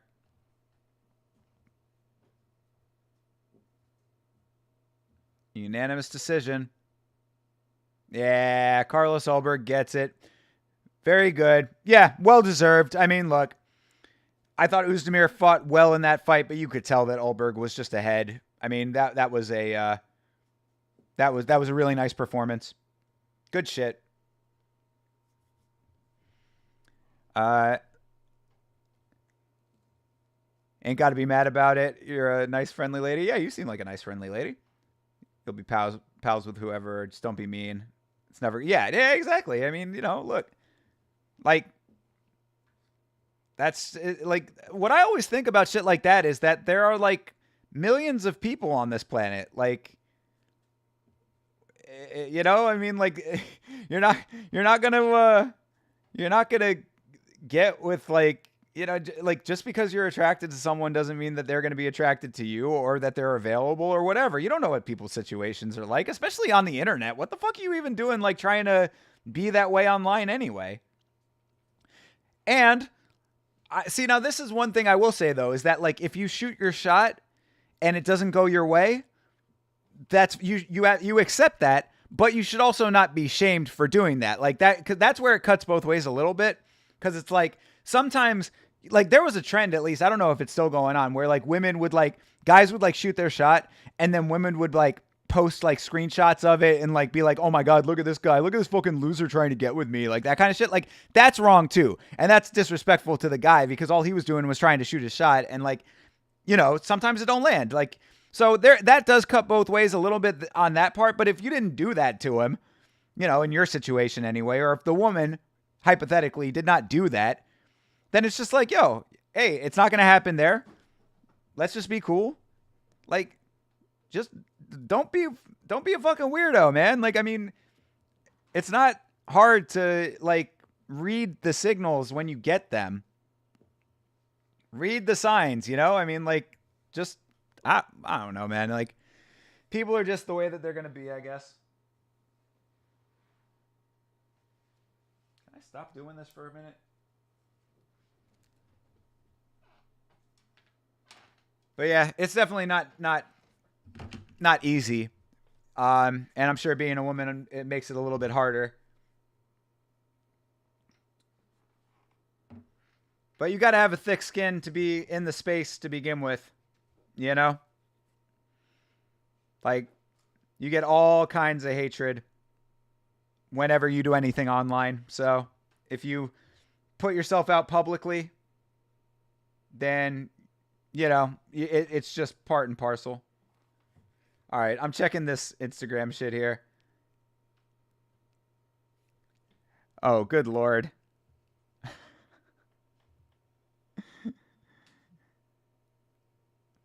Oh, you were a mod in the shitposting group?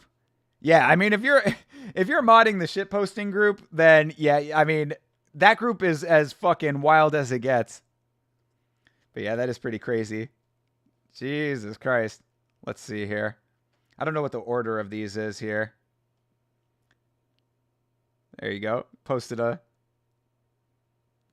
picture of yourself there. And oh, isn't this a picture that he liked? Yeah, exactly. Yeah, no, you're absolutely correct in how you handled it though. Cause that's, yeah. Just cause you didn't give him a chance. Yeah, he's out here liking your pictures too. Yeah, yeah, absolutely. Yeah, bro's mad that he wasn't getting it. You know how it goes.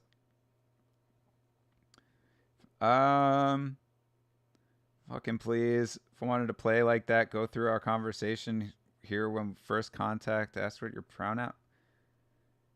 I asked what your so this dude is asking your pronouns and then getting mad at you.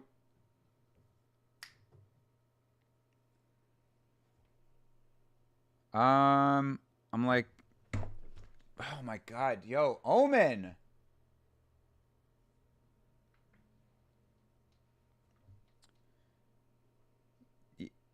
Yeah, I think you handled it exactly correctly.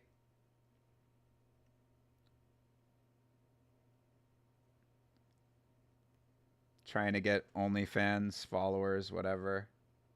All right, yeah. That's absolutely yeah. I mean that's what you're in for sure. You know, that's the kind of posts that I would expect. I mean, and again, in that the shit posting group is like, that's a bad one. Like, I have to like pull back the amount of like viewing of that, like, because it pops up in my feed pretty regularly, and I'm just like, I can't like it's one of those things that you gotta like not check that shit at work. You know what I mean? Like, if you're on the gig, make sure you're not even looking at that shit, because that is like, there's some wild shit that gets posted in there. Wanna Now posting is the same way. Whole bunch of racist shit, like some like real like hard racist shit. Yeah, it's all kinds of wild out there. So I'm not surprised at all by any of that shit. It's so awful. Unless someone is insanely disrespectful, you're not posting anything. You've always been kind unless you've been disrespectful. But yeah, I mean, but you know, like, you called it exactly correctly on what that was, though. That was just a dude who, you know, obviously if he's liking your pictures, you know what the deal is. And then, you know, you didn't show him what he was hoping he would get out of it, and he got pissed off. Hey, that's what I'm fucking talking about, you stupid motherfucker. That's what I'm talking about. I knew that some shit like that was going to happen. This fucking cat, dude. Thankfully, it was just some camera lenses, but like, or like, whatever. It's a piece for my my teleprompter, but like, he's fucking knocking shit over. I knew that shit was going to happen. He's right by Jack Skellington, too. My Jack. Right by Jack over there. I've had that Jack Skellington for fucking years. If that thing breaks, I'm going to be devastated. Anyway.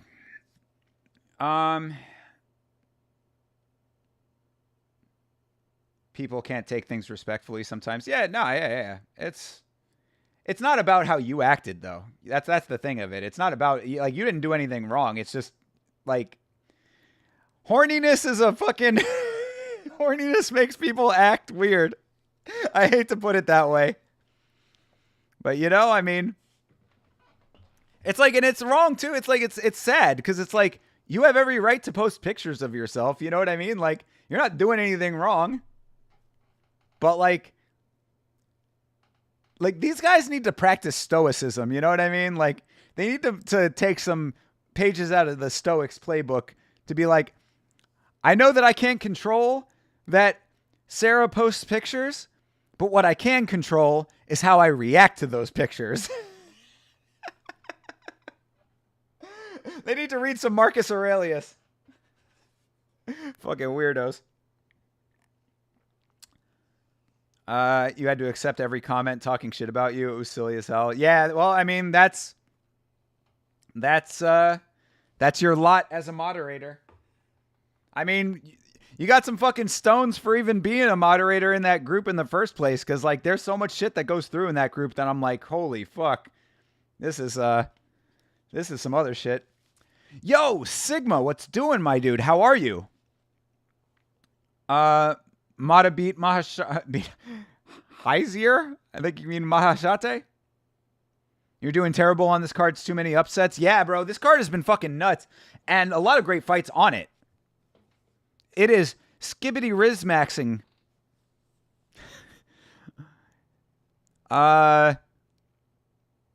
Sigma Alpha Aura emanating from this card.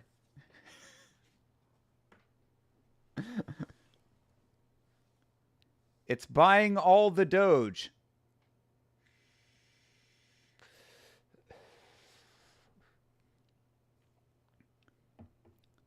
It's doing the opposite of giving me the ick. I don't know. I'm trying. Too old for this shit. But no, you are right. You are definitely true on all that shit, my guy. Sorry that you're not doing well as far as your picks goes, but I mean, all of this that's going down, like I stayed away from betting on this card for the most part because of how many upsets there are, like because of like how many people that are coming off of Road to the UFC and that I didn't recognize by name. I have one parlay going off of people that I felt pretty confident about. And even that, I thought the Lonier-Kavanaugh fight was pretty close personally. He ended up winning the fight. I was very happy about that. My parlay stays intact, but either way, still a lot of unpredictability on this card, and it has been a great card. It's actually been a banger. I'm so glad that I woke up for this. What does that mean? I have no idea. Yeah, put the fries in the bag. That one I do know. The funniest thing about put the fries in the bag is that I found out about that meme from Muhammad Mokaev because of the great meme that was put out when he got cut from the UFC after all his bullshit. And it was the meme of him working at McDonald's. And it was like, I used to be a UFC fighter. And the guy was like, just put the fries in the bag. So there you go. I keep myself young through memes and live streaming.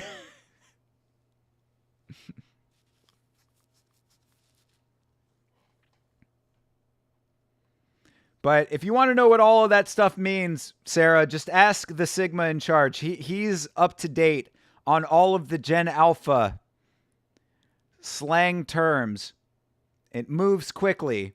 I also heard a Gen Alpha rapper the other day. I forgot what his name was. Something like, I want to say paychecks, but it's not paychecks. Net checks?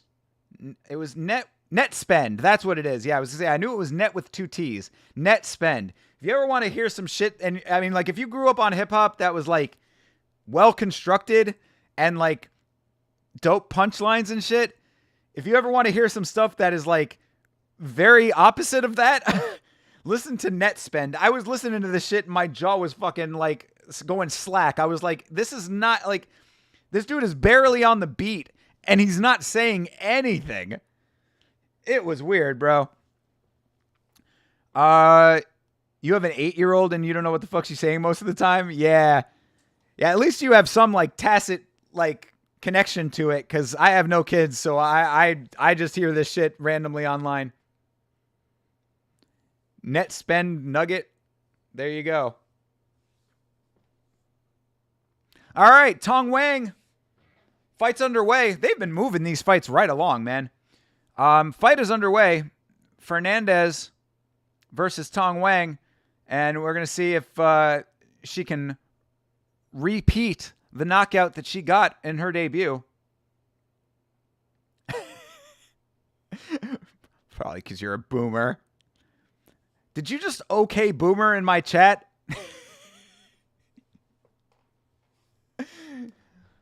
I think that Sarah is like relatively similar in age to me. We are not boomers, sir. Bite your tongue. Ooh, nice kick for Tong Wang. Kick to the body that was. Goes for a little sweeping kick. Does not connect with that. Nice. Right hand to the body does not connect. Oh, you're only 28? Oh, shit. Then we are not that close in age. All right. I stand corrected. Either way, definitely not a boomer. And neither am I. Motherfucker. Don't put that on me. Boomers can afford to buy a house.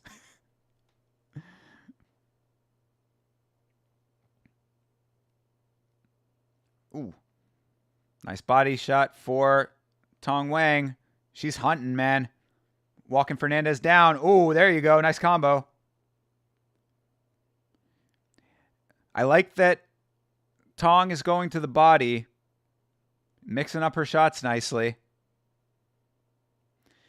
And yeah, if they're calling for a takedown on Fernandez's side, I think that would be very wise.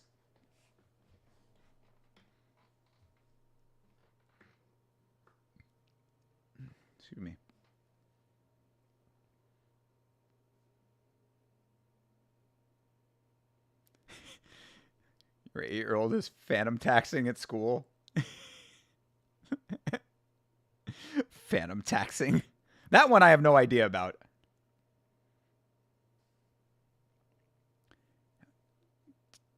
Tong's hands are looking as nice as they did look. Ooh, that was a nice overhand for Fernandez. Left hand connected. Ooh, nice kick up top. Fernandez gets struck to the side of the head with that Kong Wang high kick. Ooh, nice side kick to the body. Wang showing off her kicks now. It was all hands last time. Yeah, she is really an effective kickboxer. Ooh, another nice body shot. Ooh, crack in hand. Wang is looking good, and Fernandez going for the takedown. Let's see what Tong Wang has as far as takedown defense and if she's got any ground game, because she is certainly an effective kickboxer, but ground game is going to be the difference.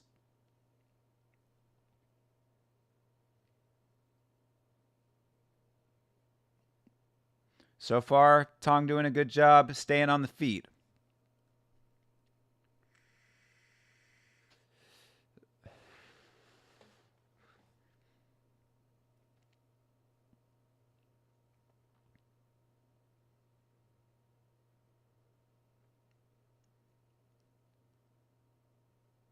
Oof, another nice body shot for Wang. Ooh, all right. Fernandez got one through. But yeah, Tong is just walking her down. She was, ooh, that was a nice left hand from Fernandez, though. All right. Let's see if Fernandez can pull off this upset. Yeah. Bisping is right about that one. Telegraphed the takedown. But she's got her up against the cage. Oh, and Tong gets a nice shot off of the clinch break. She is staying right in her face. Tong Wang is a fucking beast. Like, I appreciate the fact that she don't give a fuck. She's like, you want to throw? Let's throw. You want to clinch? I'll throw some strikes right in the clinch. Like, she is keeping the pressure on for real, for real. She is phantom taxing right now. She's phantom taxing Fernandez. Still don't know what it means. I think it's in the chat. I'll catch that in a second. But I'm gonna hope I used it correctly.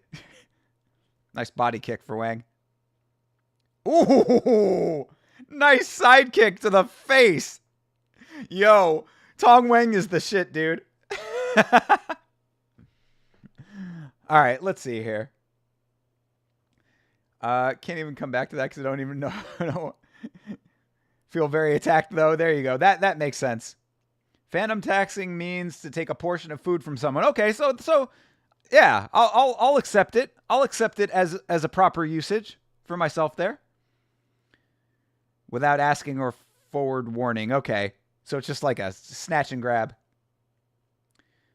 Yeah, what is the mango thing? Is that something? That, for those who know, yeah, I'm not one who knows.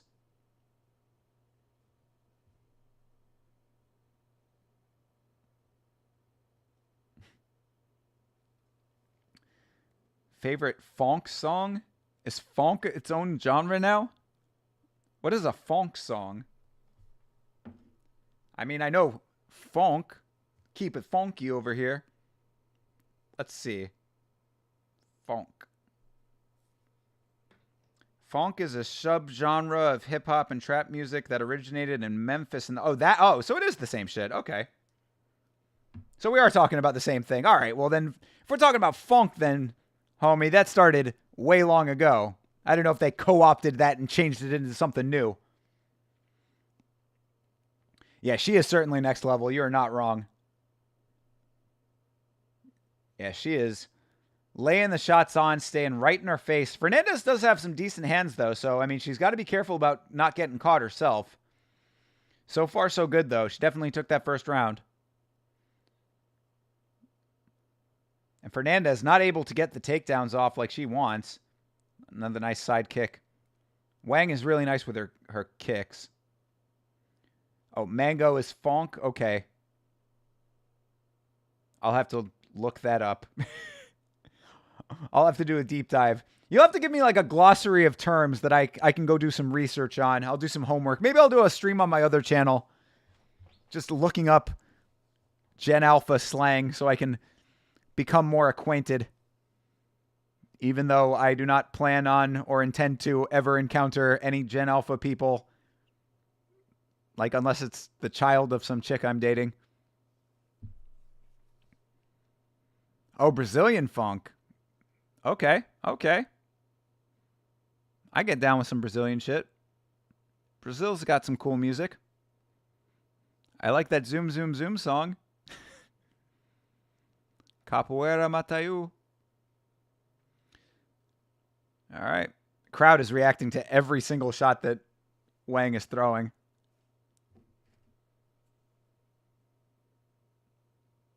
I mean, with good reason, man. She is laying it on. Oof. Nice. Left to the body. I appreciate that she's mixing up her striking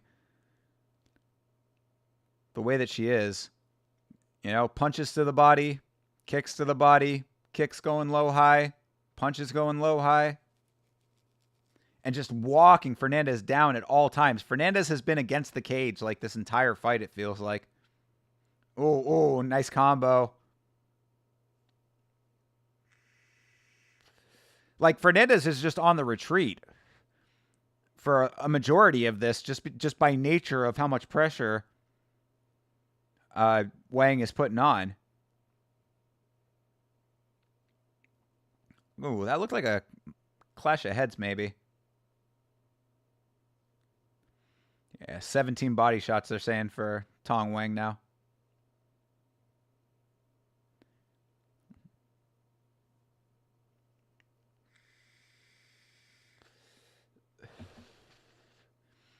Yeah, Sarah, you can do some research on this. Go ask your child if they know any of these terms and report back.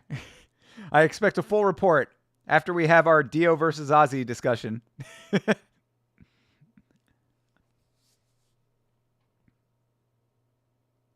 Ooh. Oh, Fernandez lands a head kick that kind of spun her and... Oh! Fernandez drops Tong Wang! Oh, no! Oh! Go for the neck! Oh! Oh, the tables have turned! Oh, man, this could be it. She might have this. Oh, she might have it. It's going to be hard to tell if she's got both hands pinned, too. She might be out. Oh, yes, stopped it. Wow. Yo, Fernandez upsets crazy. Let's go. Fernandez. Gabriel Fernandez. Wow. Talk about that skibbity riz. Holy shit. That's wild. Man, fucked my parlay all the fuck up. Yo, Fernandez, real deal over here. After getting walked down that entire fight, we have seen some craziness on this card. Bro, that head kick. Another head kick for another ladies fight. You know, we've been talking about women in MMA a lot on the stream today. This is a great example of some really nice finishes in WMMA over here. Yeah, not expecting that at all. Same. That was some wild shit.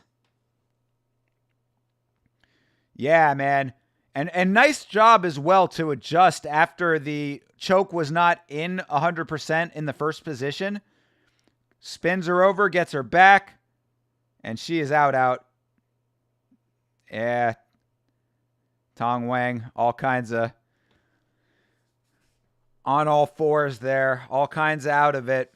Yeah, I mean, I don't know if it was an early stoppage or not, just because both of her hands were pinned under, so it was kind of hard for the referee to determine whether she was out or not, but Tong Wang was not protesting, and I think that it was a fine stoppage in the big picture because that was done. That fight was over. Man, Gabriel Fernandez fucking upsetting like a motherfucker, and of course this did not update for that entire fight, so There you go. That was the fight that we were watching. UFC.com fucking sucks, man.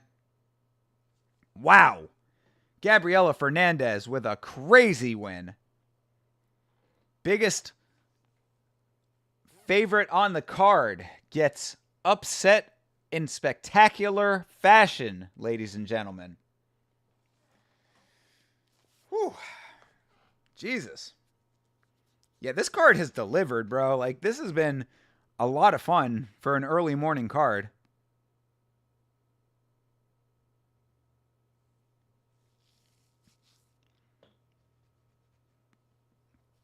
That was, yeah, unexpected is that is an understatement.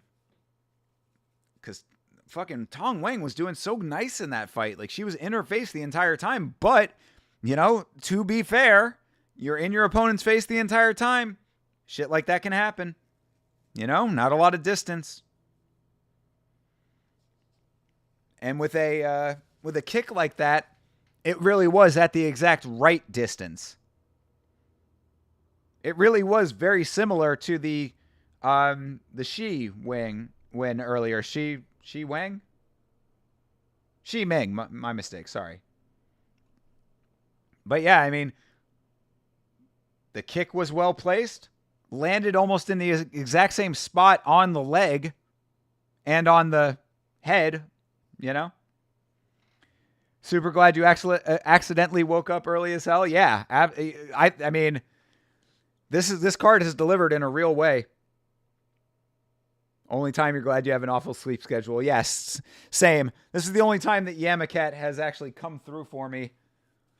He finally fucked off after he fucking dropped a whole bunch of metal over there. I don't know if that picked up on the mic, but yeah, these they're the adapter rings that go for my teleprompter. So they finally scared him off after he's been fucking just goddamn what a menace today, bro. I think it really is just because he's not used to being up this early, so you know, he probably had a lot of energy or whatever, but either way, no excuses for that little menace of a cat. I could put you back out on the street, buddy. You know? Picked you up off the street, I can put you back out there.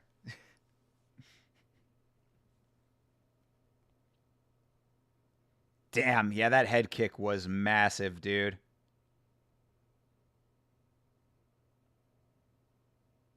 Oh, and it wasn't even the kick that fully did it. It was the hand that dropped her. I was saying that earlier in the fight, that Fernandez did have some dangerous hands. She landed a couple of decent shots earlier in the fight.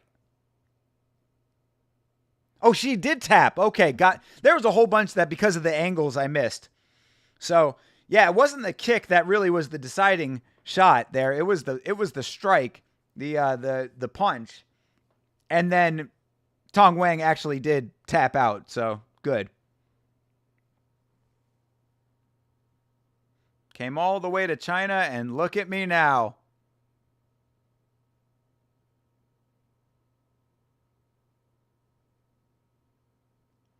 Yeah, she has every right to be as happy as she is right now. Very emotional. Well deserved. And it's true. I mean, you know, look, you go and you do that in hostile territory. And like I had said earlier in the fight, the crowd was reacting to every single shot that Tong Wang was throwing out there. Like they were every single time that a kick landed, the crowd was going nuts. So, you know, well-deserved win here. Hey, Hunter Campbell. The real puppet master of the UFC right there. You didn't see the tap either, Andy? Yeah. It was on the other side. We couldn't see it from the angle that we got. She was training with Nunes and got them heavy hands. Yeah, I'm saying, I mean, like, I had seen one of those strikes landed earlier in the fight, and I was like, oh, she does have hands. I was like, oh, that was a nice shot. That was a nice shot that landed, but Tong Wang had eaten that one pretty well. Head kick lands, she gets back up, and then I think it was a left that just laid her out. Very impressive. And to be the biggest underdog on the card, Yeah, that is really cool. They're doing the promo package right now for this Kai Asakura gentleman who has been racking up many, many, many wins over in Ryzen. Big star in Ryzen. Coming in, getting an immediate title shot, which is almost unheard of.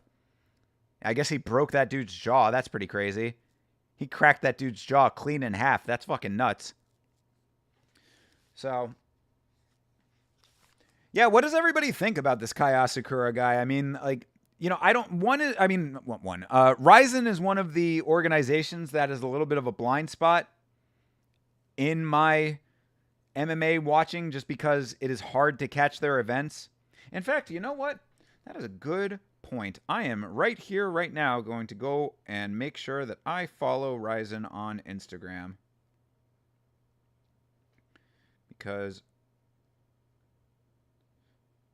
I need to be keeping more up with Ryzen. Yeah, also, they don't do a lot in English, it looks like. It looks like most of their posts are in Japanese. So if they're not catering to the English-speaking world, that makes it a lot harder to keep up with as well.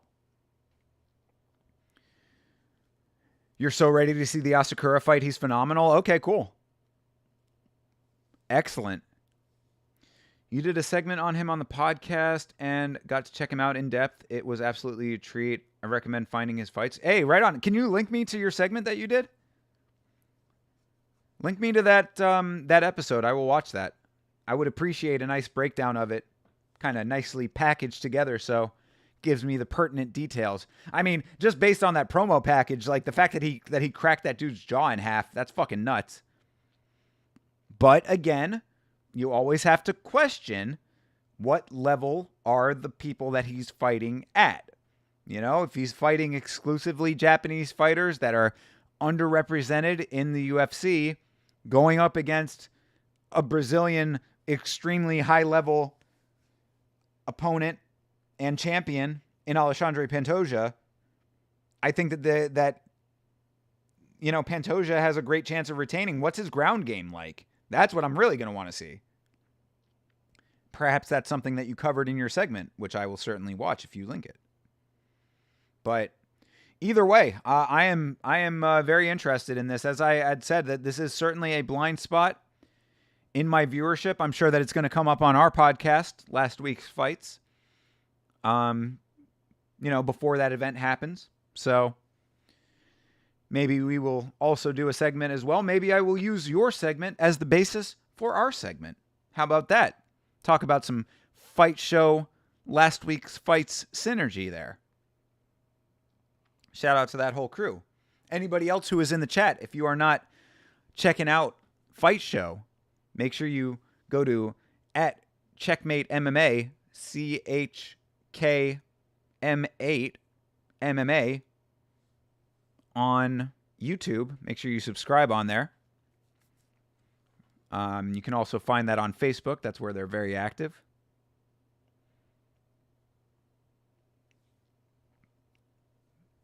Support the homies. We'll get them over here on the Yama channel at some point. Yeah, nice. Thank you. Thank you very much, Sarah. I appreciate it. Yeah, I'm very much looking forward to this fight one way or another. I mean, the fact that, so I guess that is the main event now, right? That's the main event, and the interim title fight is the co-main. I think it makes sense. I mean, the fact that they were saying that, like, that wasn't going to be the main event was a little bit crazy to me. I guess it's mostly because of Asakura coming in from another organization, not being a known name. Yeah, that is so fucking crazy, man. What we were talking about earlier in the stream, that fucking Movsar Evloev and Aljamain Sterling gets moved to the prelims for Kron Gracie versus Bryce Mitchell. That is so fucking wild. And, like, I love Bryce Mitchell. I was actually going to do an entire video about Bryce Mitchell. I think he's an extremely interesting person. In fact, now that we have the Thanksgiving break coming up, I might see if I can try to get that out it would be a little bit of an undertaking to do like a long form video about him. That might be one that could work if I did it in stream form and like did the edit, which I sometimes do on the channel, but we'll see. Either way, I'm a Bryce Mitchell fan, but him versus Kron Gracie to bump a number one contender fight off of the main card, that's fucking wild work. And like Chase will tell you that they bumped it because, they want to put asses in seats. Oh, you got to fill out the prelims. It's like bullshit. This is the thing about it anyway. Where the sport is nowadays, you don't need to like worry about selling cards very much.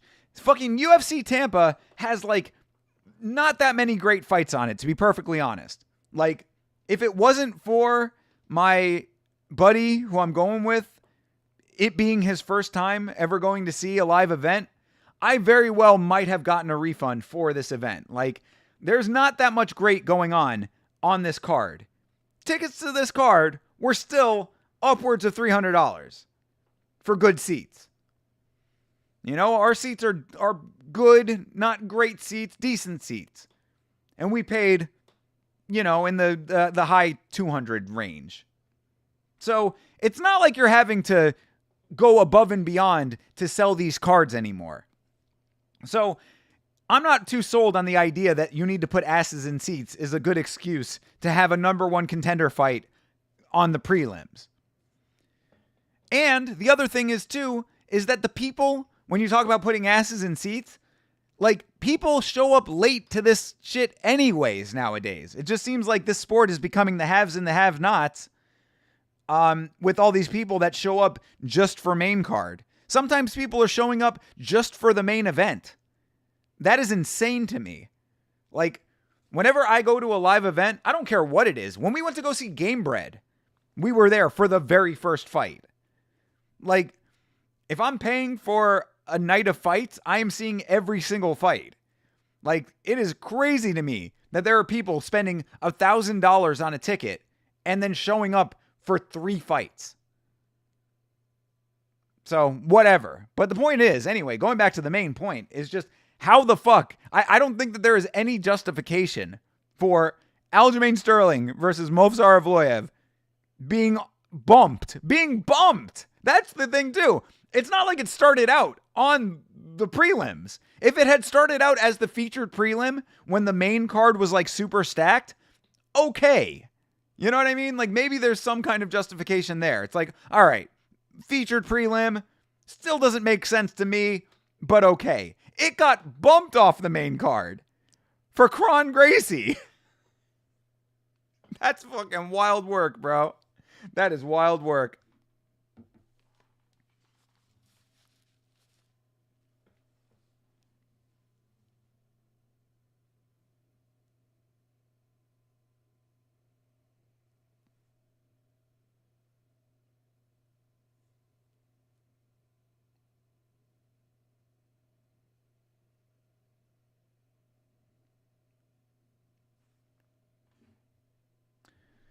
That was a nice little stroll through history there with Michael Bisping.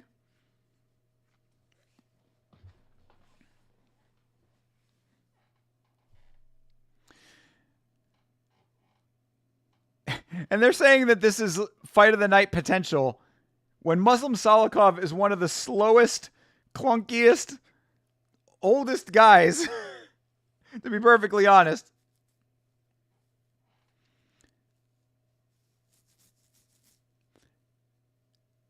Yeah, me and Chase were talking about this on the podcast, saying that, like, it is insane that Muslim Salikov is this high on a card. I mean, he's not like the worst in the world, but he is slowed down in his older age. Now, of course, Song Kanan has not been doing super great himself. He's been a little spotty. So let's see if the King of Kung Fu can live up to that title.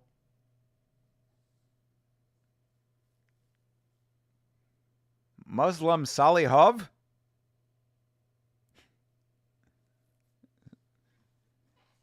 Very weird. Yeah, we don't know what the hell is going on with with this fight being this high on this card. A lot of weirdness going on with the order of cards lately. That is just a trend that is happening.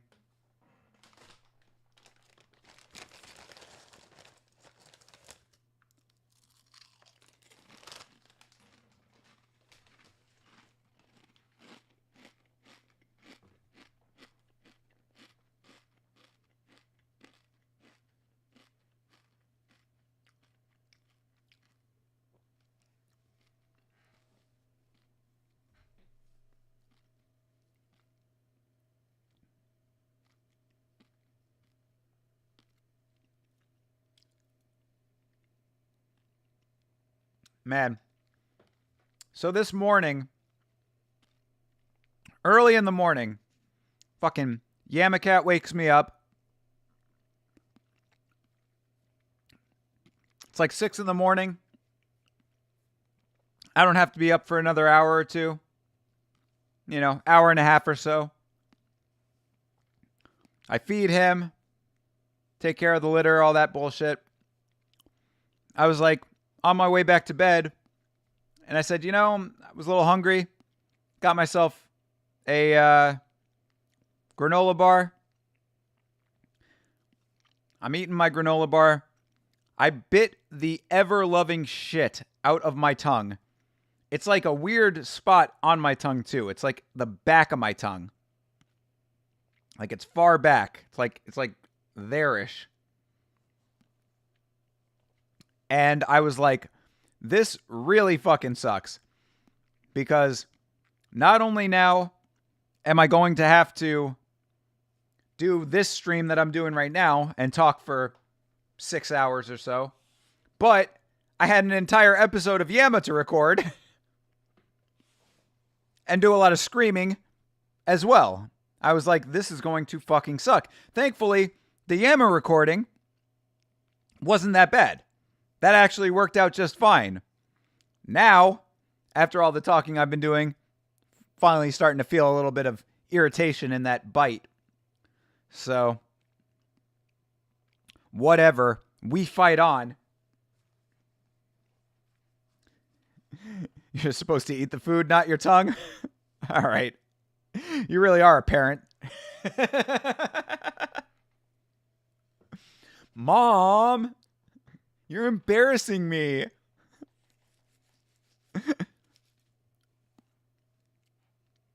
Are you getting that already from your child? I guess you don't have a teenager yet. That comes in teenage years, from what I understand.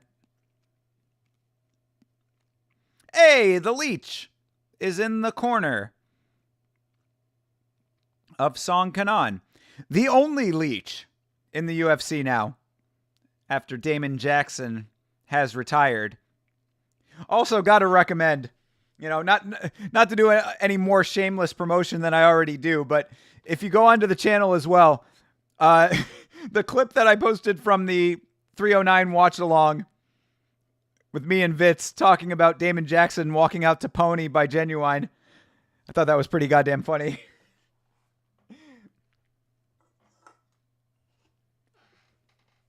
I'm telling you, everything that I do on the Yama channel is in service of being allowed to watch fights with the homies. Like, everything else is just so that I can have like a justification to chill out and watch fights. You're not like other moms, you're a cool mom.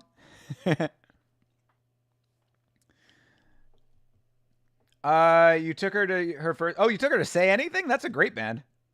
Yeah. Damn. All right. You got a cool kid. Cool mom. Cool kid. Yeah. I think that's how I turned out the way that I did, for better or for worse.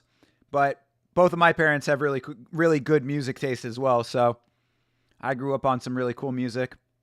Ended up with a very wide-ranging, eclectic taste in music. She came up to you the other day and said, Mom, I need you to find the most emo thing in my closet. And you absolutely lost your shit. You were laughing so hard. Why did she need the most emo thing in her closet? Was it fucking emo day at school? Bring your emo to work day?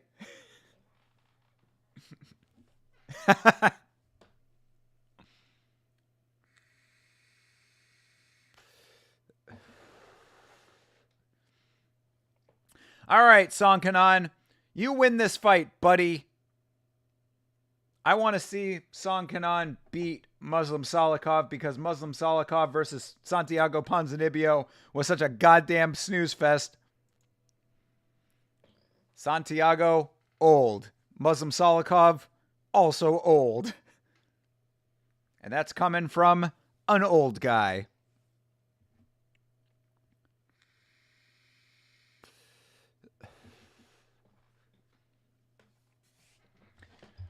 All right.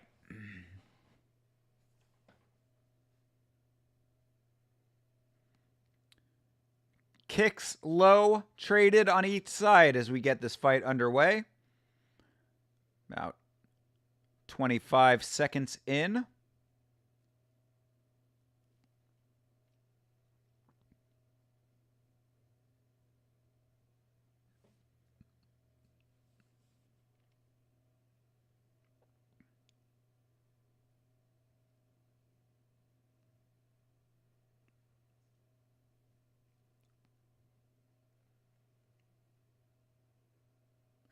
She's been jamming old My Chemical Romance. Right on. Raising her right. You're going to have some problem with boys soon, I'm sure.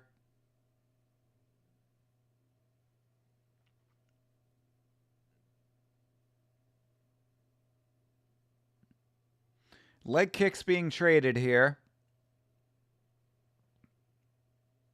Neither guy going in for the strikes just yet.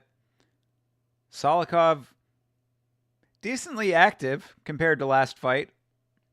Again, he just had to be a little bit better than Santiago Ponzinibbio, which he sort of was, I guess. Even though I think it might have been a robbery, if I'm not mistaken. I feel like I'm sort of remembering that. Thought it was maybe a fight that could have gone either way, sort of thing. But again, Song Kanan just has to be a little bit better than Muslim Salikov in this fight. So that's all you got to do, Song. Make it happen, my guy. Cannon. Nice spinning kick for Song.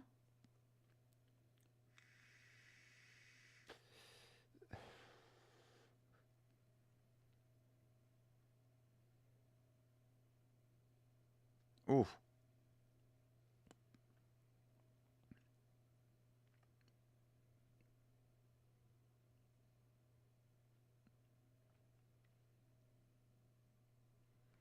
All right. Song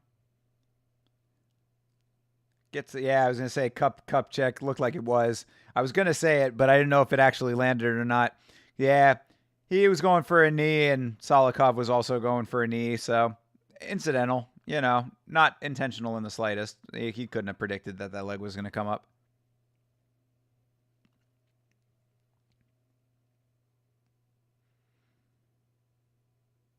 All right.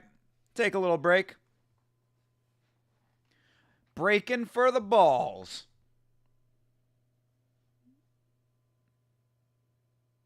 Okay. I have no idea what you're saying, but okay. I don't know. I'm sure that Song understood. Don't do that is basically the message.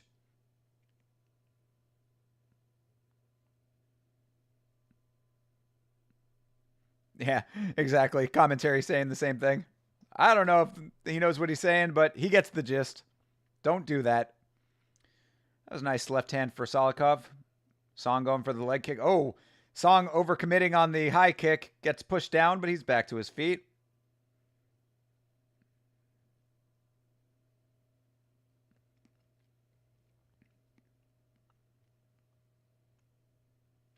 Nice leg kick for Salikov.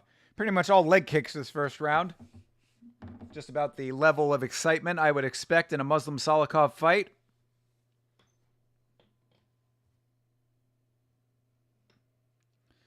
Salikov going for a spinning back fist there, does not get it. Neither of these guys looking too eager to actually engage.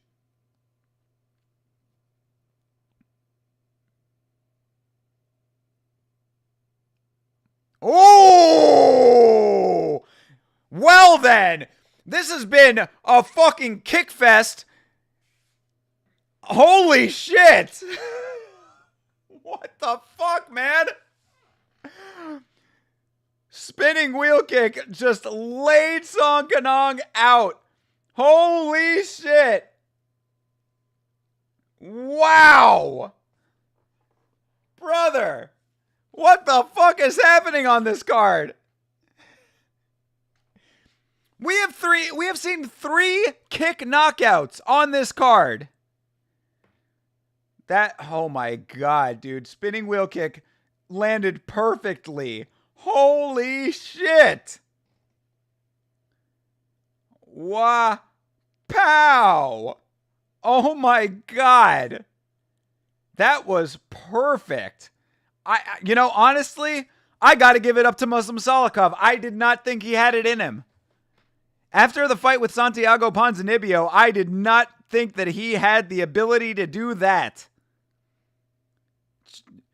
Sanko throwing the pen and then immediately catching the pen like a responsible broadcaster. Wow. Whew. Oh, Jesus Christ. All right. You asked the guys on the pod the other day if it was weird that you want to take just one leg kick at like 50% because you're a big baby.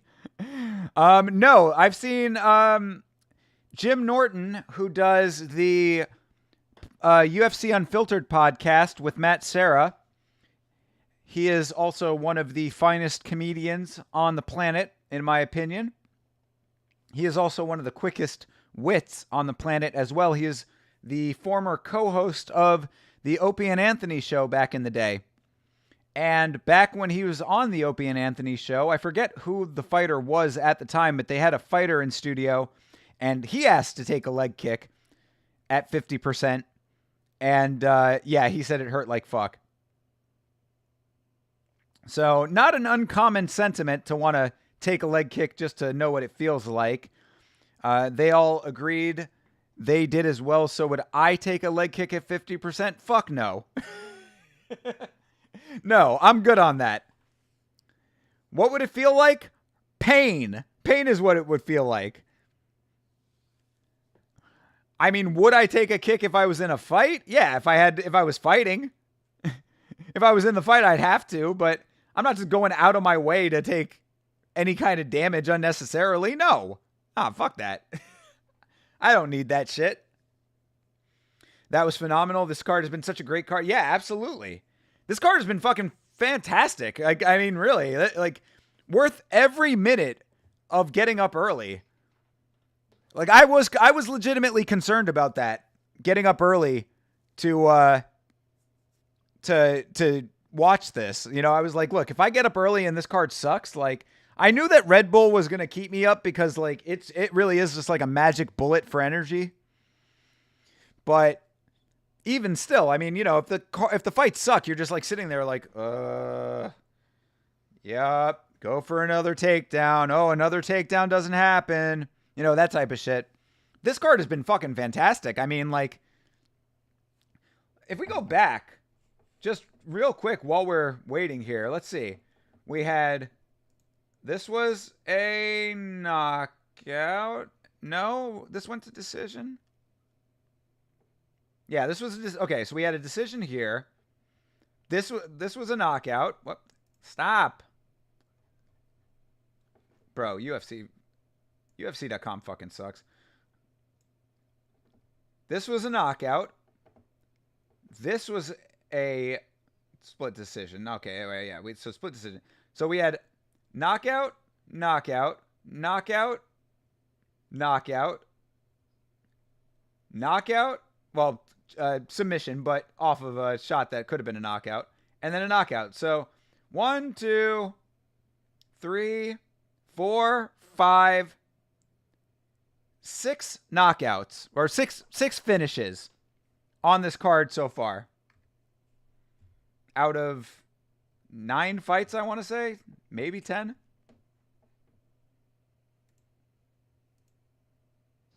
Stern Clinch is a great name, even if you are a robot.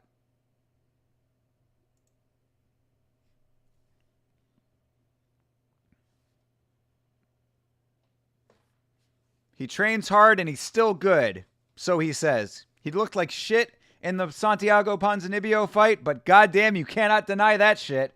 That is absolutely what's going to be said on the podcast on Monday, starting at 9 o'clock. If it doesn't start at 9 o'clock, it'll start later than 9 o'clock, and I will let you know the start time at Yama Show on Instagram and Twitter. Last week's fights, y'all. Make sure you tune in. But yeah, man, this card is delivered in such a big way.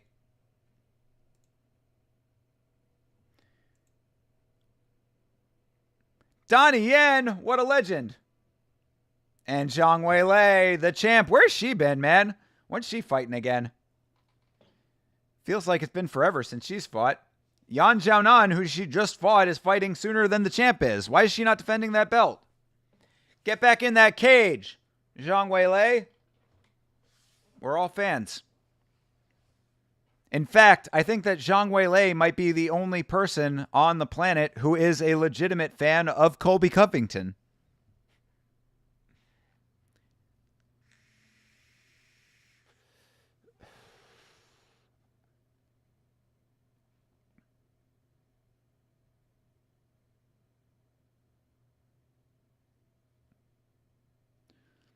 Yeah, all right. They're showing the Shavkat versus Ian Gary promo package here.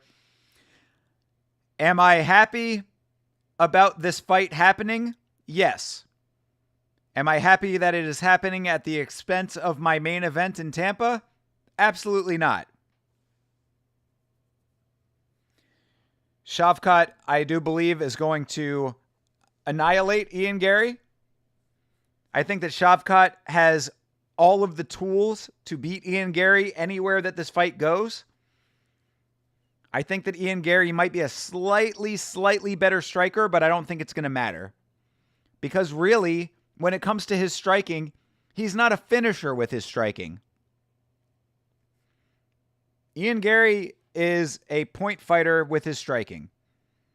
He can do it in volume. That's true.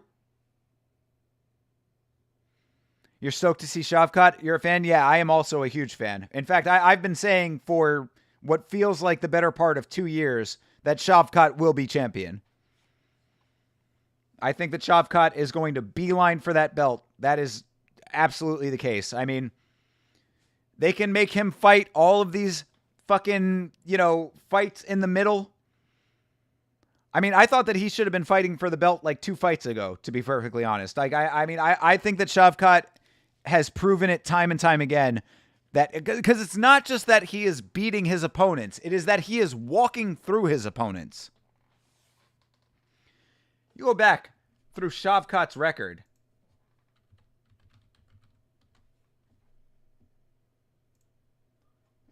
Look at this record. Submission, knockout, submission, knockout, submission. I mean, he has not gone to decision. 1 time, the amateur fights he's lost. He got all of his losses out of the way in his amateur career. He has demolished the competition. Shavkat is the real fucking deal. To me, it would be I just don't believe that we live in a reality where Shavkat loses to Ian Gary. Like, I say it flat out right now.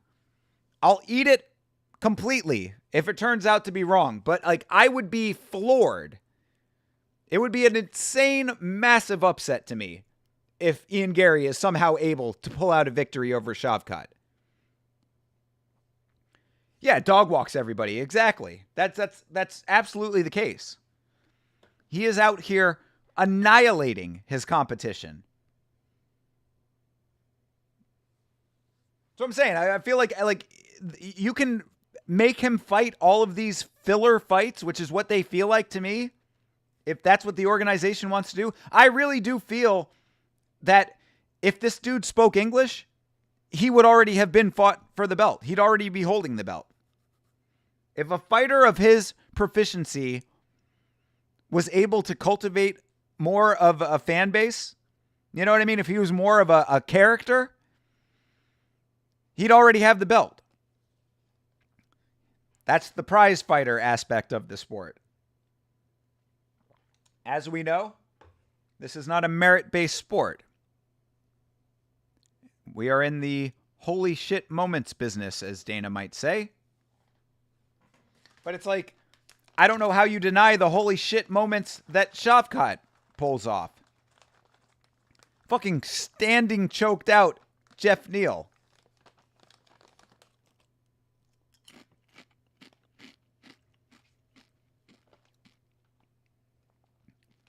That is not exactly easy to do.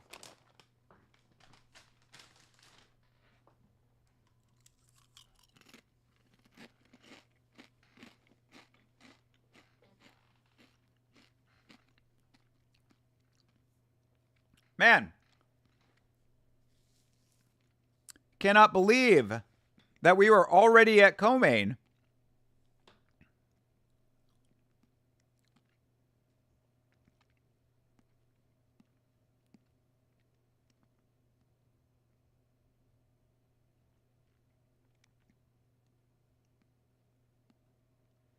That's a crazy stat right there.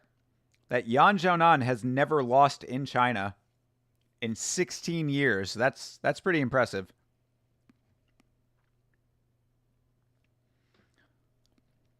Of course, the baby shark. Never forget the photoshopped picture of Tabitha Ricci with the shark fin. I've never seen anything quite like it. Why someone thought that was a good idea, I have no idea. But it exists. You can find it on my Instagram, actually. Go back through the pictures on the Yama Show Instagram. Tabitha Ricci with the shark fin Photoshop. Something else. Yeah, I think this would also be a massive upset if Tabitha Ricci can pull it off. In fact, I think that because my parlays have I've fucking busted out on everything today, losing money left and right as usual. I'm gonna go Yan Xiaonan and Davison Figueiredo for all the marbles.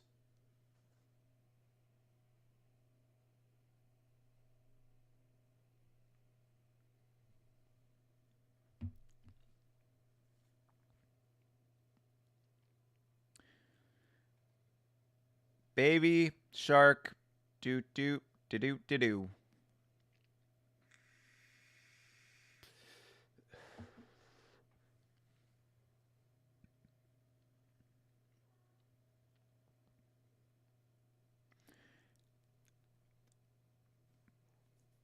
Tabitha Ricci, a fan favorite amongst some of the men of the sport, male fans of the sport for certain reasons.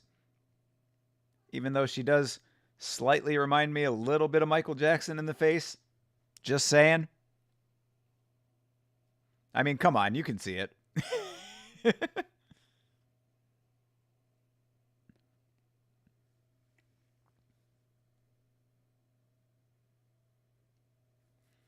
Puts on the fedora, white glove. Come on. Hey.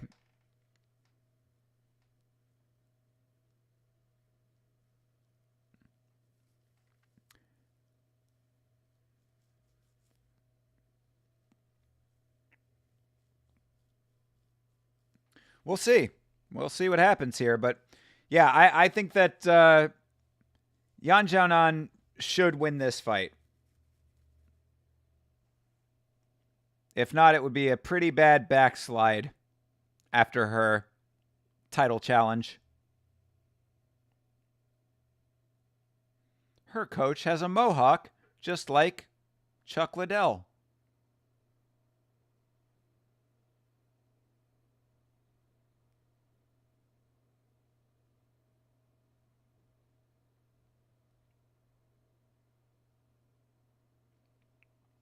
Yeah, this is a huge step up for Tabitha Ricci. Didn't even talk about that aspect of it on the podcast. I mean, this is number 10 going up against number 2 in the rankings. Pretty goddamn big leap if she gets it. The organization seems to like doing this a lot, where they have like these much, much lower ranked fighters fighting way up on the rankings. It's not as often as you're seeing like number 7 versus number fucking 5. You know what I mean? Like 7 versus 4. It's like a lot of times you're seeing like when Steve Erceg got the title shot. Or when Khalil Roundtree got the title shot.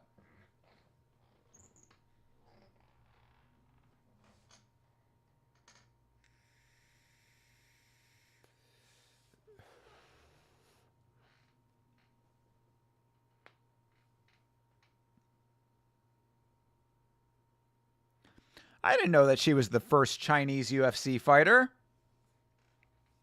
That's pretty cool.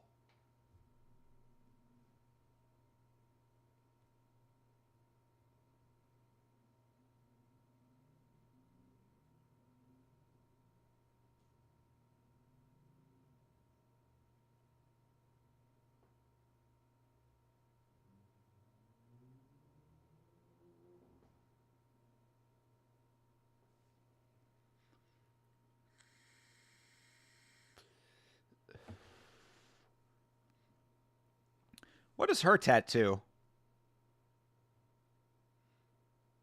Looks like does she have a seahorse tattooed on her? What is on her forearm? It's like some little like alien character or something. I was looking at the image on the UFC page here. It's like a little alien or something. I thought it was a snork for a second. Come along with the snorks. Have some fun with the snorks. So much to see, hanging under the sea. I like the snorks. They were like a underwater version of the Smurfs. Anyway. I'm just talking to talk at this point. Let's get to this fight.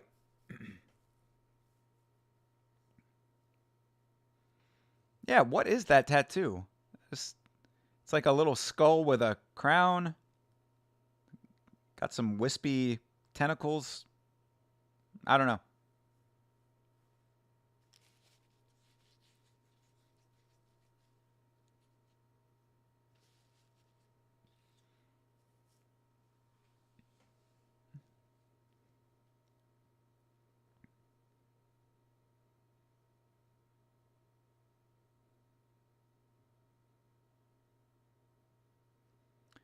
Eleven and 2.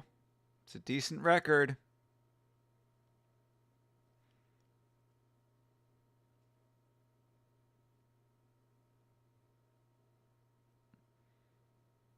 She is mean mugging the camera right now. Hey, baby shark.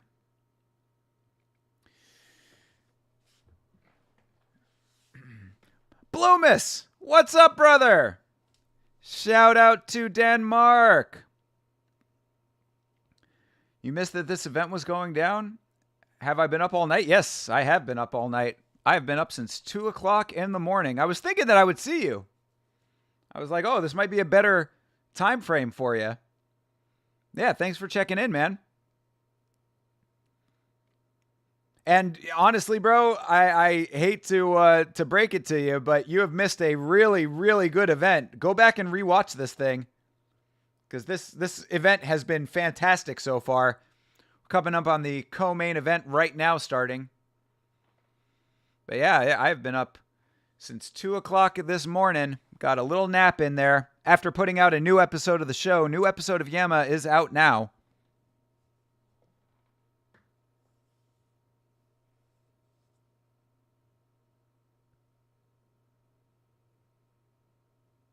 All right, fight is underway. 20 seconds in.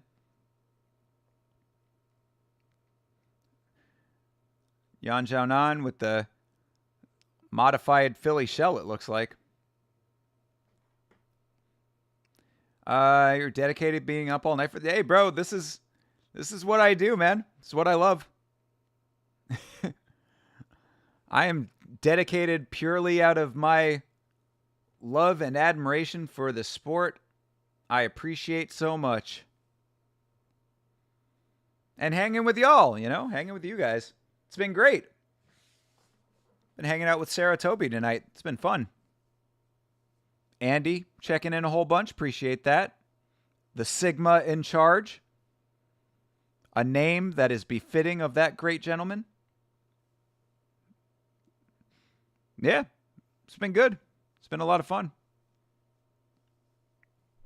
And again, these fights have been awesome. So, ooh, nice right hand for Yan Xiaonan. Hey, there you go.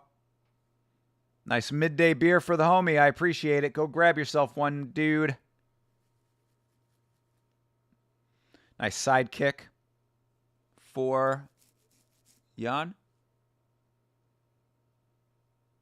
Ooh, heavy right hand.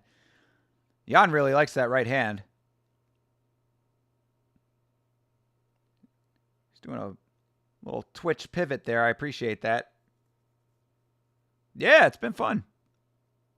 Great fights. Really make it easy to hang out. Makes the time fly too, man. I can't believe we're already coming up on the main event here in a minute.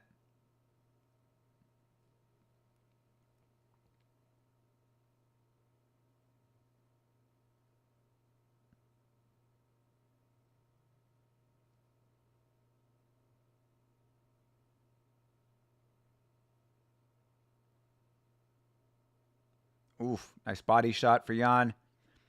Her striking's looking nice right now.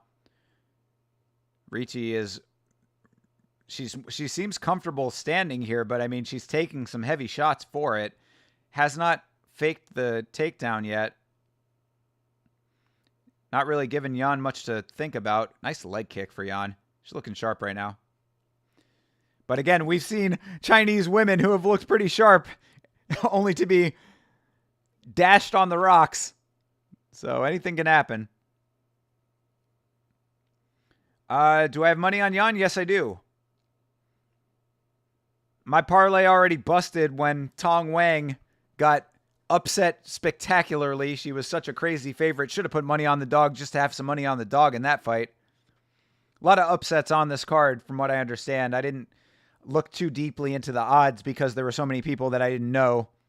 But yeah, I had Lanier Kavanaugh and Tong Wang on a parlay. That one busted. I also put a straight on Volkan Oezdemir. That one busted. So put a little money on Yang Jianan and Davison Figueiredo, who I do believe is going to win the main event. I think that he's just been looking spectacular lately. Although apparently he did have a pretty bad weight cut from what I understand. So we'll see what happens. Yan Jianan is fucking teeing off right now. Landing some nice shots. Good kicks from Yan. We've got a Yan Xiaonan. We've got a Piotr Yan. Put them together. They are Piotr Yan Xiaonan.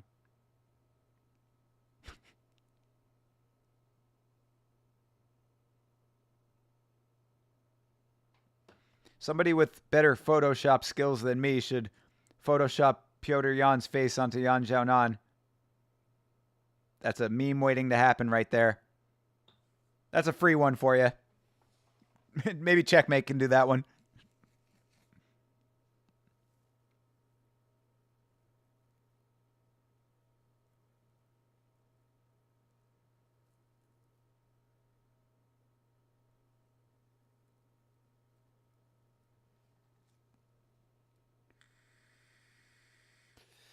All right.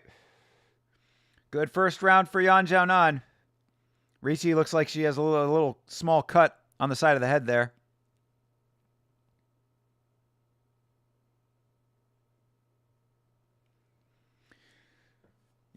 Good, solid start. Yan coming out with a lot of intensity. Striking on point. I would suspect that Ricci is going to start trying to get this to the ground in the next round because she is down around.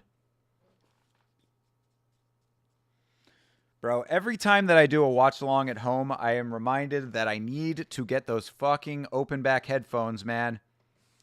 Just that all the good ones are fucking expensive. Yeah, Yan dominated that round, absolutely. Yeah, striking was crisp. Like, it wasn't all, like, super, I mean, it was powerful, but it didn't look like it was, like, overly effective. Like, nothing was, like, really making Ricci, like, react to it. But it had a decent amount of power on it, and it was certainly higher in volume, and Ricci didn't do anything to try to get it to the ground, which I would suspect is what she's going to try to do at some point. So maybe it'll be this round. Yan going to the body with those punches. Like seeing punches to the body.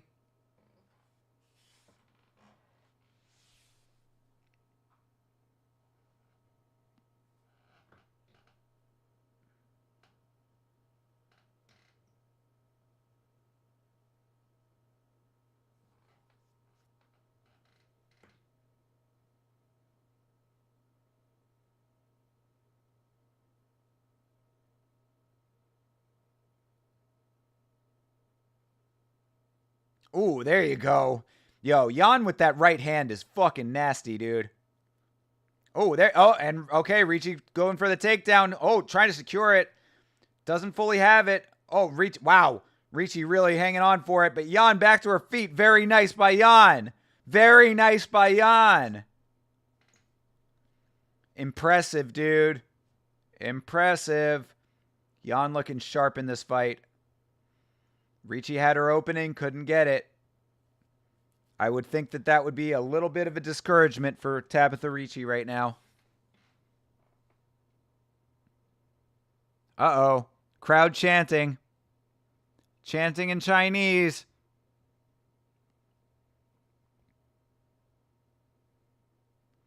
And Ricci is looking like she is bouncy as hell right now.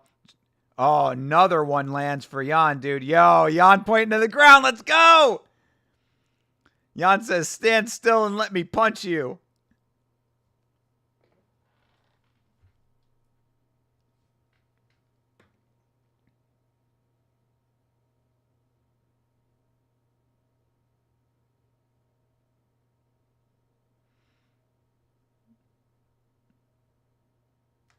Let's go. Nice one, too, for Yan.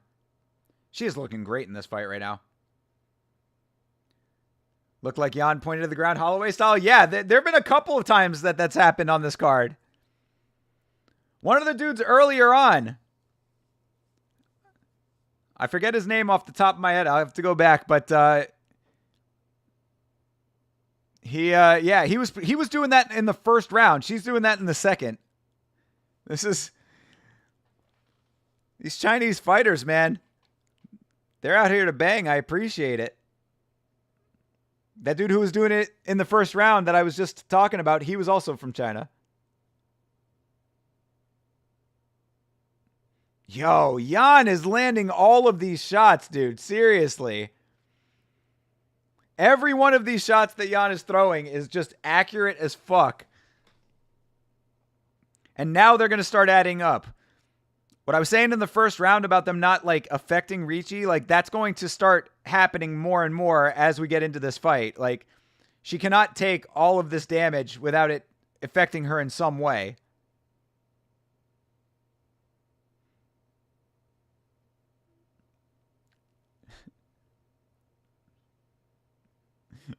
Michael Bisping just said that Jan's hands are or that her arms are longer, faster, and frankly better. Damn, Bisping. I mean, you don't have to lay it out there like that. Ooh, that was a nice one for Ricci, finally. That was like the first decent strike that she has thrown in this fight. She needs to go back to the takedowns, man. She needs to try to get this to the ground.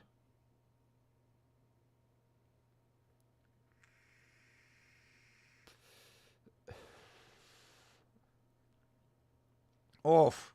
Yo, dude. Every time that Jan is landing these shots, they are looking like really, really nicely placed and potentially devastating. She hasn't gotten anything that's like wobbled Ricci or anything, but it's like any one of these shots could be the one. Because she is throwing with intention right now. Hey, Bloomis, thank you, brother. Appreciate you always, my guy. You don't have to do that, my dude. I very much appreciate it. Thank you very much. The support means the world to me, man. I really, really appreciate it. Hopefully someday soon I'll be able to get those fucking headphones. That's what I'm trying to conserve the donations for the headphones. That'll be the next stream investment. Right now, the two things that the donations are going towards are my tolls to get over to Vitsking's house and the headphones. So just know that any donations that come into this stream go right back into it. But thank you very much, Bloomis. I appreciate it. I really do. And another, that round is over now. That's another solid round for Yan Xiaonan. I mean, come on. She is walking away with this fight right now. Tabitha Ricci just does not have anything for her at the moment. This is going to be another one of those fights where it's either going to be completely one-sided or Ricci is going to pull an insane upset. Which, as we know from the fights on this card already, can certainly happen. It is not out of the question. And I appreciate that Red Bull money because this one right here is empty.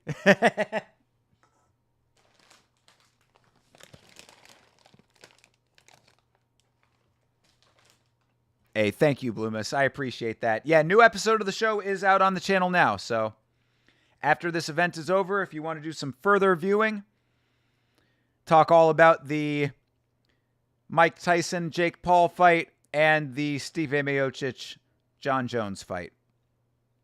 And there's a lot of yelling. So if you enjoy the yelling aspect of my show, you're going to get tons of it in this next episode. Or this current episode, I guess. Ricci's corner asking for a blitz and a level change? No shit. No fucking shit. Like, she has been taking all kinds of damage on the feet. She went for one takedown that she didn't even really fully initiate, if I remember. Didn't get it. Didn't secure it. I mean, come on. Like, at this point, you really need to be working your way for the takedown and trying to get to the ground. And then being able to finish it is really another story. Yeah, I mean, you know, Bisping is saying it exactly right. I mean, what she's doing is not working. Jan is just having a field day right now.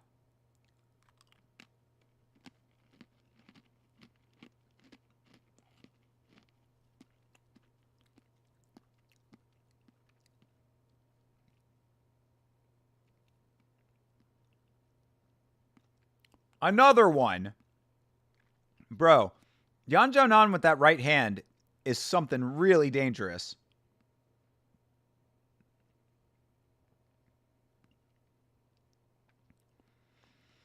You'll check out the new episode for sure. You started listening to mine and Chase's stuff when driving to work. Good call.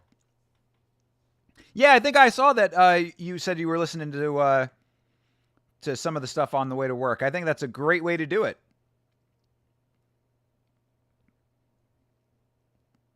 I appreciate it. Thank you very much for doing that, man.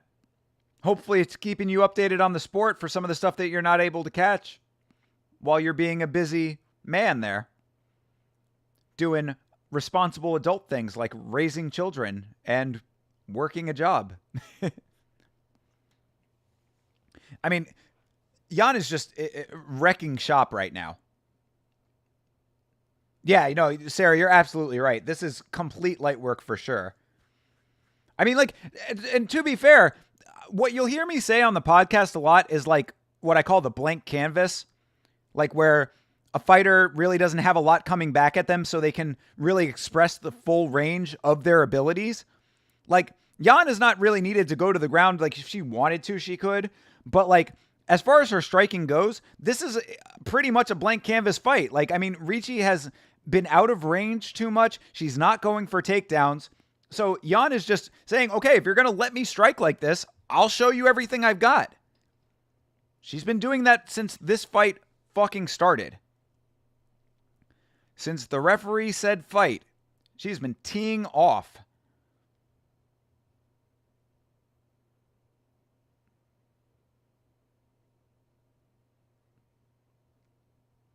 I mean, and Ricci, like, the way that she's, like, jittery and stuff with it, I mean, like, it's not working at, like, nothing she's doing is working. Like, because she's trying to be very active on her feet, but Jan is also very active on her feet. So Jan is just staying with all of this. There you go. She finally tries to go for a takedown. Jan is all over it. She is so locked in. So I was talking about with Marcus McGee getting into the flow state really quickly. Jan is doing that as well. And if what they were saying on commentary is true, that Jan took a lot of confidence out of her title shot, it's all showing here. She should have some swag. She should walk with a little fucking, pep in her step, so to speak. You know? She should have a little chip on her shoulder the way she's fighting right now. Look at those fucking numbers. 50 significant head strikes, 15 to the body, 8 to the legs. She is wrecking right now. Good Lord. Standout performance.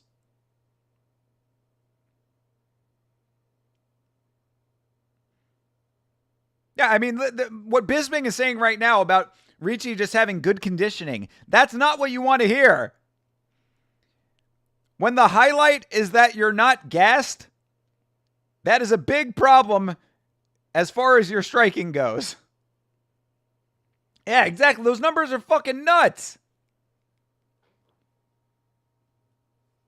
Ooh, push kick to the fucking head, side kick to the head. Yeah, dude. Wow. That was a complete 100% outclassing by Yan Xiaonan. Like, you want to talk about levels to this game. Yan Xiaonan just fucking strolled through the park getting that victory. And you want to know something too? Let me say this as well, because we talked about this a whole hell of a lot in Abu Dhabi and Saudi Arabia. The judging in Macau has been fantastic. The judging has been 100% correct for these fights. With the very rare exception, I would say, possibly, of the Lonier-Kavanaugh fight. I thought that one was a little bit closer. It was a unanimous decision. I probably could have seen that be a split decision. That being said, everything else has been on par, if not better, than the judging in the United States. So I really got to give it up to this event and everything in Macau. China has run a very tight ship when it comes to this event, and I am all here for it. So, yeah, I dig it. I absolutely dig it.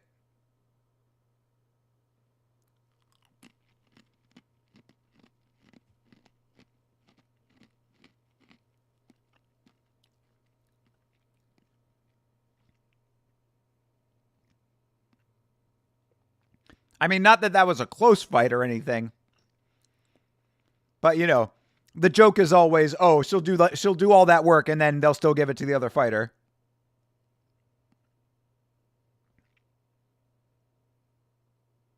Yeah, beautiful, beautiful win for Yan Xiaonan. A lot of empty seats still in that crowd. Shit, man. I might fly over to Macau sometime. Go see a UFC event over there. That'd be awesome. It looks beautiful. As I said, I'd just be worried about China. China just freaks me out a little bit. I'm not, me and authority don't mix very well. So, totalitarian governments are something that I'm kind of fundamentally against, but still looks like a beautiful country.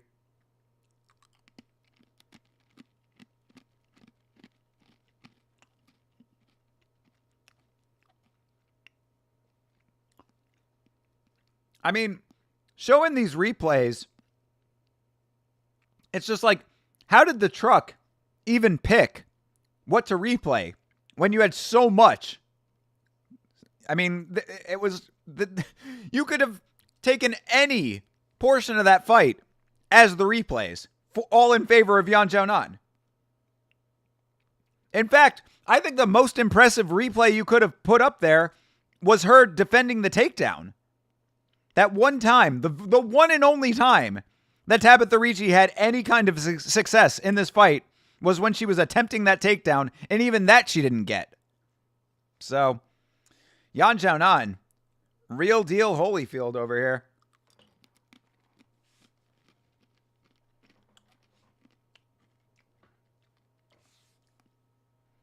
You were checking in on Chase's stream. He's faded. Shit. Let me bring that up real quick just to see. Oh, calling for a rematch with Zhang Weilei? Yeah, she wants a rematch. Let's go. Yeah, I would love to see that rematch. I thought she did great in that fight. I would love to see a rematch after a performance like that. And again, where the fuck has Zhang Weilei been? She has not fought since then. It's been a while. I don't know. Maybe she got injured after that fight. Hold on a second. I want to see what Chase is looking like right now.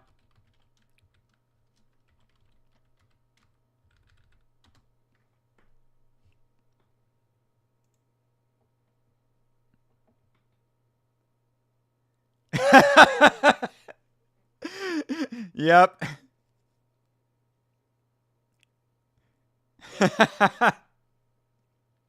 He fell asleep multiple times. Oh, my dude. You got to cut the kid some slack, man. He's trying his best. Oh, yeah, but you can definitely tell he's hurting right now.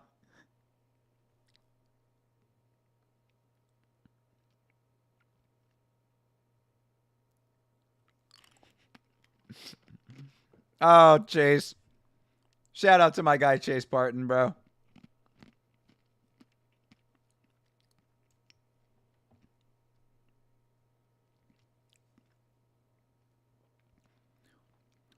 What is that jacket he is wearing? Was it a jacket or a towel? But he looked like he had a towel going on. Anyway, shout out to my dude Chase Barton, man. He tries his best. To be fucking fair to the homie, all right? Chase Barton, at his age, is probably one of the hardest working people I know. He is always trying to get content out. He has never missed a podcast. He's a young guy with a very mature attitude and outlook on life. I got nothing but good things to say about Chase Barton. He's a top-notch quality individual. So, you know, the fact that he even got up for this event is very impressive. How many Red Bulls have I had tonight? Is that shit working, bro? I have had one Red Bull, and it always works. I'm telling you, Red Bull is like a magic bullet, my dude. You think that's one of the flags he's wearing? I thought it might have been a flag too, but it looked like it had some writing on it, so I don't know. Because, yeah, I thought it was a flag at first, but I don't know what country that flag would have been from, because both of the fighters from the last fight were from countries that did not have blue in their flag, but either way. Yeah, cut the kid some slack. Yeah, I have had 12 ounces of this Red Bull, and it is, I'm telling you, dude, Red Bull has been a godsend. I was so against energy drinks for the longest time. I just did not fuck with them. You know, I know that they're not good for you, blah, blah, blah, all of that shit, calories, all the stuff that you know about it. I don't give a fuck, okay? Especially since I stopped drinking, like, that, you know, energy drinks have just like slotted right in there.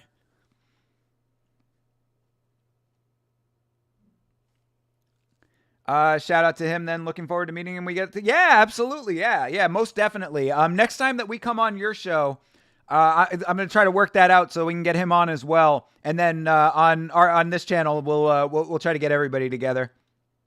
We'll see what the schedules look like. It's hard to coordinate multiple people like that, but if it works out, we will definitely do it. And yeah. I mean, like, if you ever listen to an episode of our podcast, I think it comes through. That's why I love doing the podcast with Chase. Like, we have really in-depth discussions about these fights.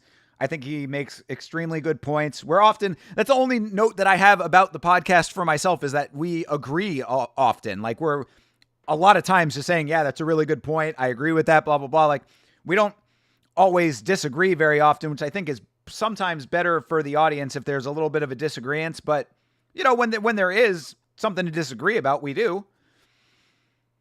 But I think it just really comes from the fact that we both have a analytical approach to the sport, and a lot of times we see things the same way. So, yeah, I got nothing but positive things to say about the homie Chase. He's the best. So, if he's falling asleep on stream, you let that man live.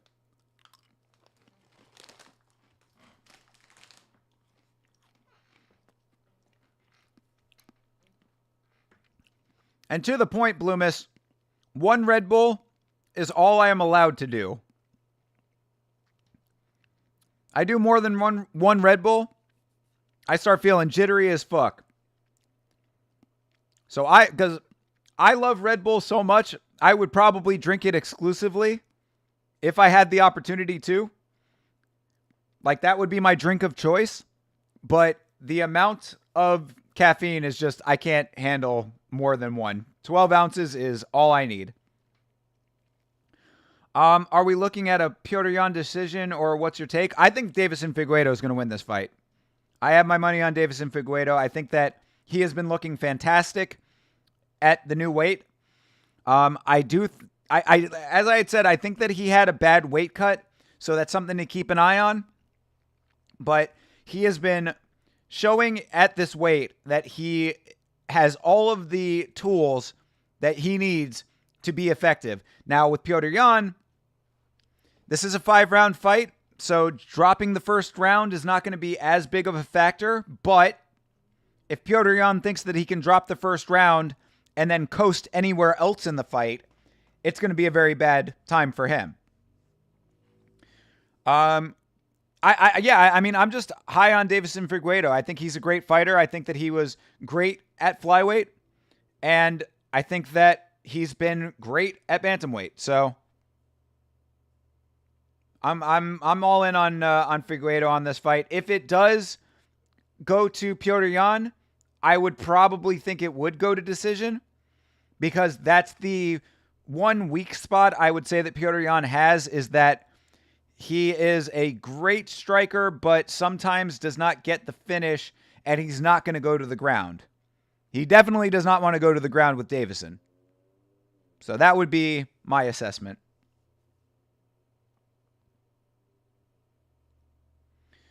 Sounds good. Love hearing different views and perspectives. You're so soaked about it. Yeah, absolutely. Same, absolutely. Yeah, most definitely. That's the whole thing, is that, like, when it comes to your viewpoints on the sport, I will say when I don't agree with something respectfully, you know what I mean? Like, that's why I was enjoying talking to Garrett about stuff. I think that there were some things that he was saying that, I had a different take on or whatever. Just be cool about it, You are a fucking idiot for having that take. You know what I mean? Like, never that. But, like, if you think the way that you think, you are an idiot.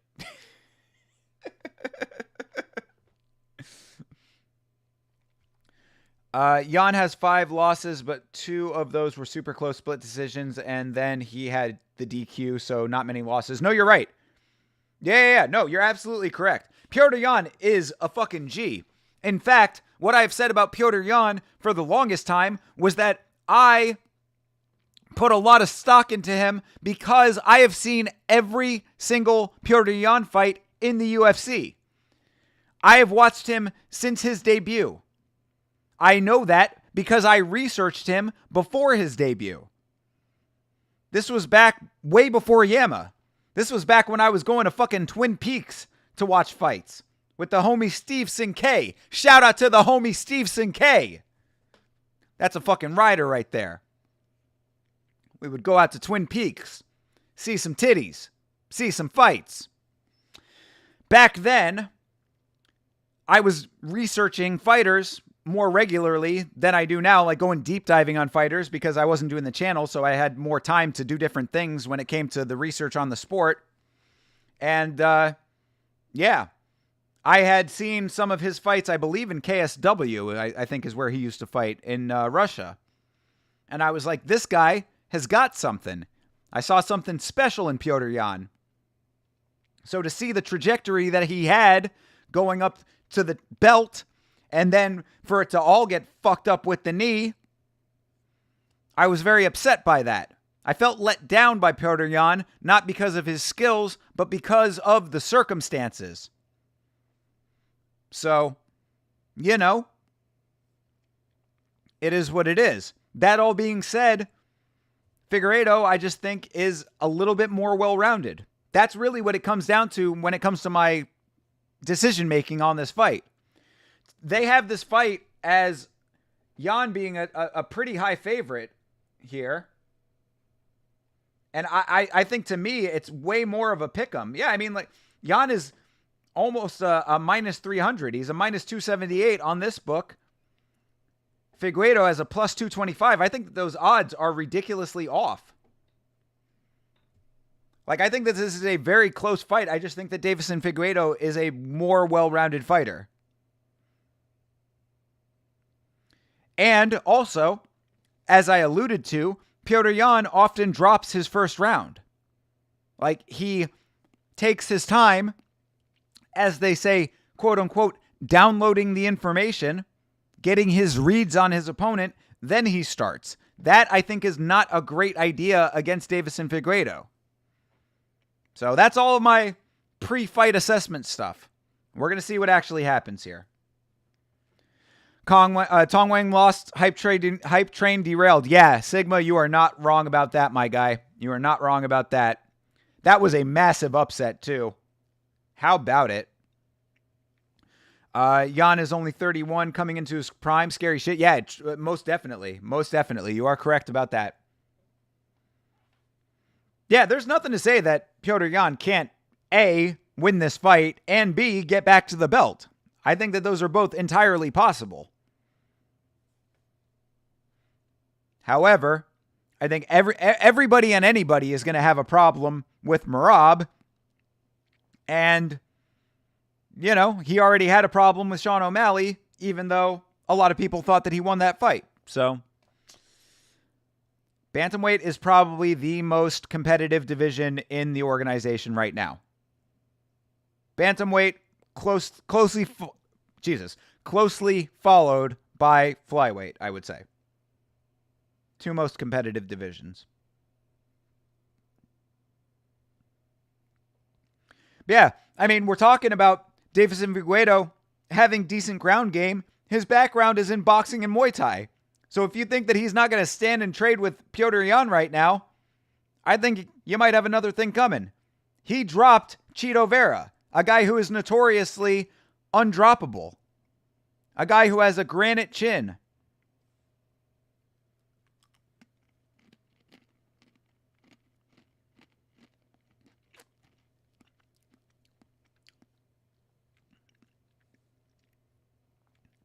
Dios de Guerra, the god of war.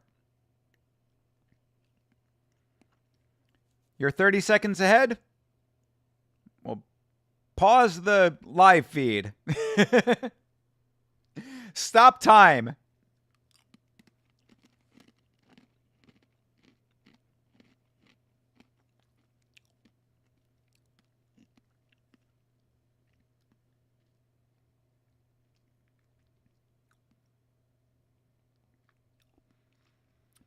He is no mercy, Petr Yan.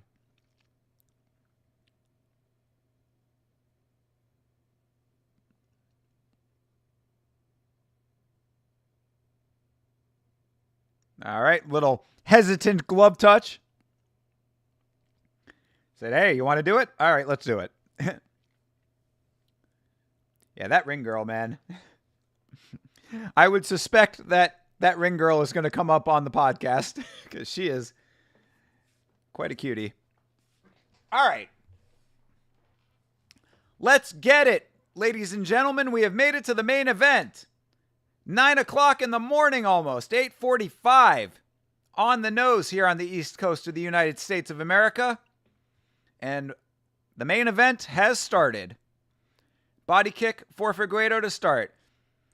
Already trying to go in for a takedown, does not get it. They clinch up at the center. Oh, beautiful trip.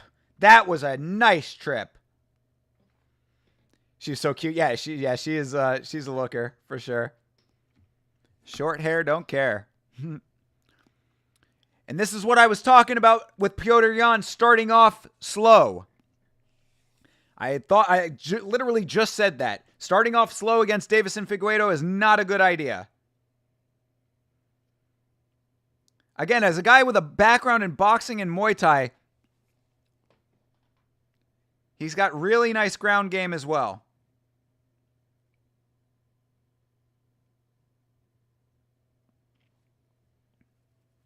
Yep, transitioning to the back here.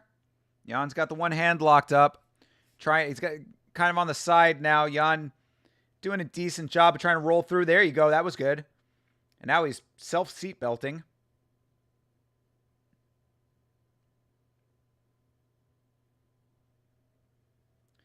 Figueiredo trying to posture up here. Jan keeping a control of that one hand. Got the wrist controlled. But Deiveson Figueiredo trying all kinds of tentacle-y shit right now. He's octopusing. Petr Yan landing some beautiful elbows to the thigh. Bisping trying to sell those. Elbows to the thigh. Guys, those really, really hurt, I promise. I'm sure they do. Yan has never been finished, let alone subbed. Yes, that is true. But there's a first time for everything. Sounds like you're such a Jan nut hugger. You're not. You're scared of the dude, if anything. Yeah, no, I would be. Bro's like, what, like 5'4"? Fucking take your head off. Yeah. No, Petr Yan is the fucking man, dude. It has nothing to do with that. Like I said, I'm a huge fan of him. And he reversed this ground game right now, and now he is on top. Figueiredo trying to get the butterflies in there.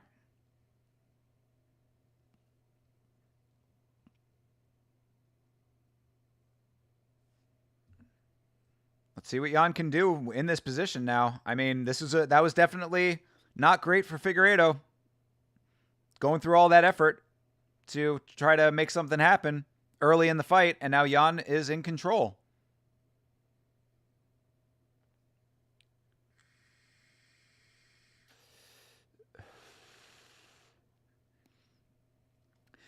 Senko is saying that it was smart of him to push him up against the cage. I would think that if he can break he'd have to break the guard. I guess that maybe that was her point. His guard is strong, so he's not going to use the cage to back himself up. But I would think that if he could get the butterflies back in, that this would be a better place for him to try to get back to his feet.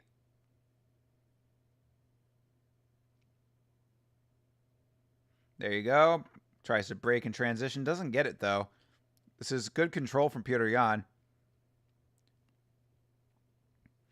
It's going to be interesting to see how this round is judged. Because, I mean, Figueiredo got the takedown, but Yan reverses. So how do the judges see that? All right. Figueiredo trying to roll to his stomach here. See if he can get his knees on the ground.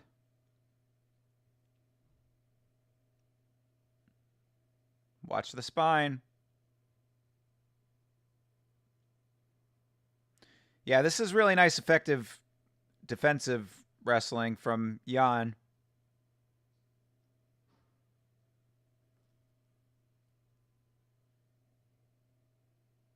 Oof. That was a nice one. All right, they're back to the feet now. Good shit. Yeah, that was all very nice from Petr Yan. See if Figueiredo has anything else here.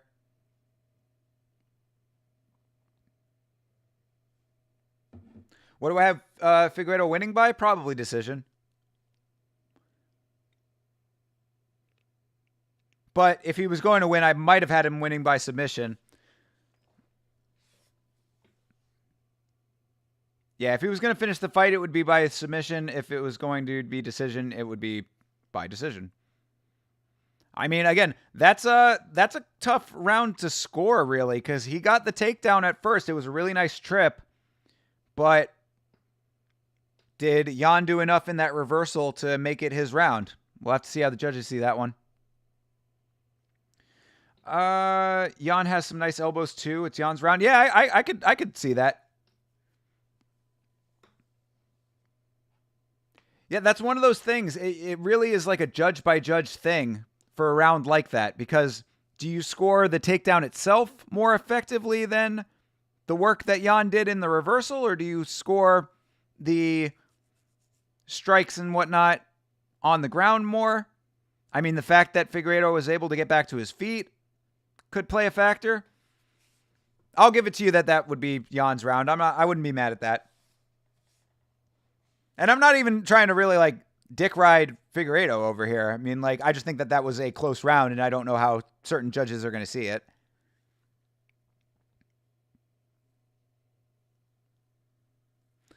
Let's see what Figueiredo has here. Oh, going for that oblique kick.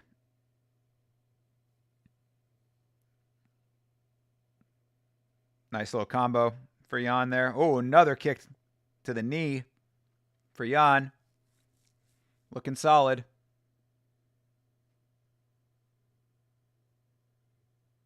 Oh, yeah, those leg kicks are heavy. Figueiredo should probably check some of those, especially if he's going to try to put pressure on Yan. Yan does not give a fuck about your pressure.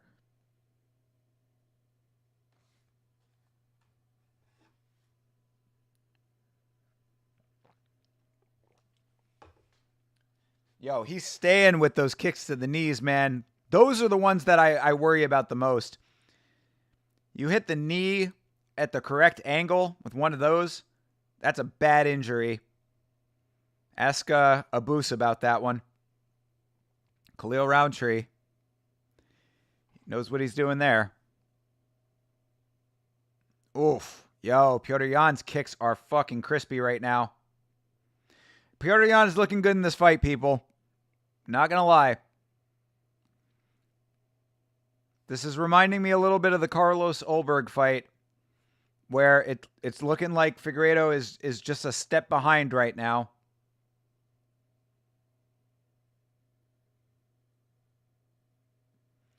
Another nice leg kick for Yan. Those leg kicks are going to start adding up, man.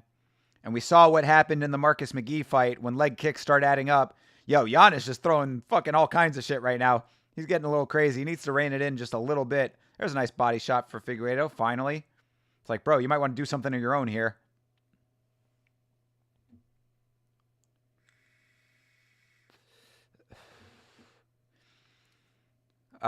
Damage should count more than control time. Yeah, I would say that it should. It absolutely should by the letter of the rules, but it's more of how they counted the takedown for that round. But right now, Yan is certainly winning this round. I mean, Figueiredo hasn't done much. So I'm saying, like, he needs to do something of his own here. Uh-oh. Figueiredo swings through a shot and then takes one back for the trouble. Spin kick. Ooh, there you go. That was a nice straight. Oh, they're saying that shot hurt him. I mean, that didn't look like it hurt him, though. It just pushed him back. I think Bisping has been broadcasting with DC a little too long. Petr Yan looks just fine.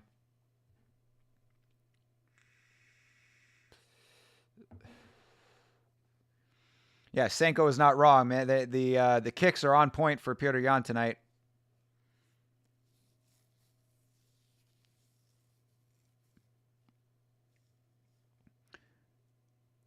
Ooh, another nice body kick for Figueiredo. What the hell was that? Figueiredo just fucking face planted real quick and then bounced right back up to his feet. I don't know what the hell that was. That was funny.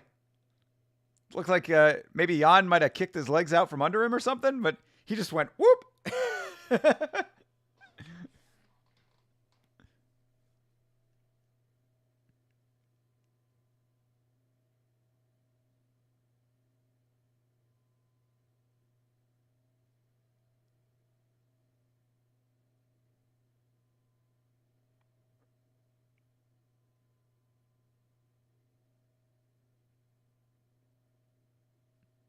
Oof. Yeah, dude. Piotr Jan is looking really sharp in this fight. And as they said on commentary, which is very true, even if Jan drops the first round in fights, which I don't think he necessarily did here, he gets better throughout the course of the fight. And in a 5-rounder, that is bad news for anybody he's fighting. Oof. There you go. That was a nice uppercut for Figueiredo. Ooh, nice one back from Jan. Hear that Russian being yelled in his corner.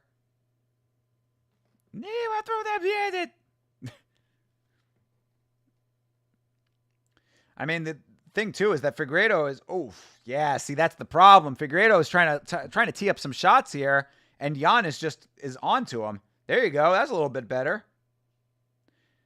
This is going to be this type of fight, man. A lot of trading. Oh, wow. Really nice, effective trip for Jan at the end of the round. Figueiredo trying to go for a armbar late. Horn sounds, but that was a great trip. Holy shit.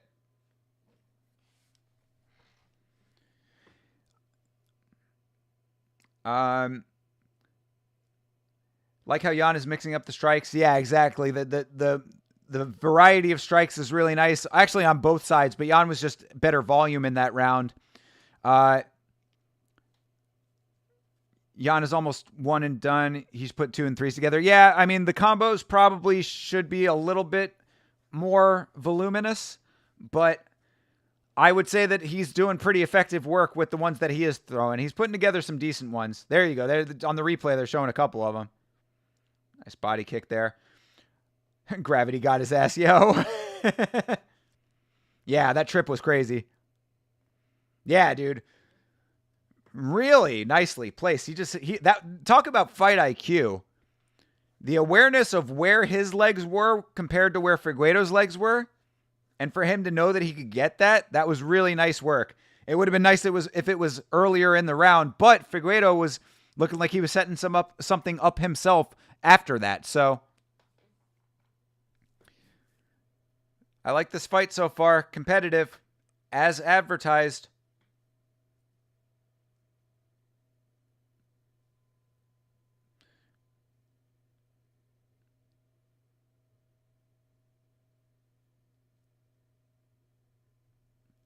Okay, so Feng Xiaotan, who took that crazy head kick earlier on, is doing okay, apparently. She's at the hospital continuing her evaluation. Hope she remains okay.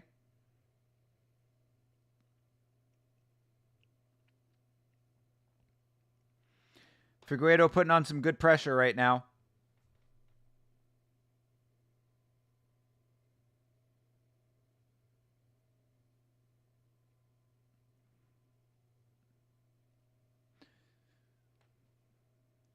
Good round, give it to Jan based on the output. Yeah, I'd agree.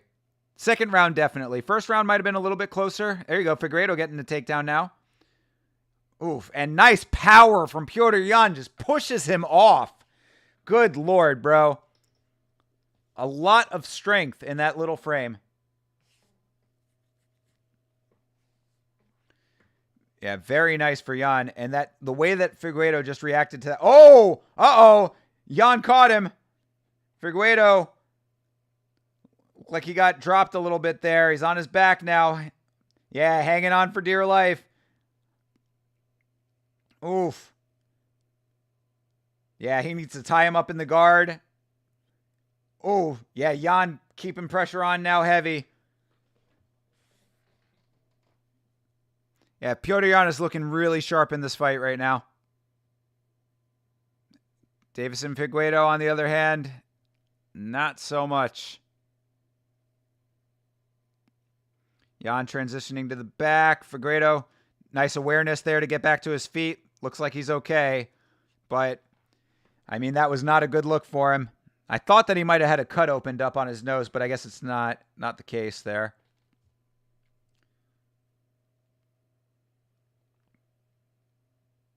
Another nice body kick. Nice right hand for Figueiredo. That's the problem, too, is that it's looking like the striking from Jan is actually affecting Figueiredo, while even though Figueiredo is getting some nice shots off, it's not affecting Petr Yan. He's just eating all of it.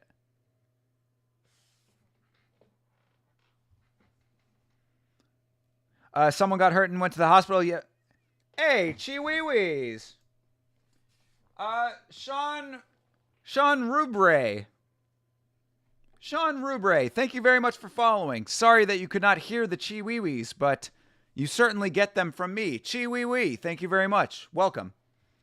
Yes, Fong Xiao Tan is a fighter who fought earlier on the card. She got kicked in the head, got knocked out clean, and had to be stretchered out. So they are giving us updates on her condition, and thankfully she seems to be okay. But still at the hospital, still being evaluated, so it was pretty bad.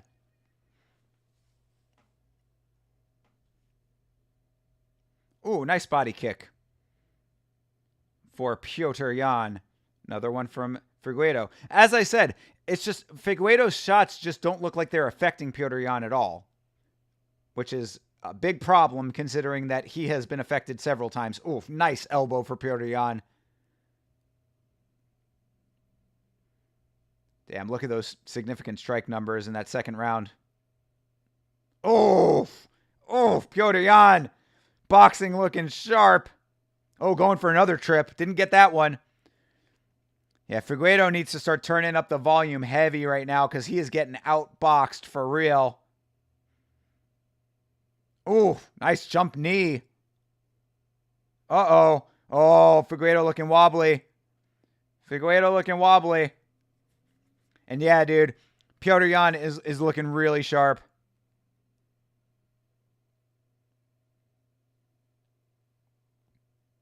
Mouthpiece timeout. All right, they fight again. No, and they cut the time anyway. All right, whatever. Little screw up on the timekeeper's half there. Flashback to that scary Valentina head kick that flatlined her opponent. Sounded like a baseball bat. Yeah. Who is that against? I know which one you're talking about. Same with the Yan Jianan. I mean, the Zhang Weilei versus Rose Namajunas head kick. It's the speed differential for Yan and the creativity. Yeah, I mean, speed, absolutely. The variety of the shots is really nice. And yeah, he's certainly starting to feel himself. You know, as we had said, he gets better as the fight goes on. So, you know, he's just finding nice openings. He's very aware. That is one thing that you can definitely say about Petr Yan. That is why the bullshit with the knee against Aljamain Sterling was so out of character and unfortunate for him. His awareness, he's like, I mean, like the fight IQ is very high. So for him to not realize that the knee would have been illegal in the position that he was in is just really bad look. But regardless, that's in the past. What we're seeing right now, Figgy is looking a little foggy, Andy. Yeah, I think you are correct. As of right now, I mean, you could possibly give Figueiredo the first round, but he is certainly down 2 rounds at this point, at least. Trying to roll through. Goes down. Wow, whoa, all kinds. Looks like cats fighting right now. Bouncing all over the place. Laura Sanko just said the same shit. That's funny. Yeah, they are all kinds of bouncy. And mostly, I believe it's because Figueiredo is starting to get a little desperate. They look like they're fast-forwarded. Yeah. Yeah, I agree. I mean, really, it's more Petr Yan though. As I said, I think Figueiredo is starting to get a little bit behind, just for lack of a better term. Figgy's looking faded. This round could be his last. I don't know, man. We'll see.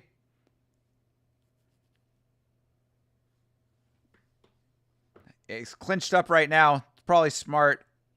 Yeah, I mean, this has been very solidly Petr Yan's fight. If this goes to decision, it's definitely going his way as of right now. I mean, Figueiredo's going to have to do a lot more than clinch up against the fucking cage and hold his leg.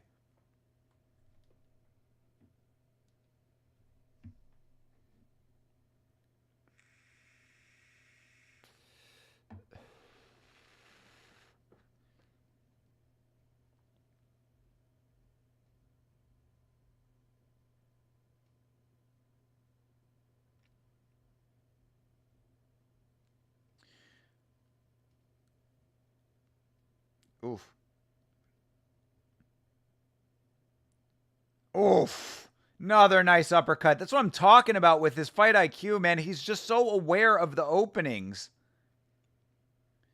Figueiredo's staying with it. A mouthpiece out again?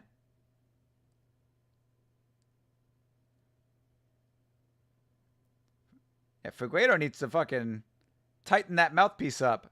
That is the second time that thing has popped out.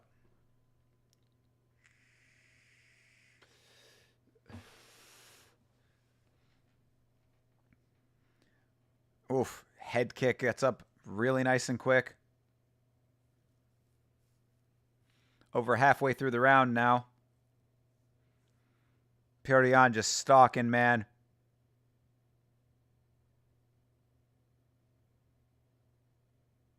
Oof. And he's slipping shots too. I mean, he is just getting out of the way of these shots so nicely.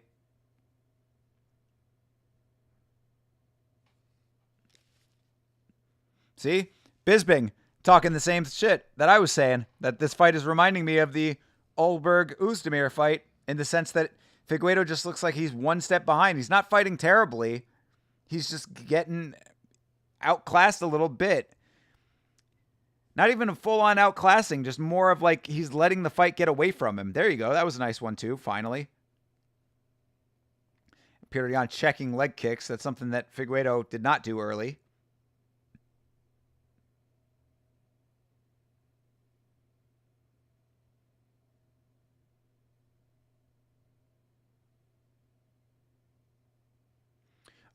Figueiredo just complained to the ref about a glove hold.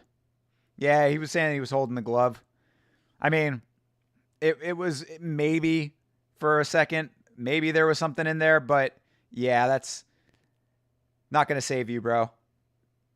Not going to save you.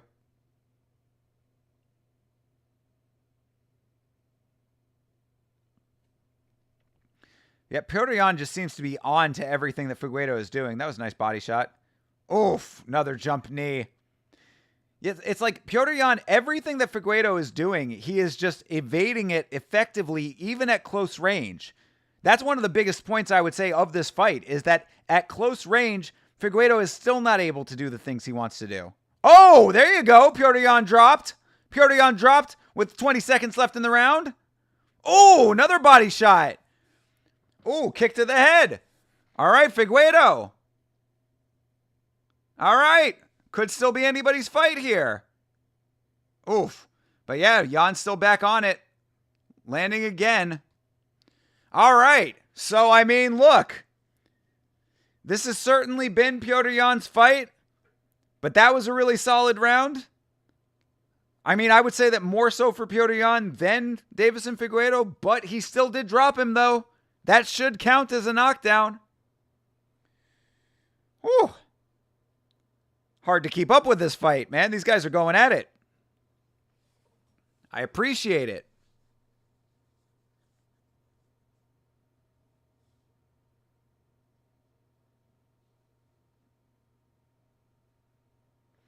Do you give that round to Figueiredo? Yan dominated but got dropped at the end. I mean, yeah, that is one of those things that, like, it's a fundamental viewpoint of the sport. Like, it's one of those subjective things. Like, if you want to count it off of like what I would think is by the book, that's more effective damage. The drop swings the round. If the drop swings the round, then yeah, I would say that that would be his round. But the volume and effective striking was way more for Jan. So again, this is like, it's a hard fight to judge. Do I think that that would have swung that round? Probably not.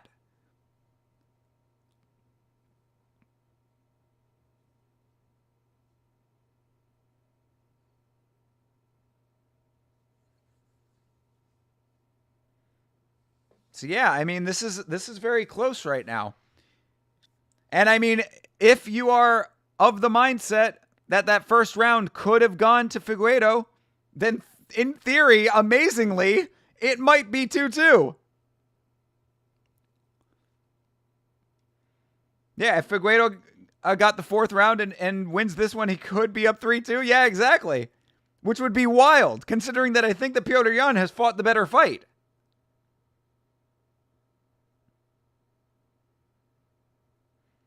But who knows?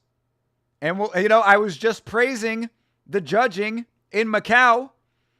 We're going to have to see how the judging goes in this fight if it goes to decision, which it very well might. Two tough guys over here. Oof. Heavy shots from Jan. And I mean, Figueiredo's body language just looks atrocious. I mean, like that he looks all kinds of foggy, as Andy said. Jan probably holding his glove to pull him in and then throw the elbow to KO him. Could be. But I mean, you can still do that if you hold the wrist, so.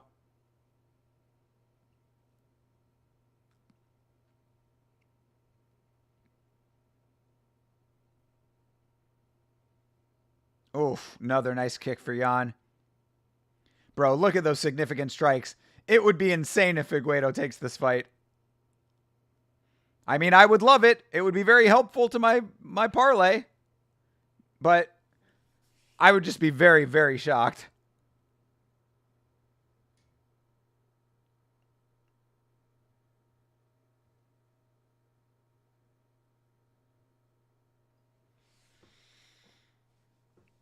A nice overhand for Figueiredo. There you go. Right now, Figgy. Missed his opportunity there. Had him up against the cage for a split second. Could have done some work with that. Ooh, nice body shot for Figueiredo. And slips 2 shots. Ducks 2 of them. Ducks another one. Ooh, spinning back fist lands.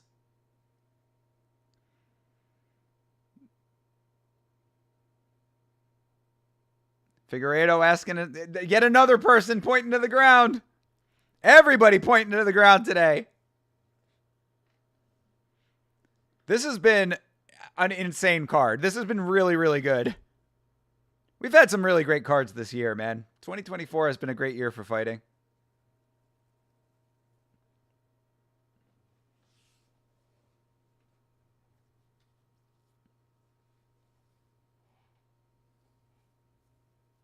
Oof.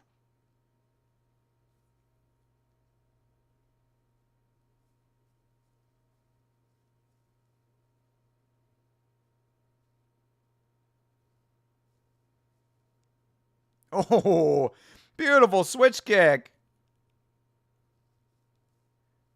Holy shit. Oh, nice question mark kick for Figueiredo. I'm loving it. Ooh. Yo, Figueiredo swinging for the fences, but Jan fires right back.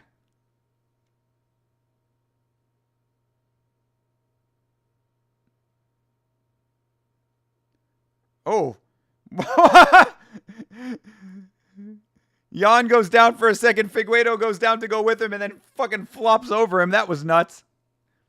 Bro, these guys are fucking... They're getting acrobatic over here. It's like a tumbling act. This is wild shit.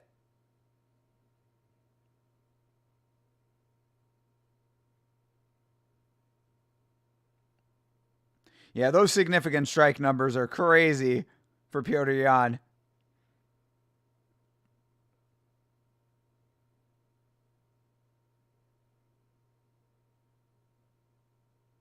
Oof. Another beautiful body kick for Petr Yan. Come on, Figueiredo. 10 seconds, my guy. Almost went for the takedown. Petr Yan didn't get it. Yeah. That fight was fucking awesome to cap off an awesome card. What a great card, man. As I had said, I was very worried about having to wake up early for this card. Was it going to be boring? Am I going to be sitting here, sipping Red Bull, trying to keep myself awake? Nope. This card fucking ruled. That fight was great. We'll see what the judges say. Yan stringing the uppercuts together beautifully. Yeah, yep. He certainly was. Close round, this one, but Yan probably takes it. Yeah, absolutely. Yeah. Yan should take that fight. main event golf clap, exactly. I don't have the soundboard here, of course, but, if I was over at Vitz's place, the buttons I'd be pushing. $49.46 Yan. Yeah, I'd say that's probably about right. The two of them together on the cage. That's a nice visual, I guess. Aw, and a nice little hug. Get on down there, you crazy kids. Yeah, Jesus Christ, look at those significant strike numbers. That is fucking wild. Nearly full-on double the significant strikes for Petr Yan. If he loses this fight, it would be madness. Again, my parlay would be very happy, but it would be fucking nuts. Yeah, classic is a good way to put it, John Gooden. That was absolutely very nice. Very, very, very nice. On a great card. As I said, this card has been really good. A lot of great finishes. Even the fights that went to decision were not bad. In fact, I can't really think of a fight that I was like, that absolutely sucked on this card.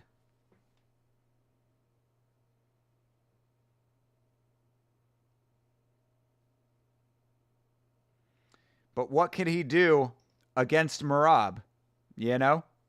That's always the question right now. Because as I have said too, I think that Merab has the most dangerous skill set. The only person I think that could possibly fuck with him right now is Umar. Anyway, 5 incredible rounds of action. 50-45, my man. Wow. All right. Look, I think it's a little bit wild to not give Figueiredo at least one round, especially when he dropped him. But look, the decision is correct. We'll talk about that on the podcast. 50-45 seems a little gratuitous to me, but it was the right decision. Yan looked really wonderful. You're impressed with the entire card. Yeah, same, exactly. Going back, I'm trying to think of a fight that was like not good. The Mashate first fight was good. Zhao Long was the guy I was talking about earlier who was pointing to the ground in the first round. That fight was really good. Lonier Kavanaugh's fight was like the weakest fight on here, perhaps, but actually no, maybe the Carlos Hernandez Norman Niem Jergal Termenderbrell. That might have been slightly weaker, but again, not bad, not like terrible, not to the point where I'd say like that was a bad fight.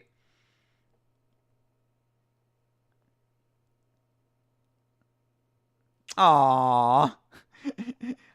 I'm very happy that my dad, his little kid in there. Always have mixed feelings about kids being at the fights, but nice to see dad win. And then going through the rest of these, the Shiming knockout was the one that sent the Feng Xiaotan to the hospital. Dong Hon Choi got a beautiful knockout. Si Young Yu outclassed Jalisa.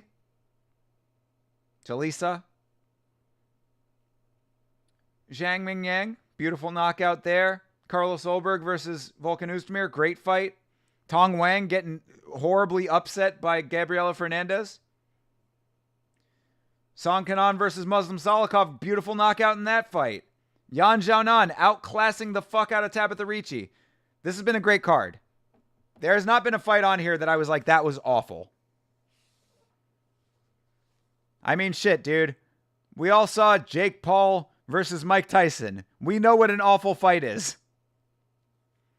Jan calling out Merab? Yeah, he fucking should.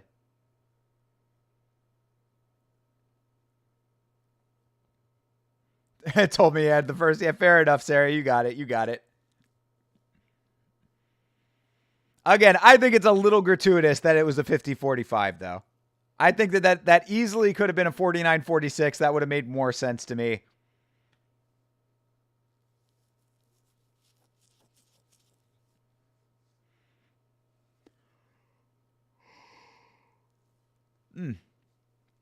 There you go. Credit to how good this card has been. That is the first time that I have yawned on this broadcast. Goddamn, what a fight is right. And honestly, I mean, really, it was... I don't even really think that fight, like, tremendously drops the stock of Deiveson Figueiredo. You might be able to say that maybe he's not championship material at this weight class right now, but I think that there's still potential for him to be that. So, I don't know. I thought that was a really good fight. I thought that Figueiredo kept it competitive throughout the entire fight. So, I don't think it's a massive dropping of his stock, even if it was a 50-45. As I said, I thought that the 50-45 might have been a little bit much, but... All right. Well... What did we learn today, folks? What did we learn today? We learned that Petr Yan and Deiveson Figueiredo can put on a fucking massively excellent fight. Christopher Nolan side gigging as an interpreter again. Yeah, I can see that comparison. Pantoja and Asakura coming up, and then Covington and Buckley coming up. I will not be live on this channel for that fight because I will be live at that fight. So, I will be doing a rewatch of that fight when on the Sunday following it. So, the Sunday after the Tampa card, I will be live for the rewatch, and I will give you all of the perspective that I had from being at the event in addition to what we see on camera. But what did we learn? Petr Yan still got it. Yan Xiaonan still got it. Muslim Salikov still able to pull off a great victory amazingly, even though he looked like crap in the fight before that. Tong Wang, hype train derailed. Yeah, very unfortunate there, but Gabriela Fernandez, very game to do it. Volkan Oezdemir could not pull the upset over Carlos Ulberg, but he is the real deal. Zhang Mingyang, beautiful performance there as well. Si Young Yu, okay, against a less than okay fighter. He still got some work, but not bad. Dong Hun Choi, beautiful knockout there. Congratulations to him on that one. Shi Ming getting a knockout that sent her opponent to the hospital. Crazy. Carlos Hernandez getting a fine win, I would say, over Nyamjergal Temendembarel, who seems like he has a little bit of potential, but still a diamond in the rough. Lonier Kavanaugh getting a win, even though that might have slightly gone the other way to Jose Ochoa. I'll stand by that. But still a great win, and I'm glad that he got it. Shout out to him and his student Am, who was in the chat a little earlier. Appreciate it. Xiao Long, very nice performance from that guy. Really, really sharp to make that one as impressive as it was. And Nicholas Mata getting a nice win over Mahashate to start the card off. Very, very good card in Macau this evening, / morning. So good times had by all. Definitely going to be taking a little nap soon. Got to let the 4 cups of coffee wear off. It's been fantastic. Hey, Sarah, thank you very much for hanging. It's been great chatting with you. I appreciated seeing you in there. A lot of fun getting to chop it up with you early morning. I absolutely will also be taking a nap as well here in a little bit. Andy says, we learned that the new gloves don't affect head kicks. Yo, Andy. You ain't lying, dude. This was a very head kick heavy card. A lot of great head kicks on this one. Head kick knockouts. We had 3 of them on this card. That is fucking wild. Bloomis says, thank you for doing it. You guys are some gangsters. Sleep tight, my friends. Yo, Bloomis, thank you for checking in. Shout out to Denmark. Hope you enjoy the rest of your evening, ? Out there. I guess it's coming into early evening for you out there. Absolutely have a great evening, my guy. Olberg ready for Pereira in a few fights? I mean, I don't see why not. I mean, it's got to happen at some point. I mean, or Pereira continues to need new, fresh victims, right? So I don't see why not. I would say maybe 2 or 3 more, maybe? ? Because where does that land Olberg in the rankings now?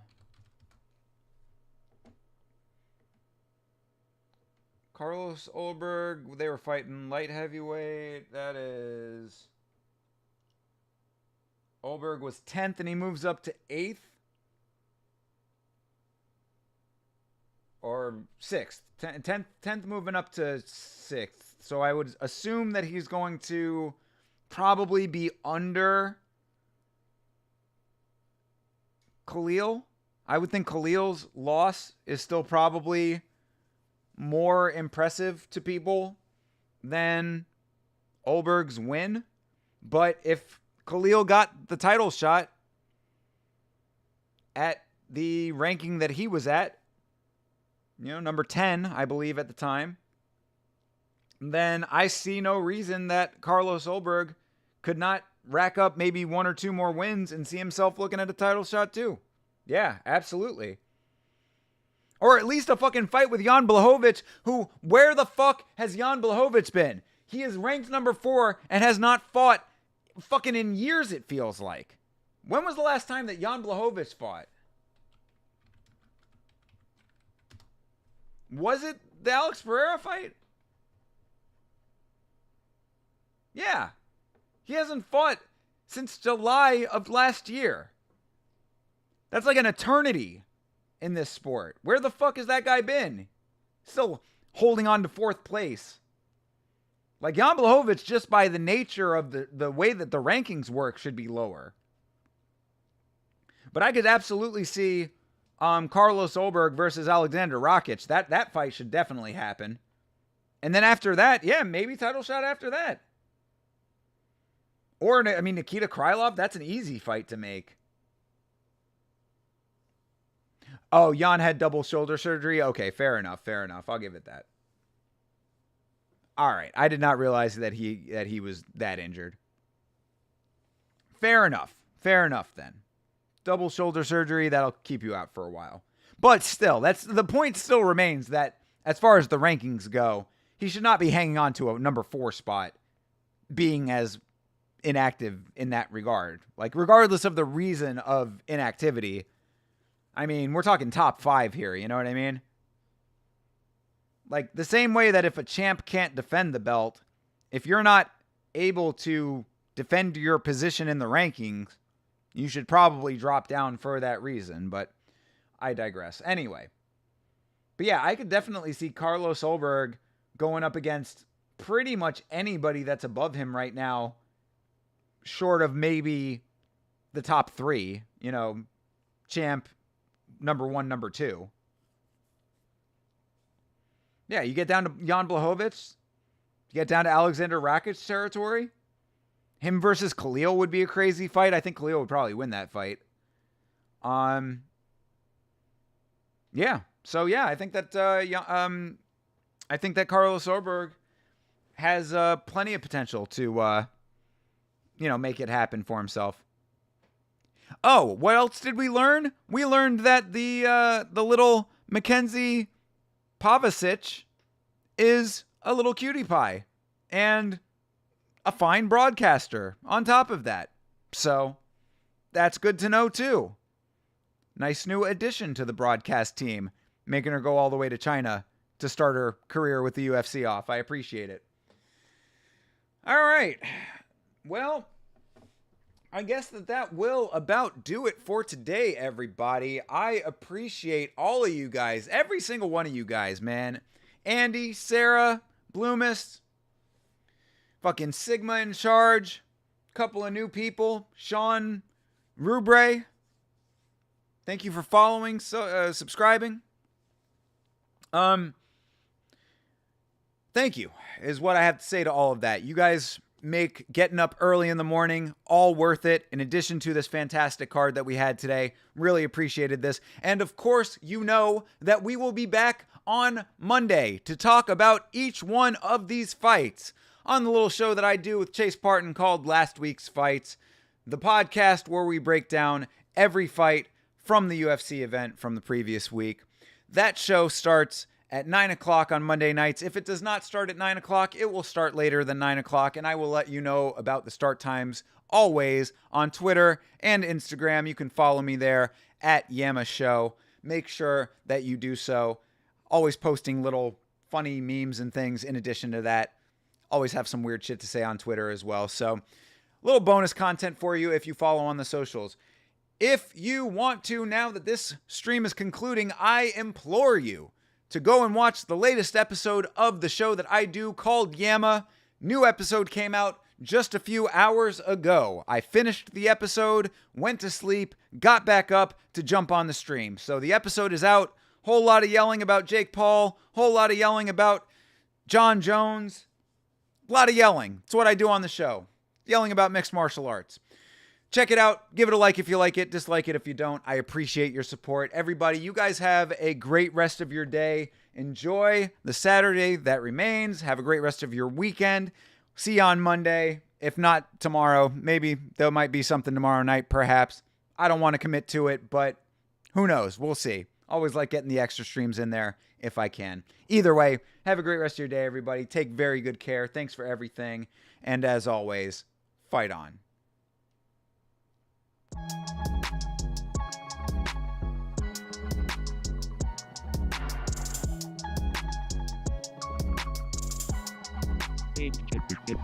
Game.